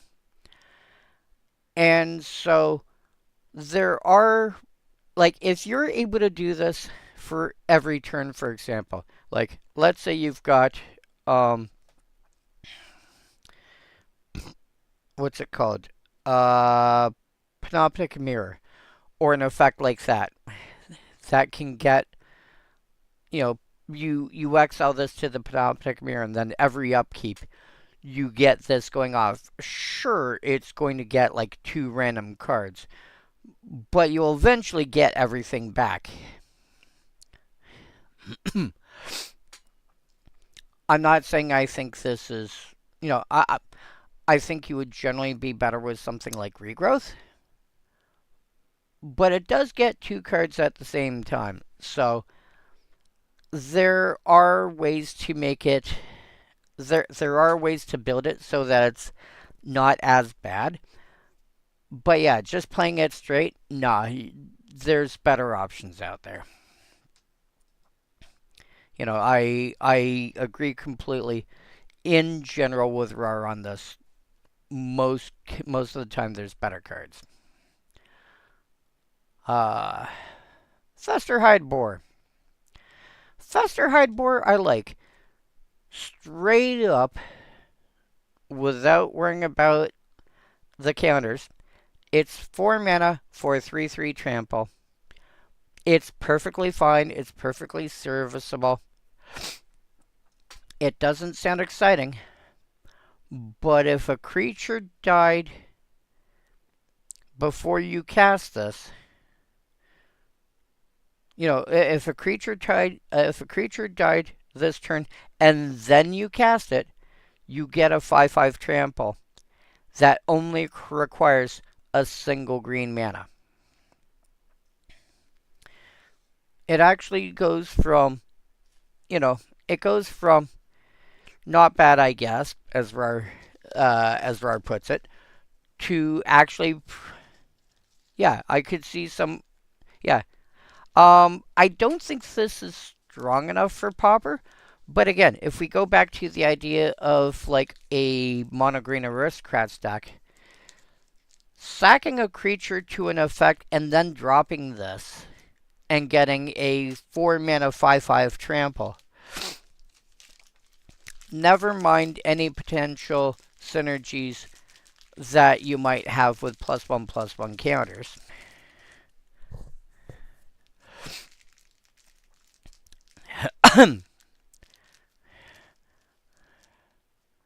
The problem is that the monkeys with Delve exist. Oh, you're talking Hooting Mandrills.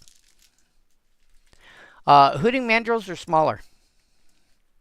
They are a 4/4 trample, and this has the ability to be a 5/5.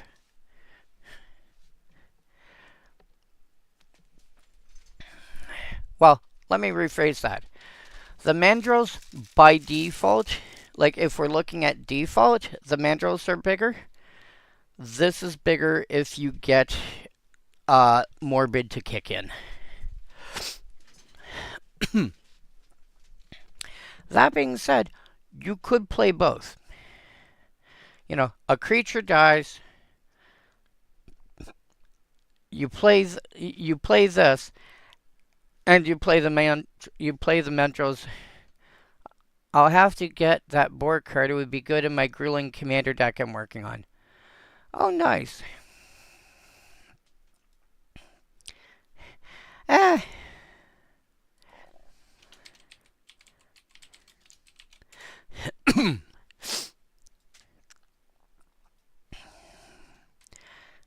Yeah, depending on the kind of deck, like I could see a deck based around. Oh no, I get that, but then you can take that all correct and use it to your advantage. But yeah, I could easily see this being like this and Hooting Mandrills in the same deck. Do it in Commander. I now my brain is asking how would I build this as a mono green Commander deck with just commons, and I'm sure there's a way to do it.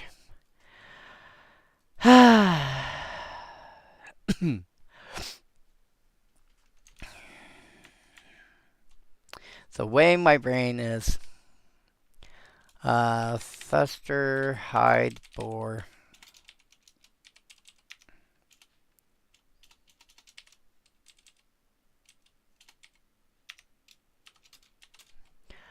Mono green.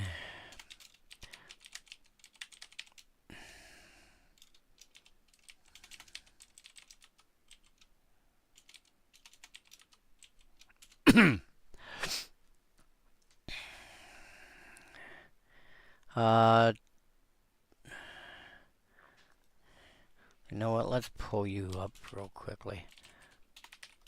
Domri, City Smashers. 6 mana, 4 loyalty, +2 creatures you control get +1/+1, gain haste till end of turn. -3, 3 damage to any target. -8, 3 +1 counters on each creature. Wow.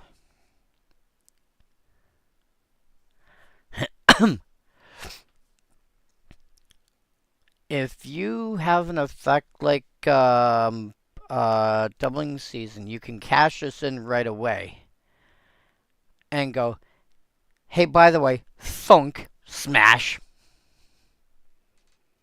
Which is basically what his name says on the tin.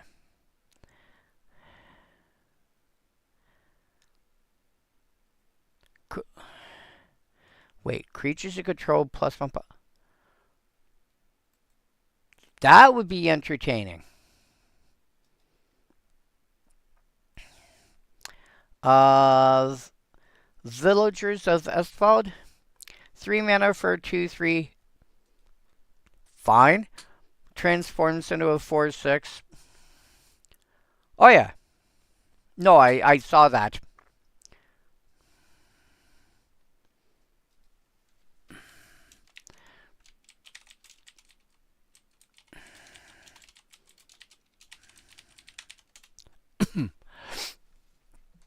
Or pull it up there so we don't misplace it.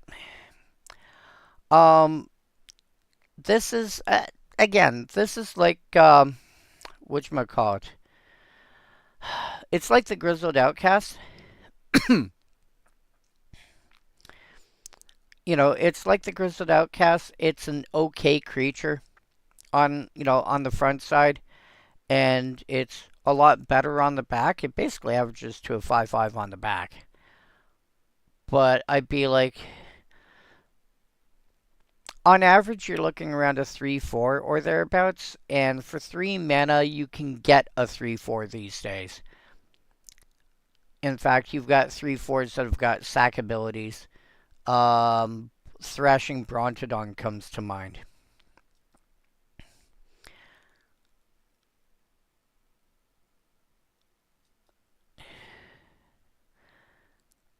I think these...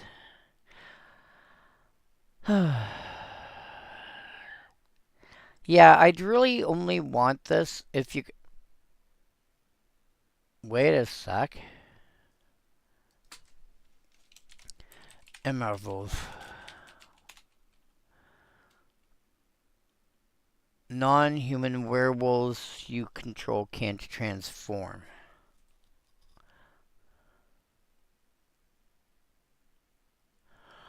Okay, yeah. In my opinion, the one is the goblin that creates another goblin, but I don't know what creatures have right. Oh, um,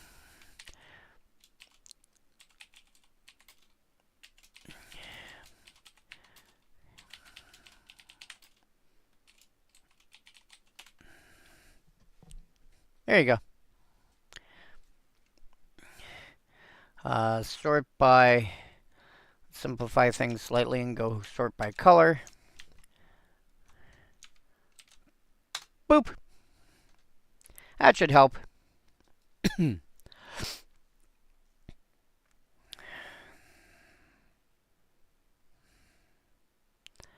uh, yep.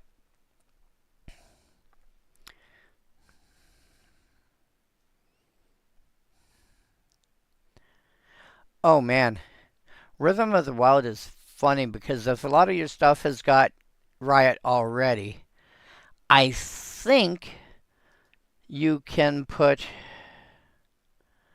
Riot as the replacement effect. Has Riot have two instances.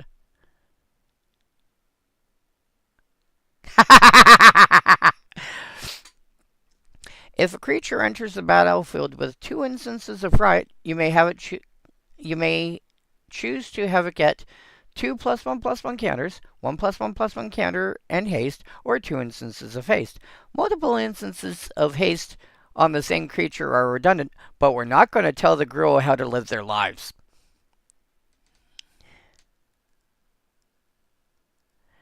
Yeah. And if you've got Rhythm of the Wild and a creature with Riot, you get to make that decision both times.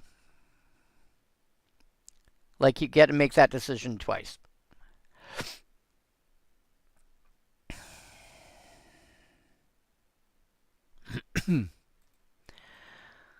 uh, yeah. Villagers of Vestfall. Realistically, the only reason I see for real to play Villagers of Vestfold is if you're in werewolves and you're playing with something like Immerwolf. At which point you cast this and you end up with a force, like as soon as it transforms, it is permanently a 4/6 that you paid 3 mana for. Summerwild Spider, 5 mana for 2/4 with reach. Enters with 2+1 counters if a creature died this turn. Like, having creatures die is so easy. Sacrificing a creature to some effect.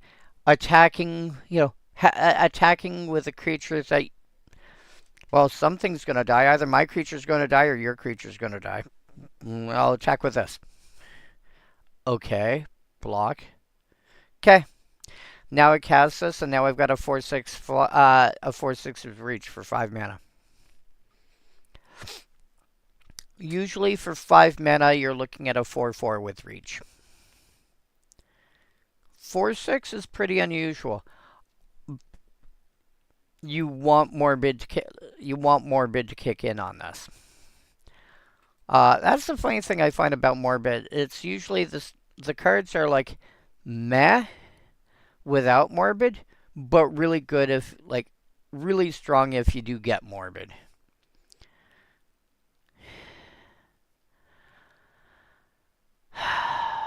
I think at this point I would honestly, Summerworld Spider, I think I would be looking at a Flyers. Flyers? What am I talking about? Yeah, Flyers. Let's see if I can. This is a old build of this deck, but I have a mono green deck that's based around flying creatures.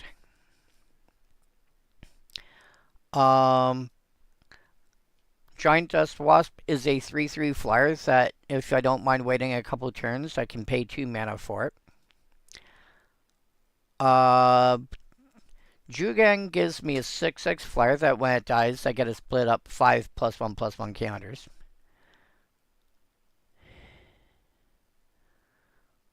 I need to actually update this list.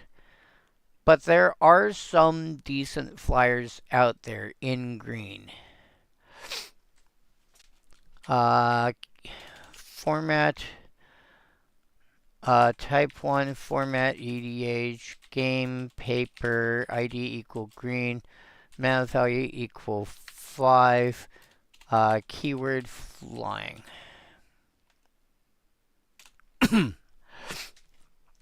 Oh yeah, this thing is actually really good. Bloomvine Regent, 4/5 flyer for 5 mana.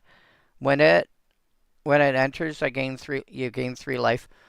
Or another dragon enters.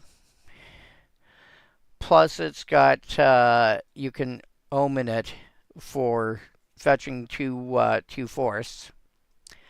Cockatrice used to be part of a creature sweeper combo back in the day. 2/4 flyer. Basically, it's got almost death touch.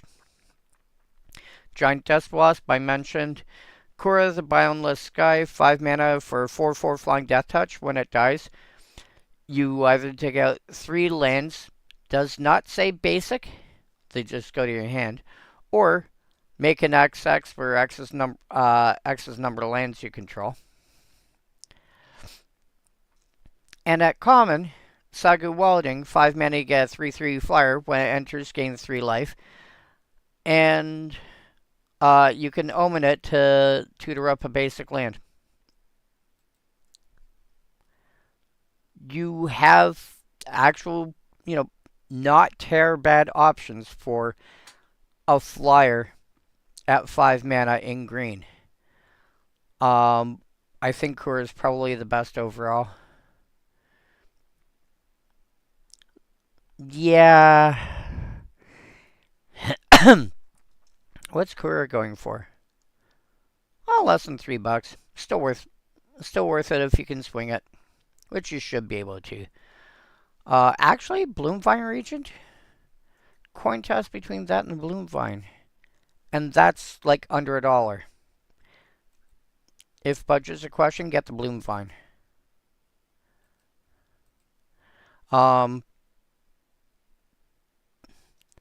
Kindercatch, honestly, the only reason I would play Kindercatch, realistically, is triple green in its devotion.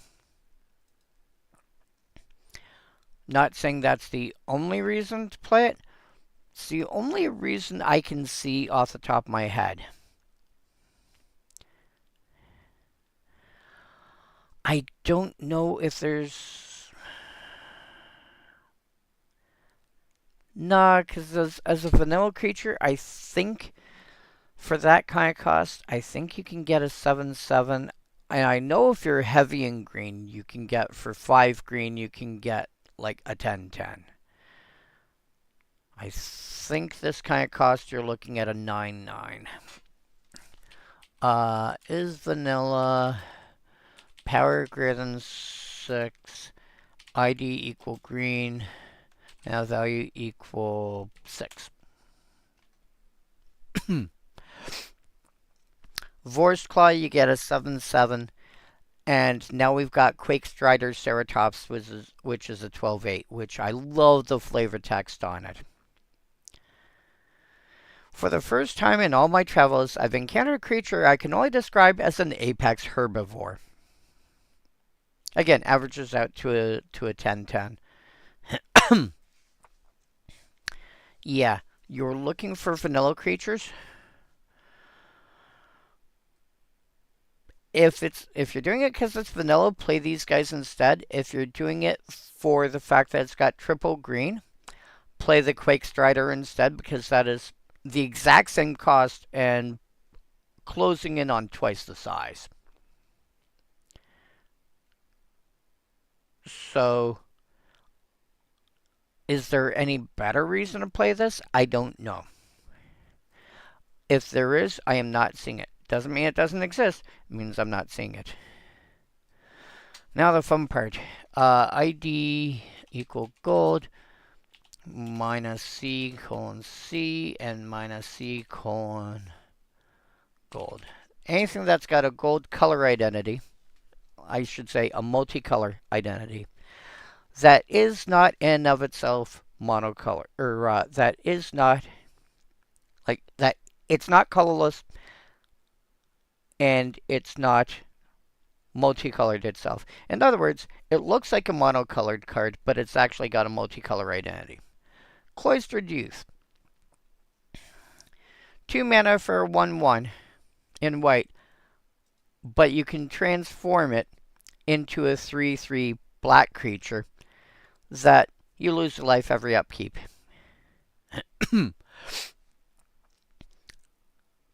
If you're playing an aggro deck and you're in at least black-white, this is pretty good because, like, this is basically like Sangrophage, I think it is. Sangrophage. Yeah. It's the same size. It's the same mana value.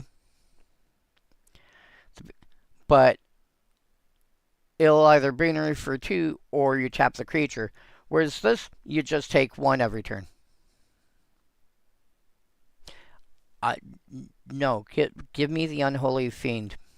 I will play Cloistered Youth.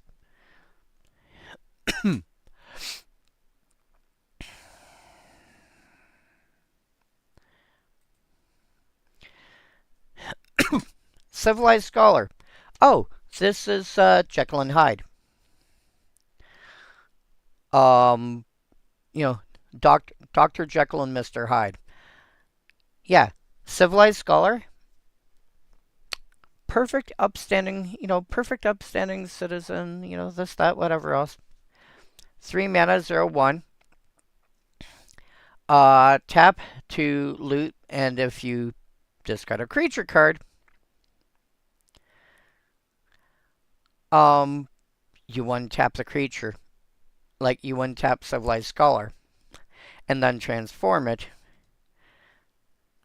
and it becomes a 5/1 Homicidal Brute. Toughness doesn't change. Goes from a 0/1 to a 5/1. I'm going to have to add Flesh Burrower to my Grow deck. Which one's Flesh Burrower? Flesh Burrower. When it attacks another creature... Oh yeah, that's adorable. Symptoms of a burrower bite include fevers, chills, gangrene, subcutaneous writhing, a growing urge to eat the flesh of the living, and if you're lucky, death. Oh joy.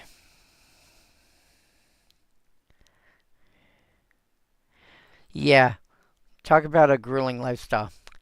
Anyway,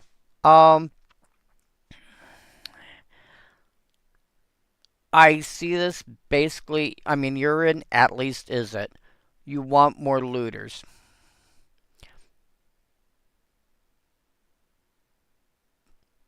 At the beginning of your end step, if it didn't attack this turn, tap this creature, then transform it. So basically you have... Oh!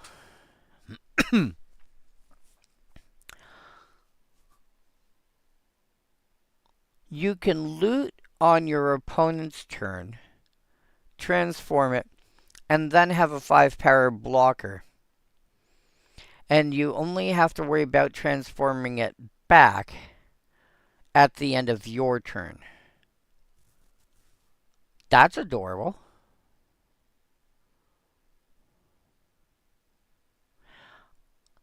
I'm sure...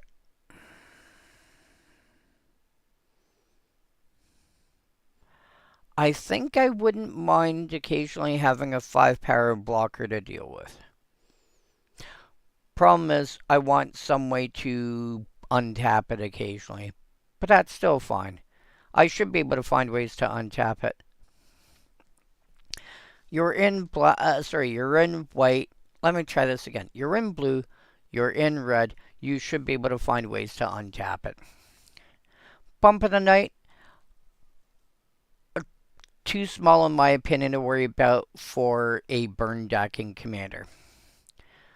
It hits one person for 3, which is like less than 7% of their life total.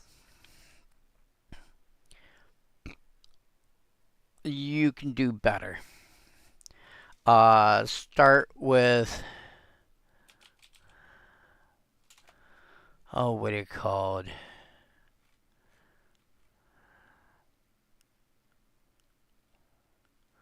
I did have it right. Start off with Tyrant's Choice.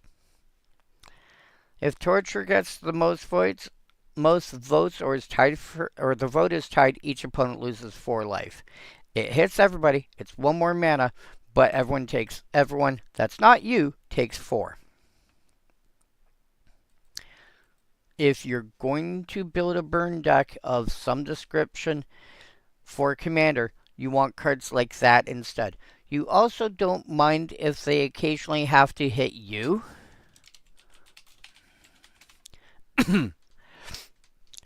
Because you're going to be burning your opponents harder. So, Bump in the Night doesn't do enough for, if you're trying for burn in Commander. Other formats where you start off with 20 life, it's actually, it's actually pretty decent. Commander, nah, don't bother. Travel Preparations. Green to cast, white flashback, 2 mana on both halves, put a +1 counter on each of up to 2 target creatures.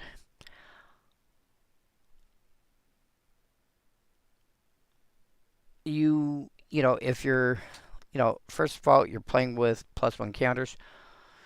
If you're playing with counters and you're in green and white, it's actually, who was it I was talking to? Was it, no, Zero is in Simic. He's in the wrong color scheme for this.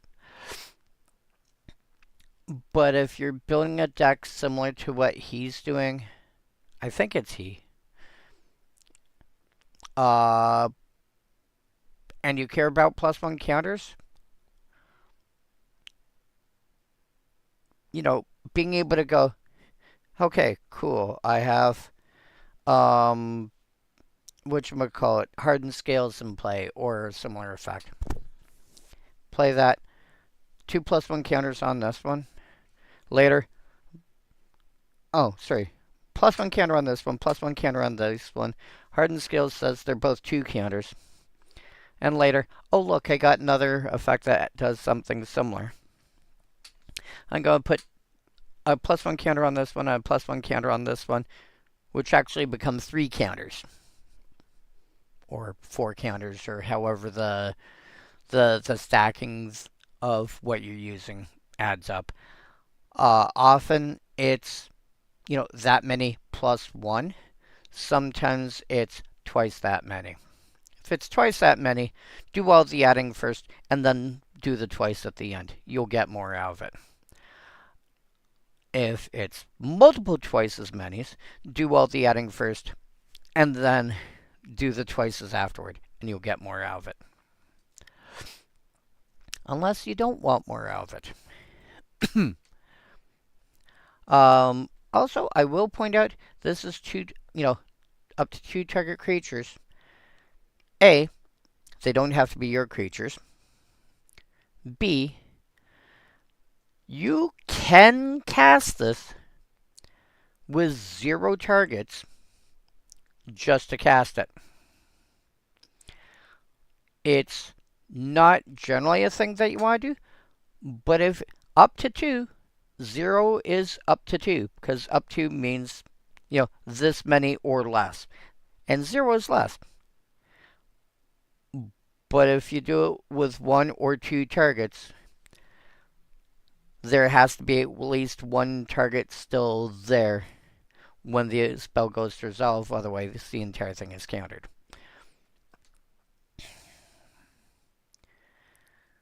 But at least, as long as you've got at least 1, something's going to get counters. Rally the Peasantses. Oh, dude. If you are in Boros and you're looking at any sort of token strategies that you plan on attacking with, or anything remotely similar, Rally the Peasants is really good. Yes, I'm going to. If you must go out at night, bring a mob. That's hilarious.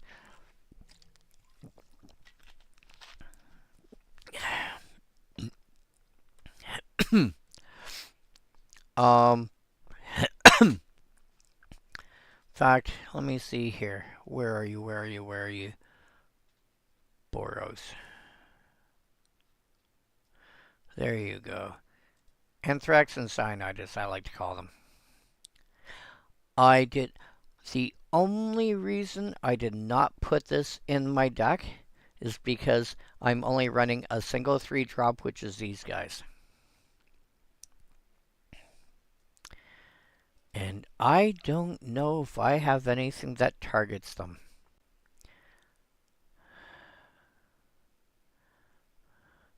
They gain what? +1/+1 and trample.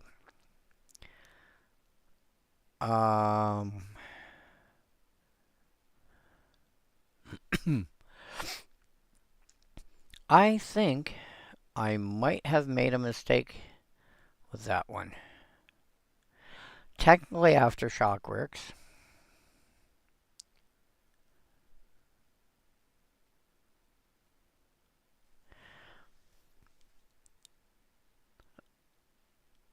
Return to nope. Um, um,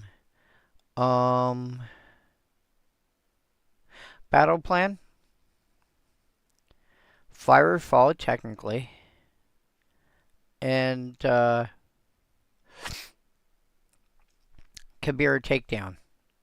Okay, I've got like 5 cards that can target it, most of which are. I really should. I think I might cut a land and throw Rally the Peasants. Well, no, that still doesn't do what I'm looking for because it doesn't target. Damn it! But yeah, if I were to like rebuild my Boros aggro deck, Rally the Peasants probably should go in. Maybe if I use somebody different as my general. But yeah, you're playing at least Boros and you're trying to do any sort of aggro. Yeah. 3 mana +2 power to cool. I've got like 15 1/1 tokens. Attack with all my tokens? Okay. You're not blocking any of them? No, I'll take the 15. No, you take 45 instead. Actually, change that. Pay 3 more. No, you'll take 75 instead. Oh, I think I'm dead.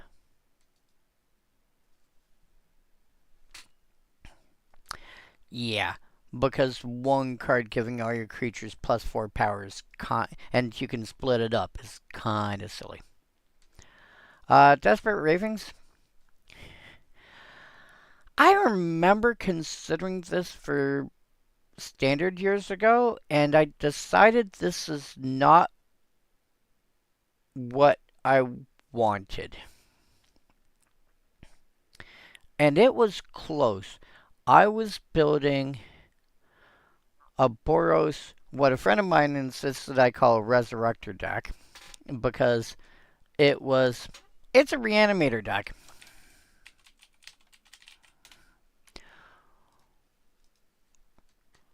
But because it was Boros,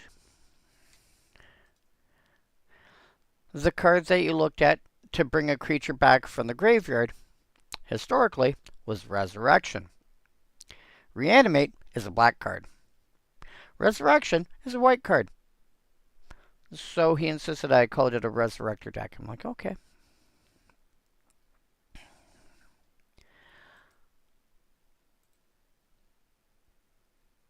I considered putting this in.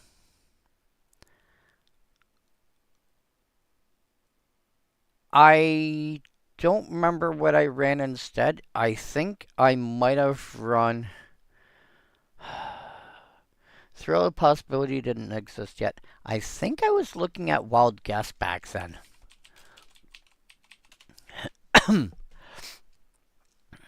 Wild Guess, 2013. This is when? 2011. No, not Wild Guess. I forget what it was, but there was another way to draw cards in red that I played instead. Also, hilariously,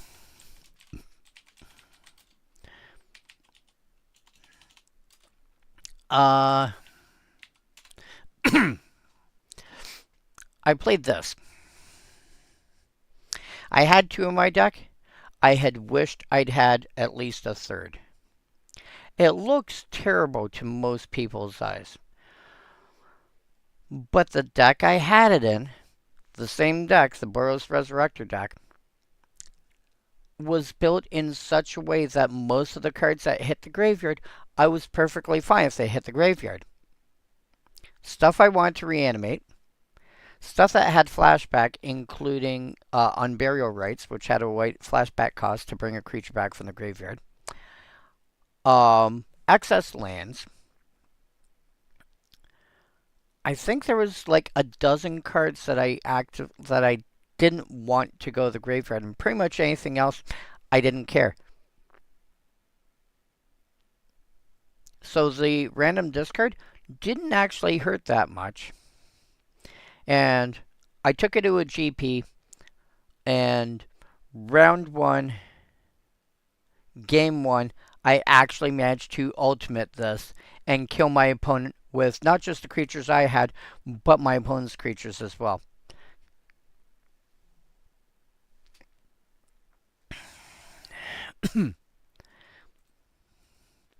But yeah, Desperate Ravings, you really, like, the only reason to play this is if you don't care about the fact that the discard is random. But realistically, you're better off with cards like Thrill of Possibility and variants thereof. In fact,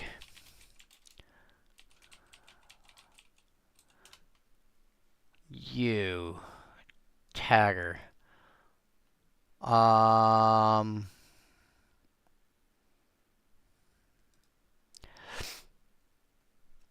Sazakep's Brew is basically Thrill Possibilities, but you can gift a tapped fish as an additional cost to give target creature +2/+0 till end of turn. That's not the one I'm looking for. What's Demand Answers? You can discard card or sack an artifact. I want to know what the one is that's such Spider-Man ID equal red. This one. Romantic Rendezvous. This is the one I'm thinking of. Oh, it's because it's a sorcery. If this is the last card in your hand, you discard these 0 cards that are in your hand because you're casting this, so it's on the stack by that point. It's the last card. Cool. I just draw 2.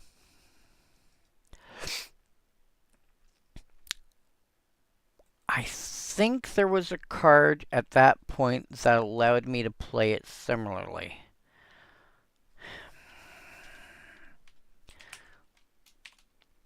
No, block.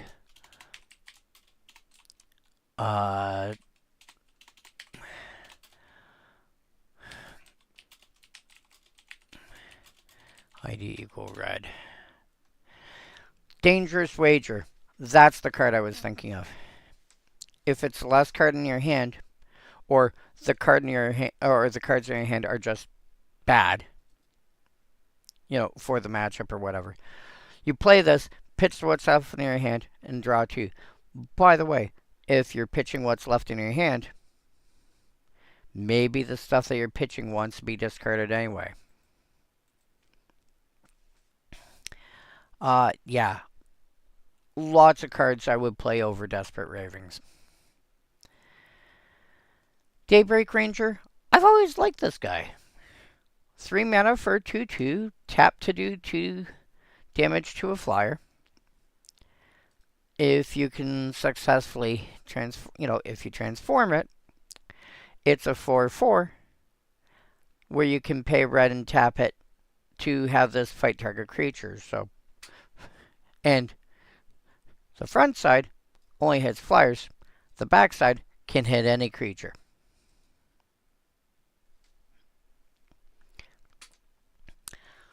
Pretty decent if you're if you're playing werewolves, I would play this. If you want protection against flying, I think this is reasonable on both sides. Like even just on the front side, I would be comfortable playing this.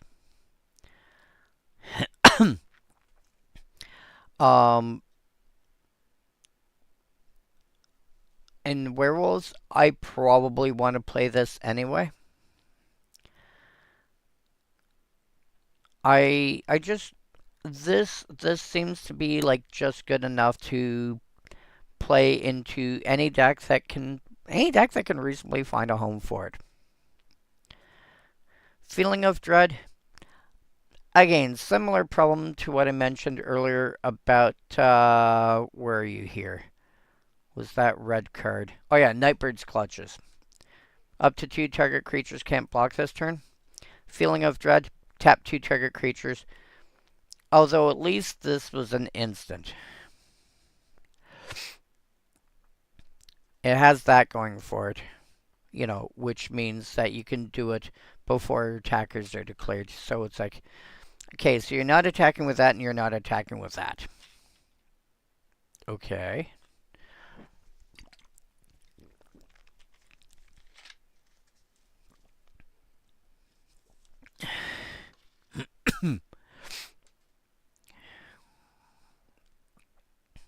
So it's okay. I'm like honestly, a lot of these cards that I'm seeing, hilariously, there's 13 that have got a multicolor identity that aren't multicolored. A lot of these so far are just okay. Memories Journey. If you're playing this, I really recommend having Rift Sweeper in your deck somewhere, so that you can always get this back. Especially if you've got like Genesis, I mean it's a little complicated, but if you've got Genesis plus Eternal Witness, that allows you. So Genesis gets back the Eternal Witness. The Eternal Witness lets you get back any card. Use that to get back, say, Rift Sweeper, which now lets you go, hey, by the way, I'm now getting all my exiled cards back. It's a little mana intensive, but you can get back everything that way. Yeah, if you're ever worried about milling out and you aren't playing with an effect like Laboratory Maniac or Thassa's Oracle or one of the early Eldrazi Titans, if you're not playing with something like one of those, then if you're in green, the first card I would run to protect from that would be Gaia's Cradle. Or not Gaia's Cradle, wow. Gaia's Blessing. There's a handful of other cards you could run like that. Also, if you're in blue and green, consider, like, if you're considering this card, look into, like, Clear the Mind and Devious Cover Up, and I want to say it's not Stream Consciousness, I don't think. But there's a few cards that let you shuffle stuff back in. And you can always use one to shuffle back in another plus some other stuff, and then that, something else to shuffle back this one and some other stuff, and another one shuffles back this and some other stuff, and so you can actually loop them. So if you're considering Memory's Journey in blue and in green, there are other options. But it is a okay option. Spider spawning. If you're on any sort of self-mill strategy for any reason whatsoever, or alternatively, if you just have a bunch of creatures, like let's say you're playing Lateral Elves, and somebody wipes the board and goes, okay, Damnation or Chain Reaction or whatever. It's like you've got this nice full board and suddenly everything dies. Thunk. Okay. Pay 5 mana. I've got 10 creatures in my graveyard now. Play this. I've now got 10 1/2 creatures with reach. It's not as good as 10 elves, but suddenly you've repopulated the board with 1 card. So if you are ever concerned about suddenly needing to repopulate after a wrath, Spider spawning will have your back. Forbidden Alchemy is kind of like Surveil 4, but you get to draw one of them.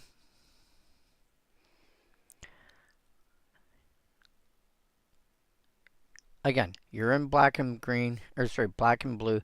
You want to fill your graveyard for whatever reason. You're playing some kind of Dread Shenanigans or some kind of Reanimator deck or whatever. You're probably in Sultai, though not necessarily. It's not unreasonable this does something useful for you.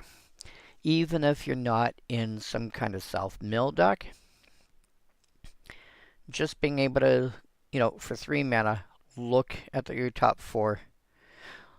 Like, if you're relatively new to the game, how many times do you play something that says when this enters or whatever, Surveil, and you're like, that's not a thing I need right now, toss.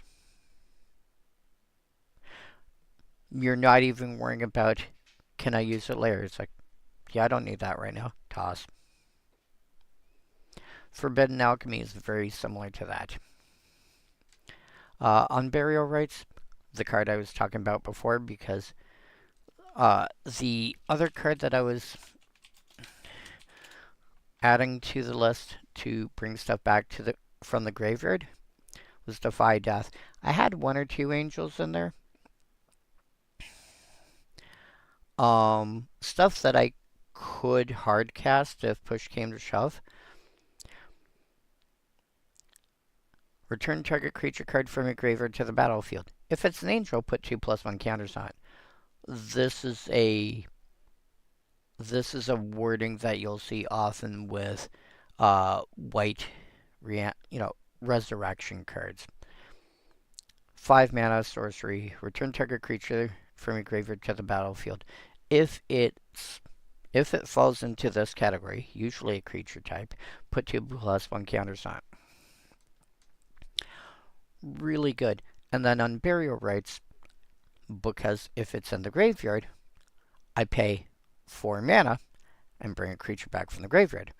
I did have a couple of Shimmering Grottos in there to help fix my mana on the off chance that I had this in my hand and couldn't pitch it easily. Cost me a little extra mana, but basically for tapping 6 lands, I get the front side of this. Yeah. You're in a Reanimator deck and you're in at least black or white, you're playing this. Avacyn's Pilgrim is the last one. 1 green, taps for white. If you're in other formats, you're probably just running this as a mana creature.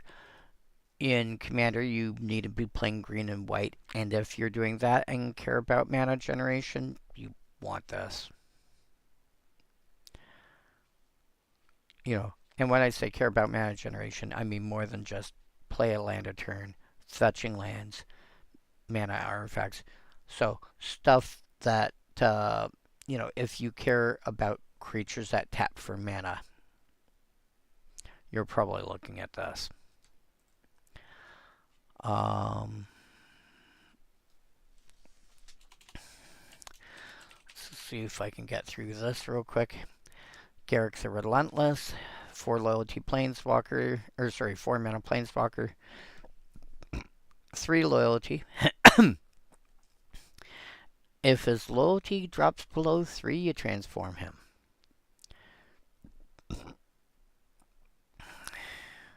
His first 0 ability basically has him fight a creature with his 3 loyalty as his, you know, imagine this is his base power in this context. Deals that to a creature, and then the creature fights back. Or, again, his 0, 2/2, you know, make a 2/2 wolf. Okay. Well, what does he transform into? Garruk the Veil Cursed. Black, green. Only green on his front side. Black, green when he flips. +1, you make a smaller wolf, but it's got death touch for +1. -1, you sack a creature. If you do, search for a creature and put in your hand. -3, creatures you control gain trample and get +X till end of turn, where X is the number of creature cards in your graveyard. Again, if you're in black and green, like, again, this is similar to what I was saying about spider spawning. You don't have to play Garruk, you know, to make hard use of him. You can play him fairly, and he's going to be really good.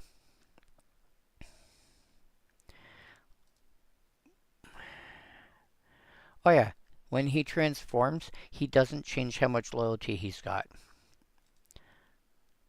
which is part of why his minus ability, you know, his ultimate is only -3. Geist of St. Traft.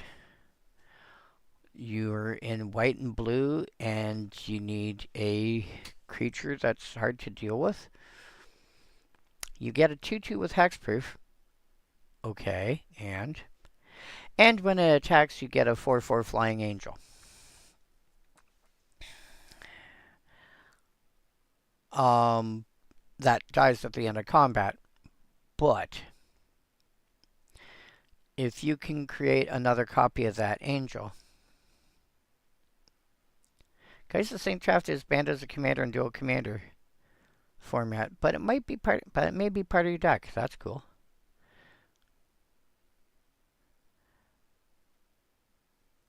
If you create more than one angel token, most likely due to doubling season, both are exiled at the end of combat.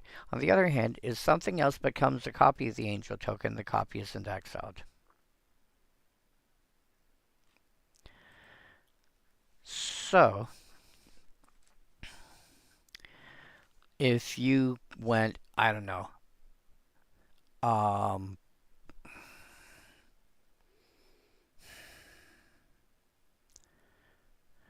I mean, I was going to say Evil Twin. That would be hilarious. Oh, that'd be funny. Thing is, Geist of St. Traft, the token dies at the end of combat. Well, it doesn't even die. It gets exiled at the end of combat. If you have nothing else you plan on doing that turn, with that exile that token at the end of combat on the stack, you could Sundial of the Infinite Or, again, because it's a triggered ability, you could counter the trigger and keep the token around. And that token will stay around. Because it's the end of that combat, isn't it?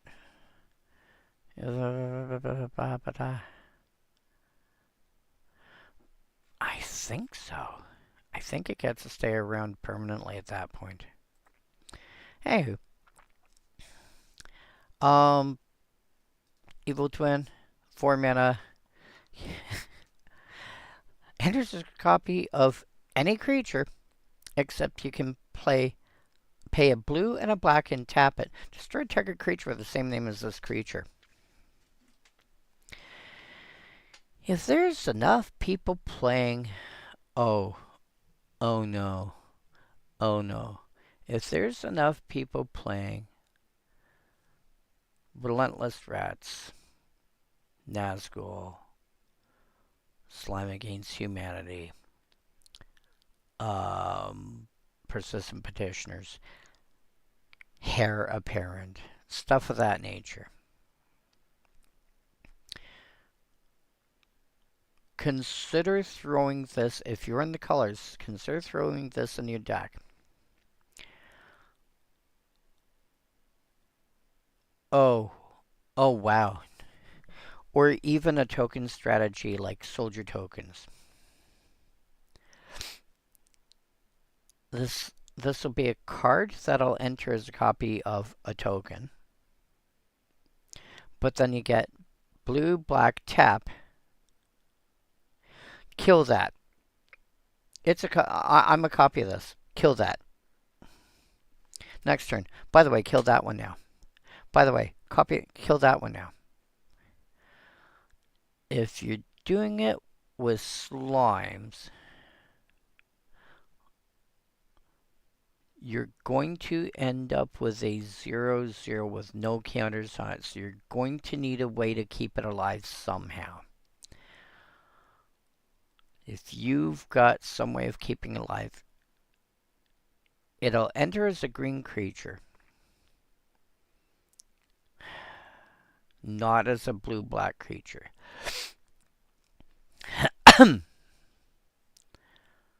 But if you can pull that off, you can start going, hey, by the way, kill that. Hey, by the way, kill that. Hey, by the way, kill that.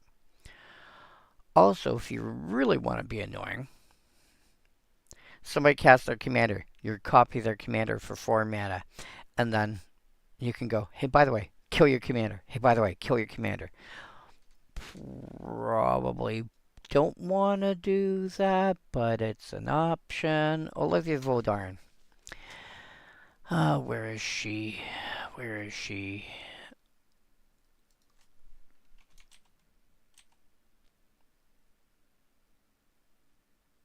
Oh, no, Olivia's built now. That's why I don't see it. Yeah, the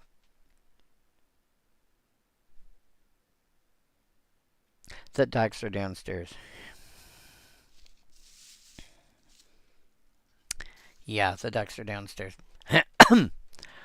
I've finally built my Olivia deck, which is... There are many ways you can build Olivia. I went with Steel and Sack. Basically, think aristocrats, but instead of sacrificing my stuff for fun and profit, I'm stealing yours and sacrificing that. So, for example,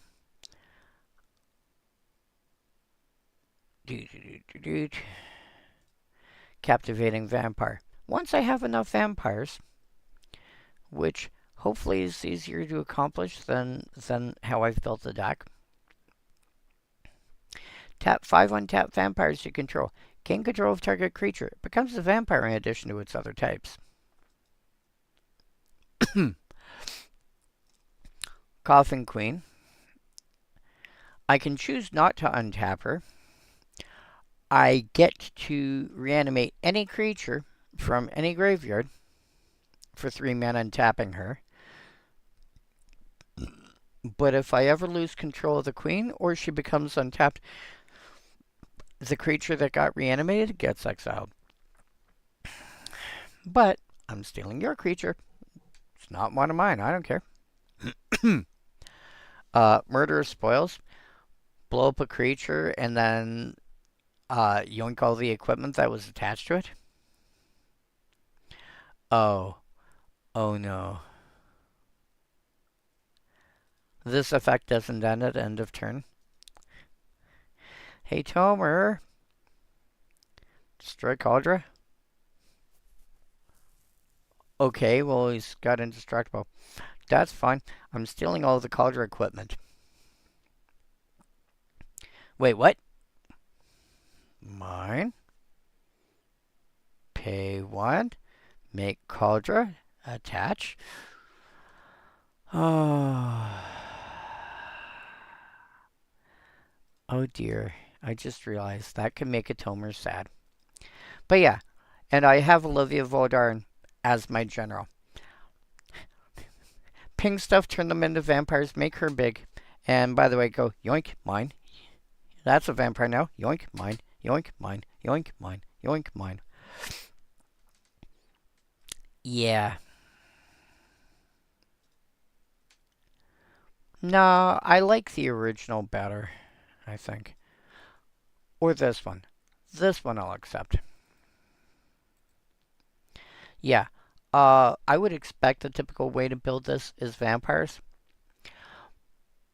But she's perfectly fine being a removal spell that can buff herself and actually swing for many lots of damage because A, flying. B, every time she pings somebody with her red ability, she gets embiggened.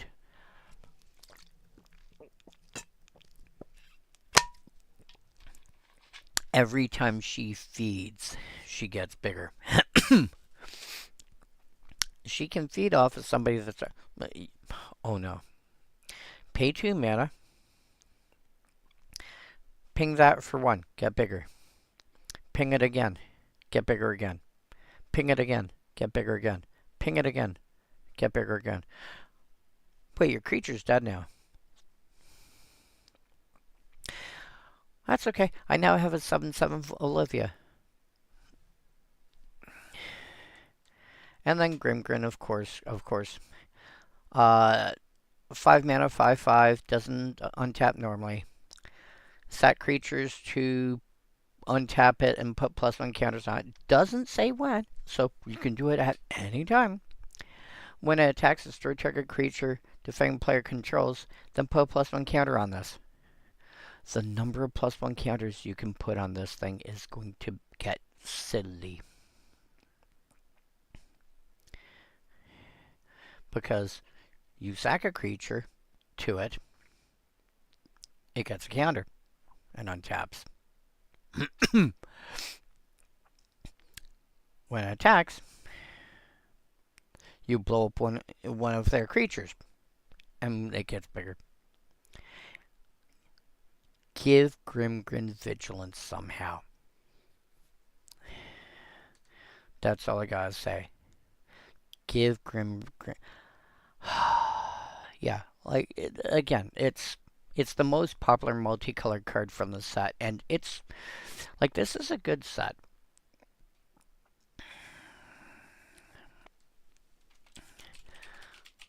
There are multiple ways to build it.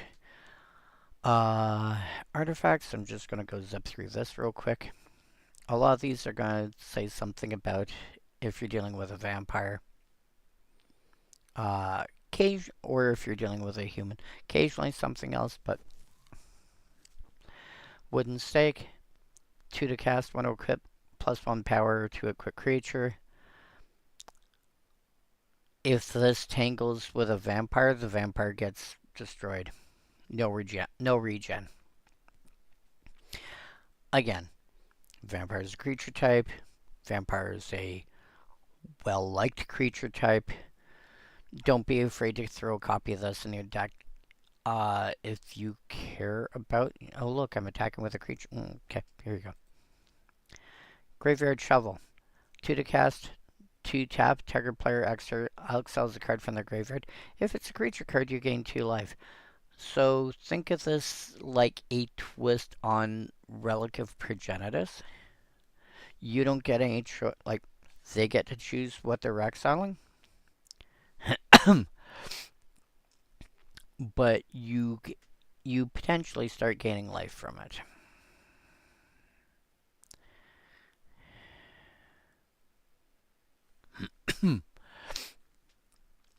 Although realistically, again, I would probably prefer this. One more mana to cast, and same activation cost, and you get to choose what gets exiled. You don't gain any life, but the flip side of that is you've got something that if you don't need the graveyard removal, you can tap for mana. Would probably play that instead. Geist Catcher's Rig, 6 mana for a 4/5. When it enters, you may have it deal 4 damage to target creature with flying. Again, if you have a way to flicker it, this can end up just like even flickering it once with, I don't know, Conjurer's Closet. Cool. Came into play. Flicker at the end of turn. Kill that. It's taken 8. Yeah. Not a card I would put in most decks, but that doesn't mean there's not decks that can use it. Although, realistically speaking, if I'm spending... So, here's the thing. I'm spending 6 mana on a 4/5 creature, on a colorless 4/5 creature, that can potentially kill something when it enters. If I want a removal spell, I'm not playing this. If I want a decent body that's got a potential for removal attached to it, a la, the Morkut Banshee that we talked about, the Ravenous Chupacabra, stuff of that nature, then this makes more sense. But if I just want a removal spell, skip this, go straight to something like Introduction to Annihilation, or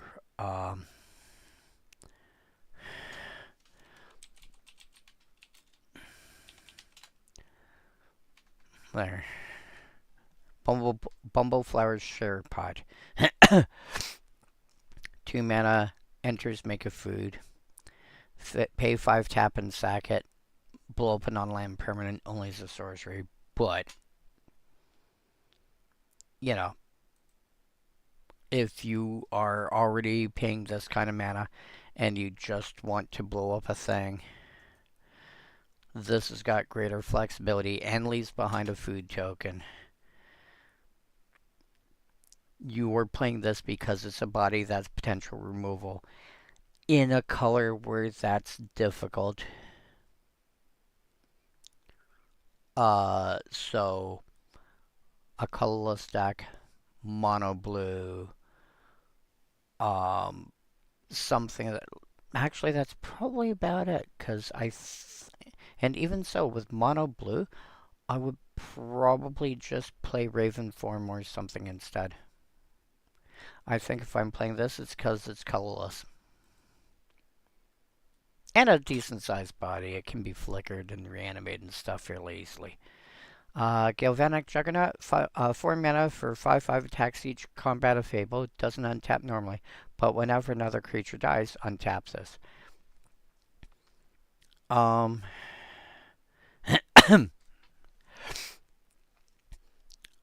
I feel like this...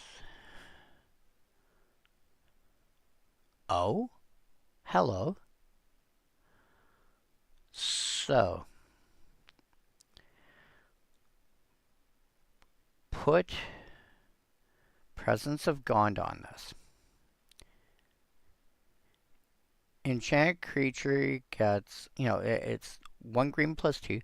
Enchant creature gets tap, put a 1/1, I think it's an Elf Warrior token into play. Forget the first 2 lines. Just look at the last line. You don't care about stats. Okay, creature enters. Sorry, Galvanic Juggernaut, tap, make a 1/1 token. Sacrifice the token to some effect, like Ashnod's Altar. I got 2 colorless mana. Creature died. Untaps the Juggernaut.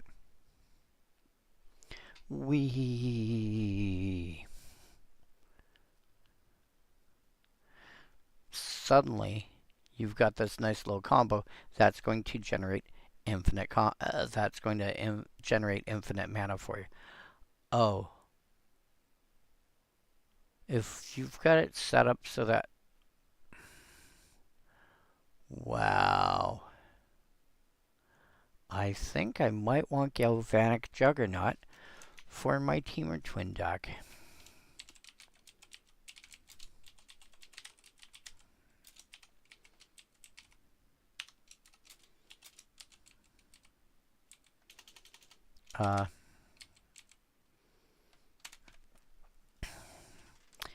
That's adorable. I might have a use for you.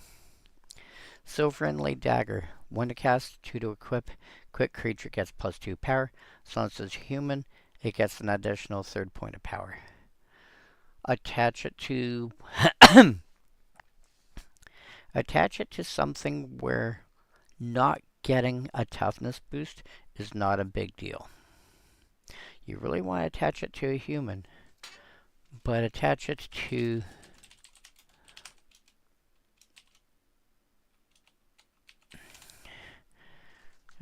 something like White Knight. It's a human. It's got 1st strike. It's a 2/2 with pro black. So now it's a 5/2 with 1st strike and pro black.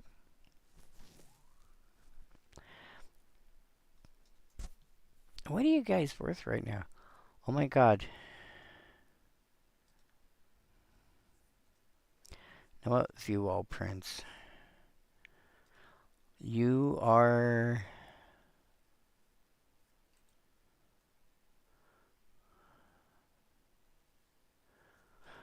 it made it to M11. Cool. Yeah. So suddenly having a 5/2 of 1st strike, or throw it on something like, you know what? Type human, keyword, strike, power, well, no.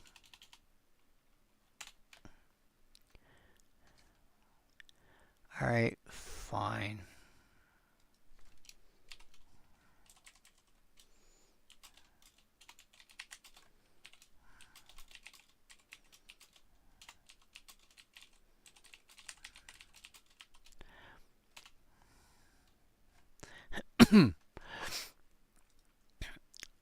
Let's sort by power descending. Game paper. DH format type 1. There we go. Wow, throwing it on here would be funny. Even throwing it on Ancestors Chosen would turn it into a 7/4 1st strike. Well, there's some pretty beefy 1st strikers out there. Like 4 power 1st strike is not unreasonable. Oh yeah, Jor Kadeen. We talked about him last week, I think. He's a 5/4. He's a 5/4 natively. This would make him a 7/4. If it's one of the 3 with Metalcraft, he becomes a 10/4. Damn. And hitting Metalcraft is really easy in that deck. Yeah. So again, you have something like Jorkadim or somebody like that. Yeah. Mana Gargoyle. What I wow, what I said before about creatures that want to be able to attack and not have to worry about um having your general in place so they can actually attack. Mana Gargoyle does that quite nicely. It's a 4/4. It's a 4/4 defending indestructible creature that loses defender and indestructible for 1 mana, but gets flying instead, which means it can attack for 4, which is I it's I mean it's pretty good. Hilariously, if you can find a way so that it actually leave it.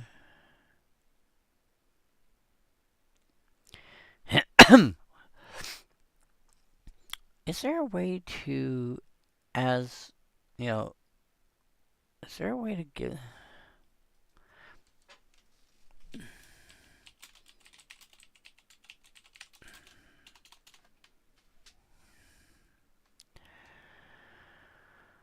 Can't apply.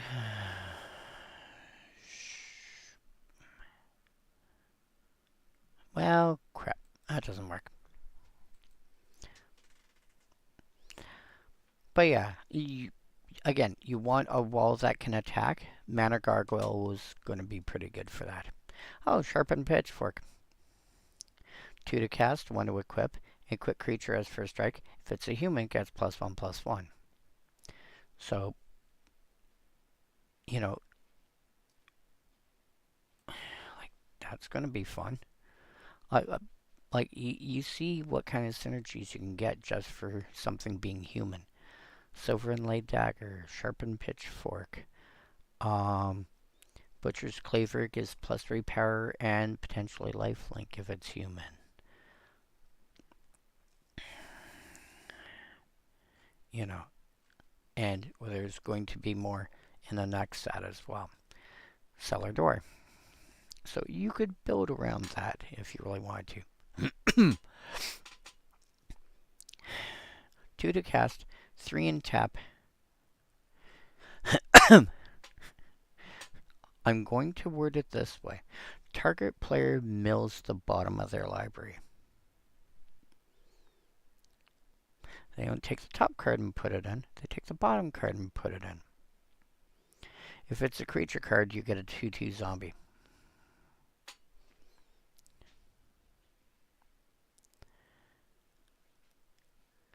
If there's cards that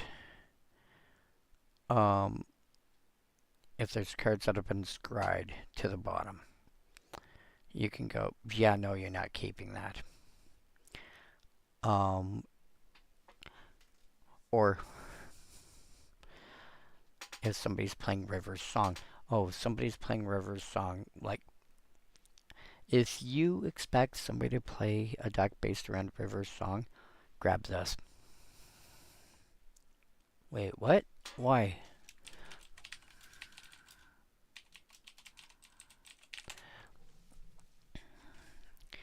Three to cast, you get a 2/2.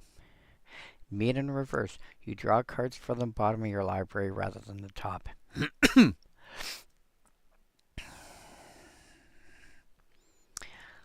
I think a person playing this card should have like one of them. You know those? I think they call them a card shoe that you see dealers using at casinos to get cards from their deck. Yeah, I think they want. I think you want something like that.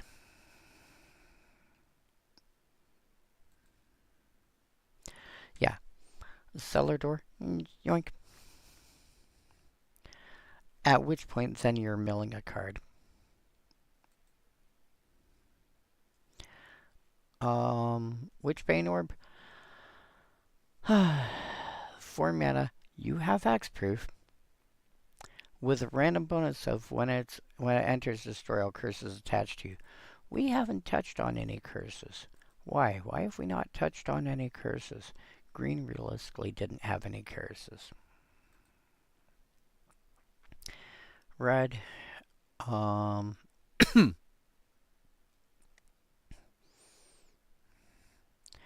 Curse of the Pierced Heart came out. Curse of Stalked Prairie. Curse of the Nightly Hunt.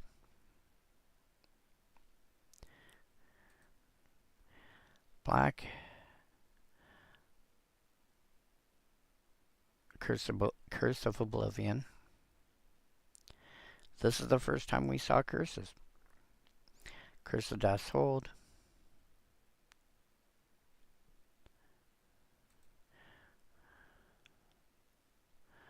Blue.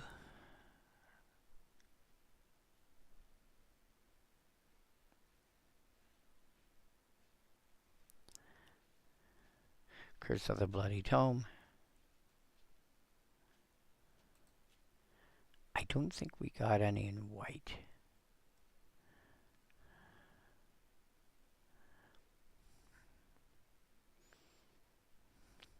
Nope.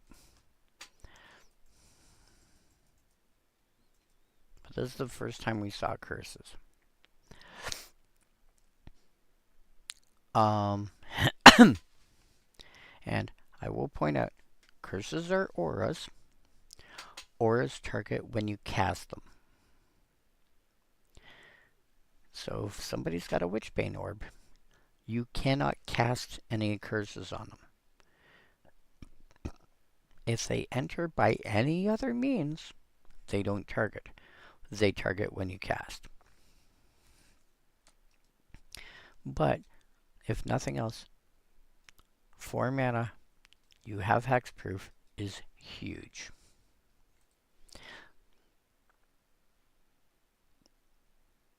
One-Eyed Scarecrow. 2/3 with Defender. Creatures with flying your opponent's control get -1/-0. Flying creatures get weaker. If you don't have an actual defense against flying, consider something like this. And by the way, this is not attacking creatures or anything. No, this is, you have a flyer, it shrinks. Your 1/1 flying spirit token is now a 0/1. Attacking, blocking, sitting there twiddling its, twiddling its thumbs. It's now a 0/1. This can save you so much damage. Demon Male Hallberg.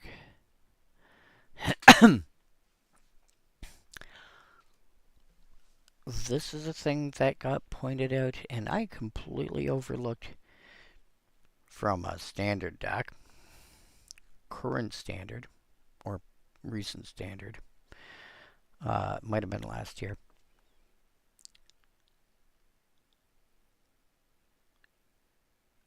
A creature that has an equipment on it,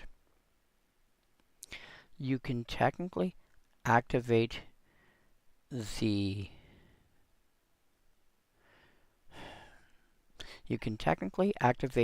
equip ability and try to equip to the same creature. So, if you have a 1/1 spirit token and you have an equipment attached to it,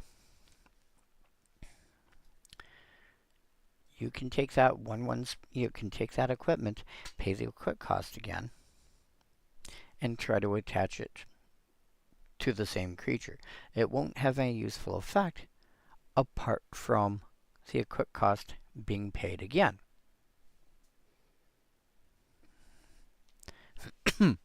However, Demon Male Hallberg has an equip cost of sacrificing a creature. If you're looking to build aristocrats in colors that doesn't do it easily, this gives you an option.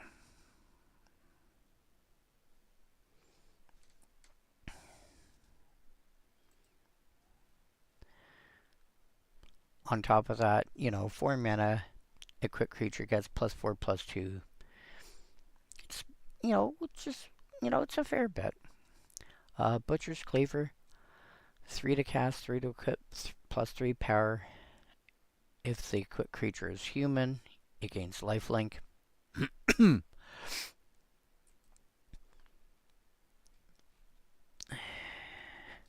It's, again, you're going to see your typical,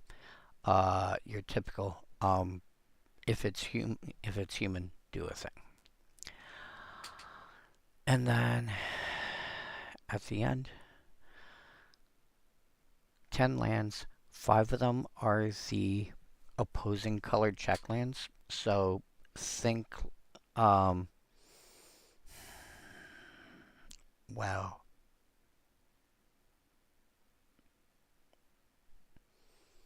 Why am I drawing a blank on names? Think Dragon Skull Summit and that cycle, but these are for like the opposing color pairs. So again, if you're playing, are you playing at least 2 colors that, any 2 colors are, well, if you're playing monocolored or colors, you don't want them. If you're playing 3 colors or more, you have a use for these.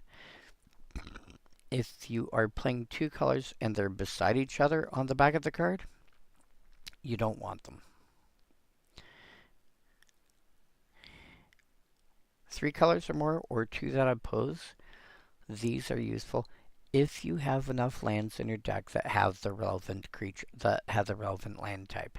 So, let's say like 0, you run 36 lands. I'm not saying I think that's right. I'm not saying I think it's how 0 builds their deck. 36 lands, fine. If you've got that and you have, let's say you're playing red-blue. So in this case, you might be considering Sulphur Falls. If I would say out of those 36 lands, if at least 18 of them are islands or mountains or dual type, Sulphur Falls is like a slam dunk.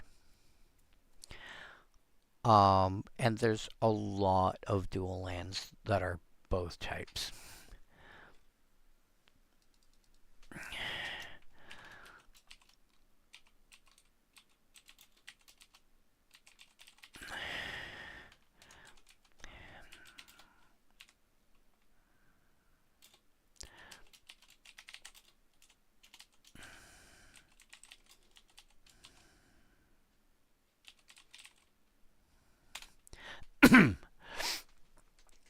There's now 8.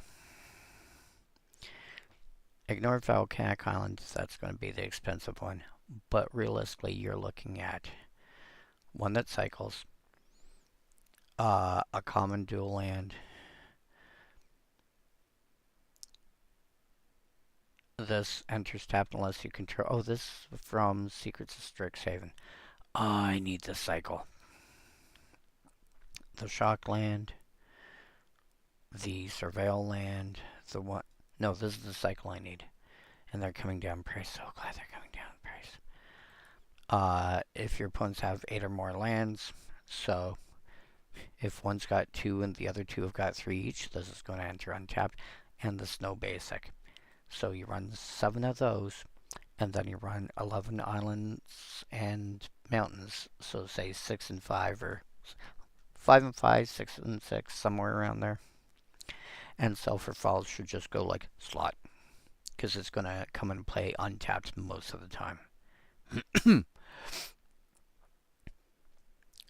As for the other 5, just like how the opposing color pairs have got what they call check lands. The allied color pairs just have lands that tap for colorless or pay 1 mana of each of the 2 colors plus often another cost and tap. Usually mana, sometimes something else instead. And tap it. Do a thing that makes sense for that color pair. Stancia Bloodhall. You're paying 3 in addition to do 2 damage to a player or planeswalker. Moorland Haunt. Your additional cost is exiling a creature card from your graveyard to get a 1/1 spirit. In white-blue. Nephalia Drowneyard is your blue-black one. You pay an additional mana and target player mills 3. This could be something used for milling your own stuff, or this could be like a random alternate win, potential alternate win at some point. Gavany Township, additional, pay an additional 2 in your green-white, put +1 counter on each of your creatures. If you're in green and white and you have a reasonable number of creatures, which you probably do, token strategy or not, don't care. Put this in. Kessig Wolfrun. Additional cost of X in your red-green deck. Target creature gets +X/+0 and gains trample till end of turn. Doesn't even matter if that target creature is your commander, and that cool. Mr. Self-Destruction was talking about a Gruul deck, and I'm like, Kessig Wolfrun. Okay, you get chump blocked? Alright, cool. I'll throw some extra stuff on it and give this, +X power and trample till end of turn. So, kill your chump blocker and still deal a bunch of damage to you. And that is it. And then next week, we are looking at Dark Ascension. And oh my. Gravecaller Tragic Slip Chaos?